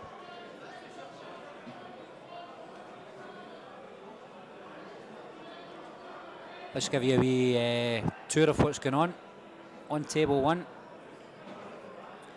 Anton Riley's finished top.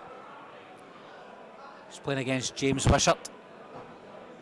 James is down from Sticks in Kirkcaldy.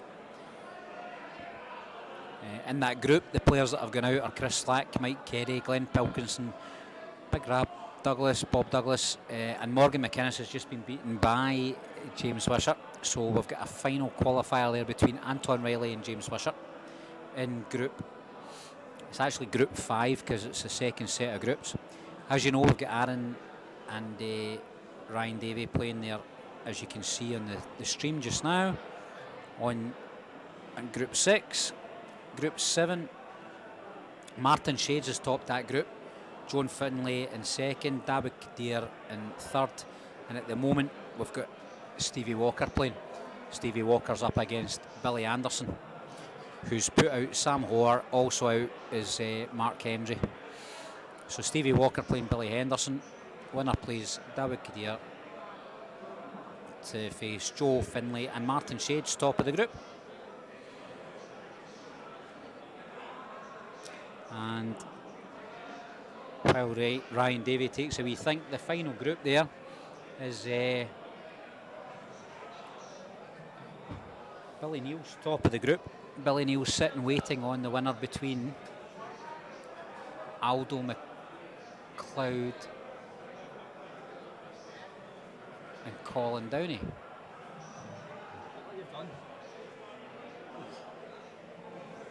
I don't understand what the chart says, because Aldo's playing Colin as we speak. So they've maybe updated the sheet before it's due to be updated.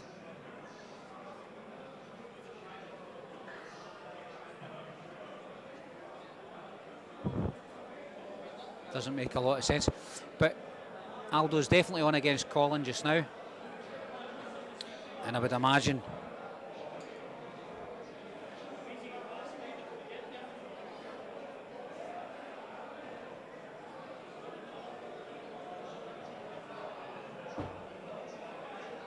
so Aldo's just beaten Colin Downey, shook his hand. So I'm just having a wee look. They've maybe put a score in that maybe doesn't belong.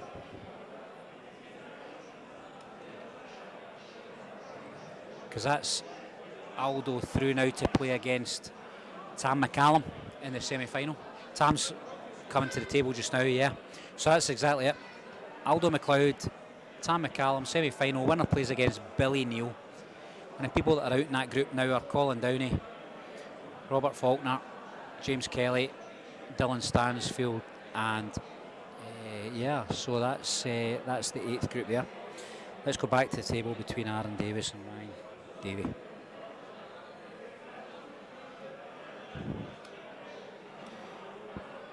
A lot of careful deliberation here.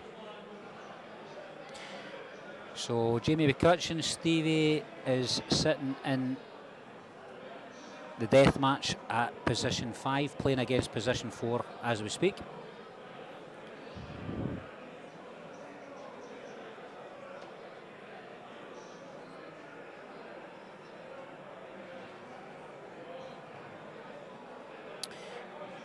And there's a lot of tension out there as we approach the final table.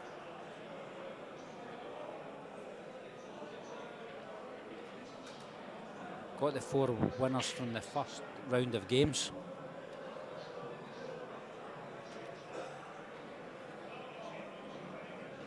That game between Anton Riley and James Wishart's finished. I'll get you a result just now.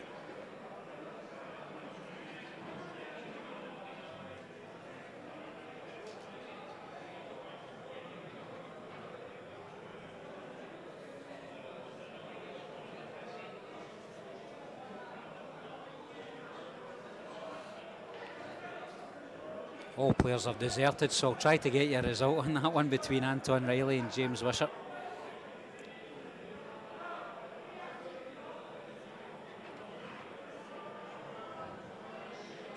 That's finished.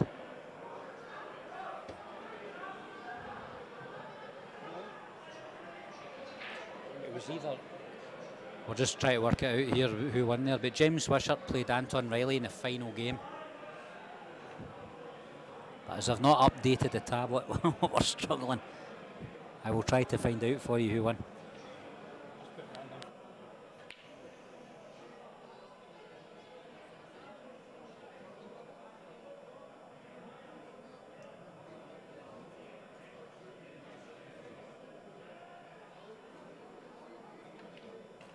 So we now know that Anton Riley has made it into the final 8.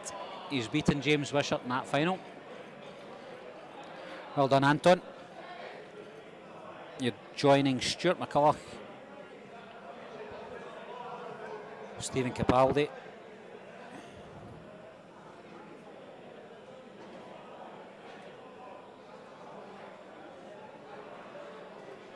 as you saw there, Ryan Davies just won that group there, so Ryan Davies in the final now as well.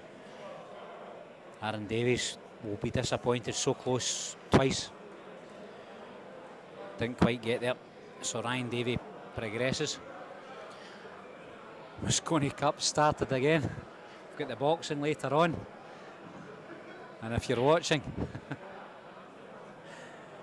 Sanchez and Fuller have just put a 9 ball. Oh, I'm just watching back Ryan Davies' final yellow. I can't believe I was missed. I was that busy trying to find out who Anton and Wishart had won there. I'm so sorry I didn't catch that. What a shot from Ryan Davies. Oh my goodness. This is the worst commentary in the world, isn't it? Not watching the screen that the actual game's on. Wow. Do you know, John Joe, the shot clock would make the game interesting, but personally I've never get bored watching somebody deliberate over what shot to play in this format because it is only one frame. But I get when you're watching it on the stream, you know, you don't want to spend a million years waiting for somebody to make a decision. So I do understand that. And the shot clock, I think, would be an amazing idea, especially if it got to that point where I want it to. Matchroom Sport put it on a television for me in Sky Sports. That would be amazing. So we're looking for that to happen. And the shot clock, I think, would make that situation so much better. I totally agree. How many extensions would you need? There's a question for you.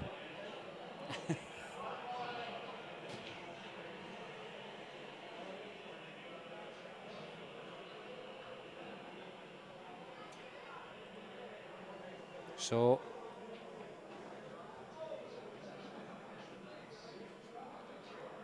I'm going to just jump over to the other table. Stevie Walker's face tells me that he didn't win that one. No, mate, it's not to do with that. It's just I've still no recovered from Mark's team, so just that's what it is.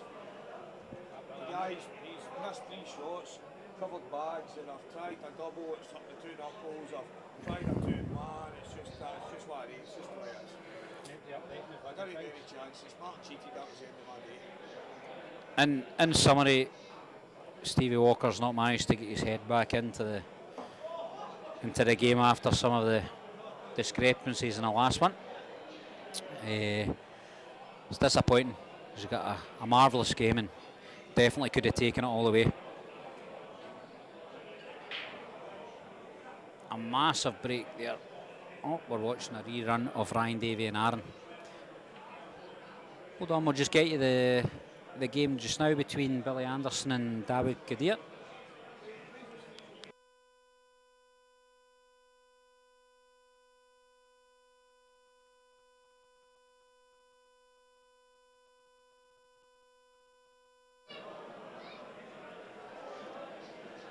Yeah, so as you can see there, names in the bottom aren't quite accurate, but we are watching David play against Billy Anderson in what is effectively the quarter-final in that match. David's at the table, big break. Drop the red onto the yellow, select the yellows. Yellows are sitting out, so he's got a good opportunity here. He's covered the one to the corner. Looks like he's still got one to the middle.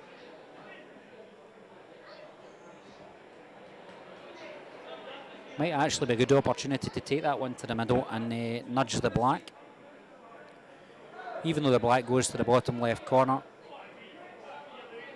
be no harm in opening up a little bit of space, and if he can hold on that black, he's got a really good opportunity to pop that difficult yellow into the middle bag. So that would be the shot I would be playing. However, David thinks differently from me. It's not the worst either. If he plays a stop shot on this yellow to the bottom left, he can then, he can take his yellow to the bottom right, kiss into that red, hold for the yellow and open the black.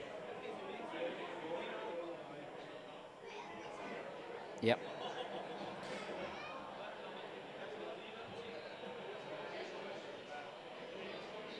Yeah, question you're left with. I know this sounds marginally crazy, but if he screws back into the black, nudges the black up the table just a touch, the white will kick out to the left, still have the yellow, and he opens the black into that middle pocket just a little bit more.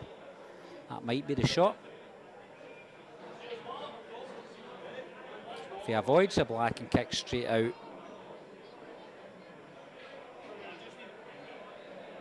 effectively how he's done, now has to find an angle to get that black into either the middle or the side pocket on the left hand side.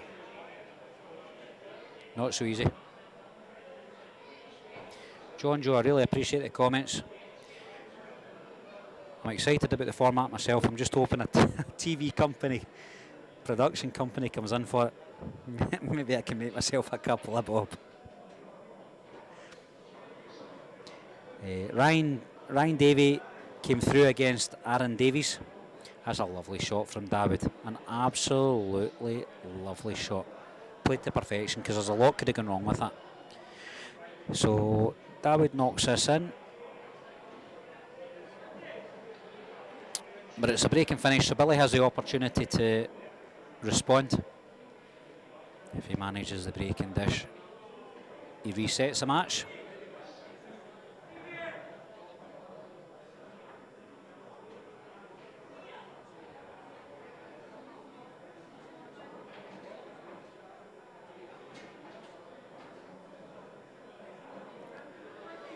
So the winner of this match goes on to play against Joe Finlay in what we would call the semi-final, and then Martin Shades is in the final.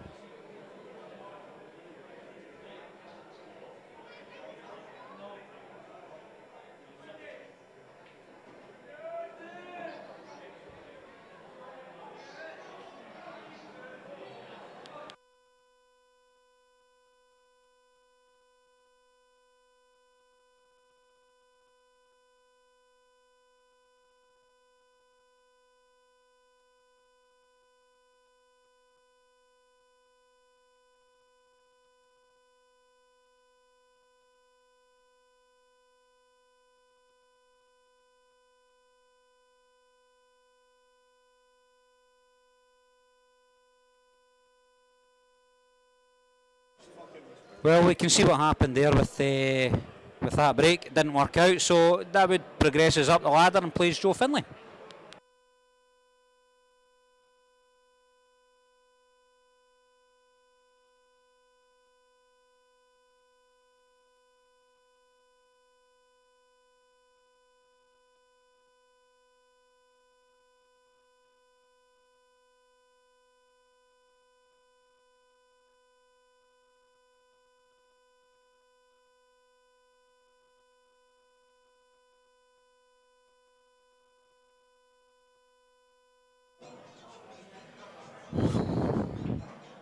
Okay guys, that's me back.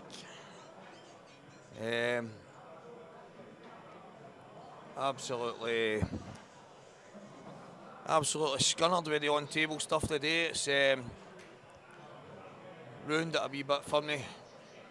And I'm just, the more I think about it, the more I'm not buying it. If you go cushion first and clip a ball, I'm sorry, you know you've no hit the object ball first, so Martin acting drunk can play the game any way he wants. It was a foul, it's cost me. And then everything that could go wrong from there has gone wrong because your head's up your chorus and verse, so aye, absolutely gutted. Gutted, to say the least. It's a lot of money at stake. Looks as if everybody's going to take £1,000 each in that final group, and for something as blatant as that, it's... Anyway. It's a brilliant format, there's no two ways about it. It's easily one of the best formats out there.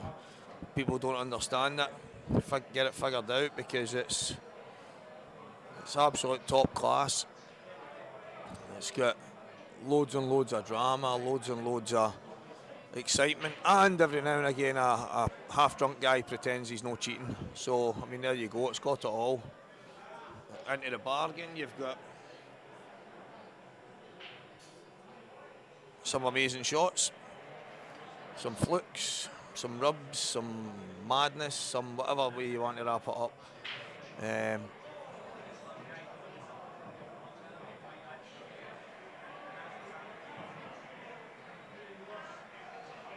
Your head's not in the game, guys. It's not in the game. That's just the way it goes. So, David Kadir and Billy Anderson are at the table.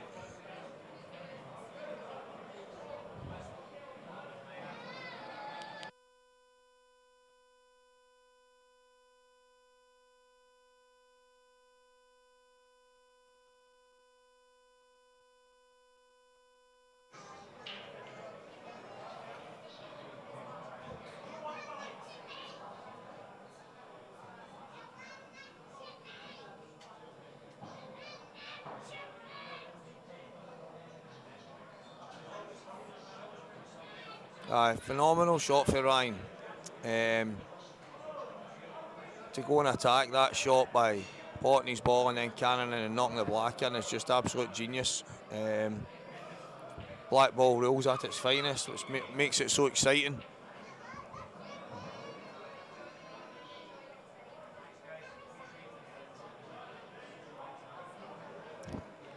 Young Kutch, the format is absolute different class. It's the one thing that I've argued with a lot of people about that don't actually understand it. They'll say things like it's a load of this and it's a load of that. It's pointless. Let's just have a one frame flyer. And you think, but surely this is better every day of the week. You're guaranteed more than one frame. You're then on a deathmatch ladder. You're kind of, I mean, there's loads that goes into this that makes it so much better than a silly one frame flyer. No disrespect, but this is 10 times what that could ever be. And I totally agree that this could and should possibly be a great format for TV. But the only way that can work is obviously the popularity of it growing, because the more and more people involved in playing it, the more and more money that can obviously be raised at the finals. And when there's serious money in these finals, then TV companies can take notice. Good to hear, my man, good to hear.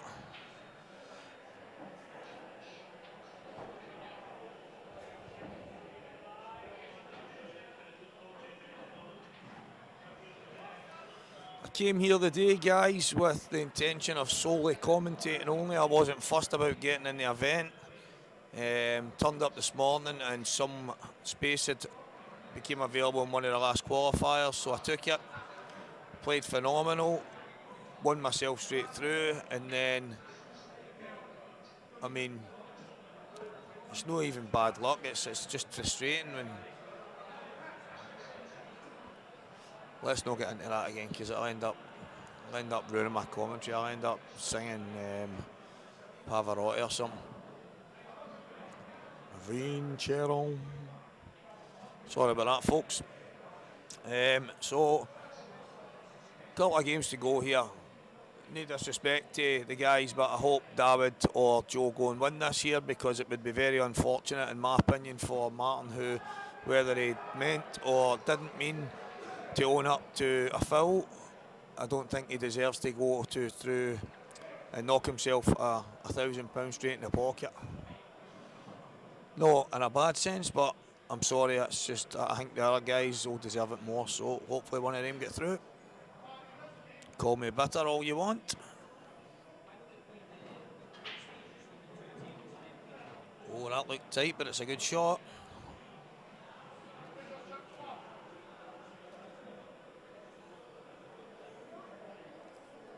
And it looks like out goes broken toe.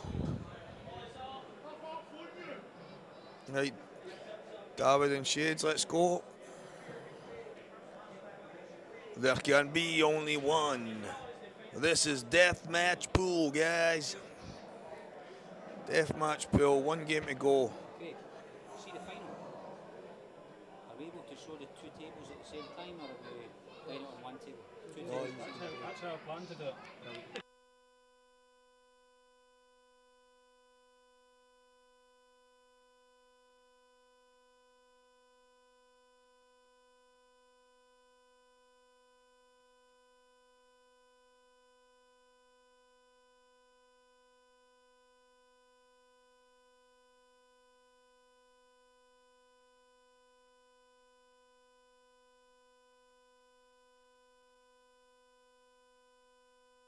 So as I say, guys, David against Shades here, and no disrespect to Martin, but I'm hoping David wins this here. As I say, Martin, whether he realised he fouled or not, to end up with maybe the best part of £1,000 in his pocket as a cut would be a bit of a kick in the teeth. Unless he comes over and hands me half it. So guys, here we go.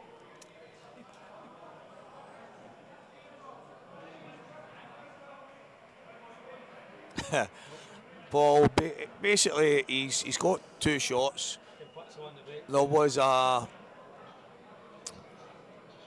I've been kicked in off, and with the 2 shots he's played to cut a yellow down the cushion, but it's either rolled on him or he's misjudged it, and it's the whites ended up going cushion first and flicking the red down, but the yellow, sorry, but the yellows ended up a good 10 mil off the cushion, and it's only went straight down. It didn't move, it didn't go in and out, or as one person suggested, I think it might have went white, then the yellow, then back onto the cushion and then back out, which, unless there was some kind of UFO intervention, is absolutely impossible. So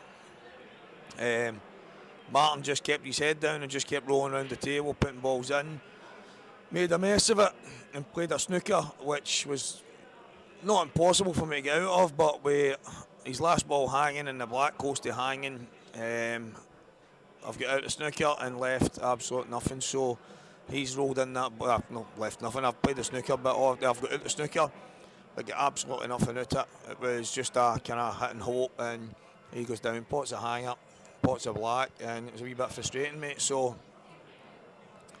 as I say, whether he claims to have not seen it, or if he didn't see it, that's fine, fair enough, but I just don't know how you can. He was the one lining up the shot, he was the one playing the shot, and then when it was kind of half brought up, he just kind of shrugged his shoulders like he didn't know what we were talking about, and Aldo shouted to him, Martin, you've got your glasses in your pocket, get your effing glasses on. Don't know why you're not wearing your glasses and you're playing shots like that. So, but is what it is.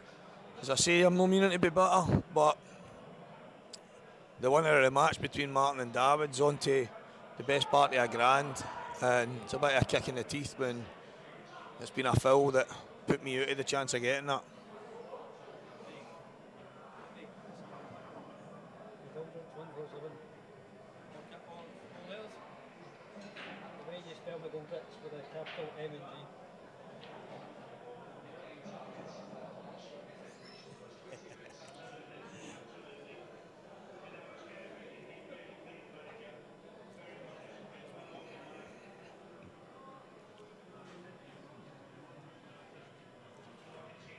No, Paul, honestly, mate, 100% agree.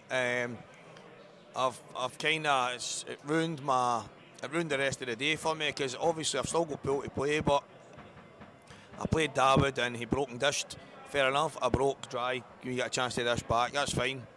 But it was just every shot I was playing and looking at the kind of ladder I'm trying to get myself, trying to force things in one frame pool to get yourself back in with a chance, knowing that technically, if I won that match, I would have been playing a game against Joe Finlay to top the group. So it's a big difference between topping the group and finishing 4th, where you need to play the guy in 5th, then you need to play David again, then you need to play. So it is massive, and as you say, mate, it is bad crack. So it's done now, but it did. It's put a wee bit of dampener on the day. I didn't come here with the intention to play pool, and then it happened. I was only coming here to enjoy commentary, which I have done, but no, I did. As he's kind of walking around the table, and I've said to a few people straight away, well, that was a foul, that's it. And but he's no deaf, he can hear the talk, and he just kind of kept the head down. And then I says to him, Martin, that was cushion first there, and he's just as if you can imagine. I was just kind of a wee bit taken aback, mate, to be honest. Probably could have reacted a bit different myself. I could have charged in like a madman and scattered the balls, and I don't know what that would have achieved, but as far as I'm concerned, few to get there. He's playing with his glasses on now. Funny that, innit? He's obviously been told. I feel his cronies. However, he's not daft. I don't care what anybody says. Martin's too long in the tooth. He's been playing this game for far too many years. So, but it's my fault that I let it get to my head. I still had some pull to play it. So, it is what it is. We move on. As they say, we're in commentary. Hopefully, one of the boys take home the gold. Big Chick's in the final. Ryan Davies in the final. Wait and see what happens here.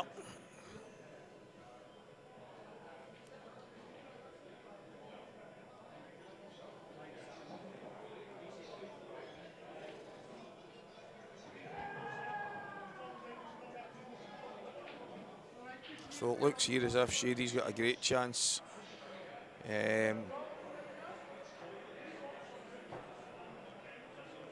Really speaking, there's no much work to be done here. Gets his cell out, takes the 2 balls into the bag where the black is, takes the one next to the red, the one in the middle, and the bottom black is gone.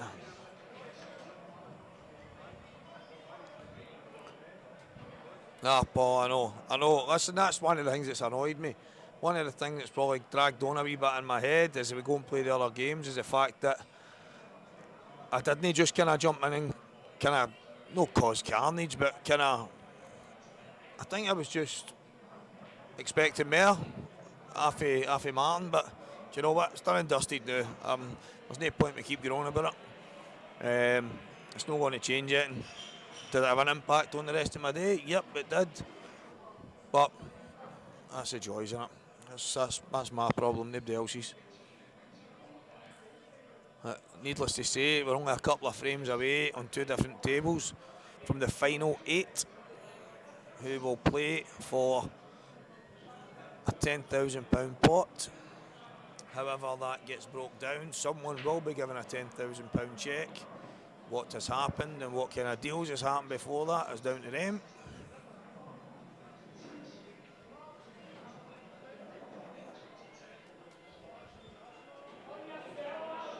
So Martin has took these out well. Got a bit the yellow in the middle. I think he's missed it. It's come back off the knuckle and kind of soaked it in, but there's not much work to be done here.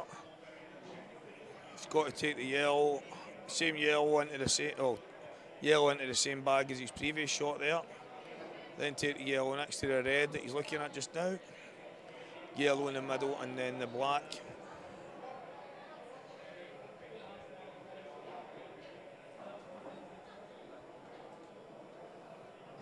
That's exactly what he's doing. Don't see any way he can fail here.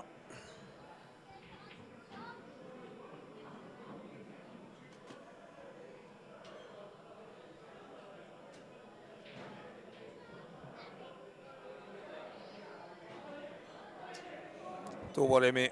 Craig says that I can keep these earphones, so I'll gear them to use every time I'm talking.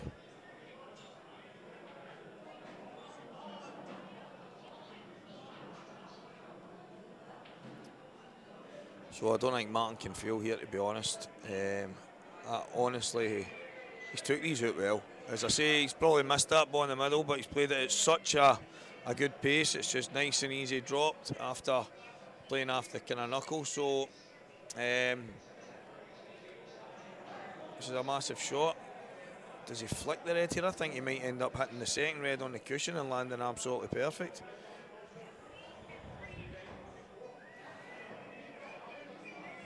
Couldn't fail there. Could not fail.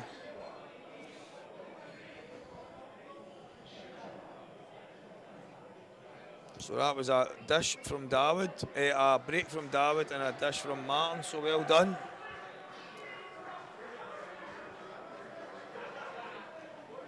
Regardless of what I might be thinking, that was a good finish.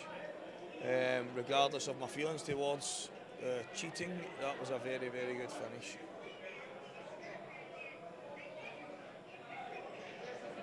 I think that might be everyone in the final, guys. The stream will be getting changed over, I think, for the final. So you can get ready for that.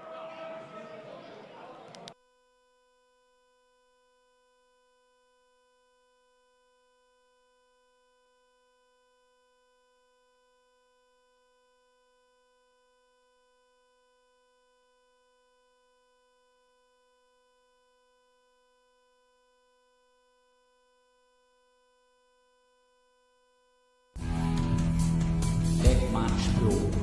Once in a lifetime chance to win £10,000. Play 8 ball, black ball. One winner, one chance, one prize. £10,000. Enter at a venue near you. Deathmatch pool.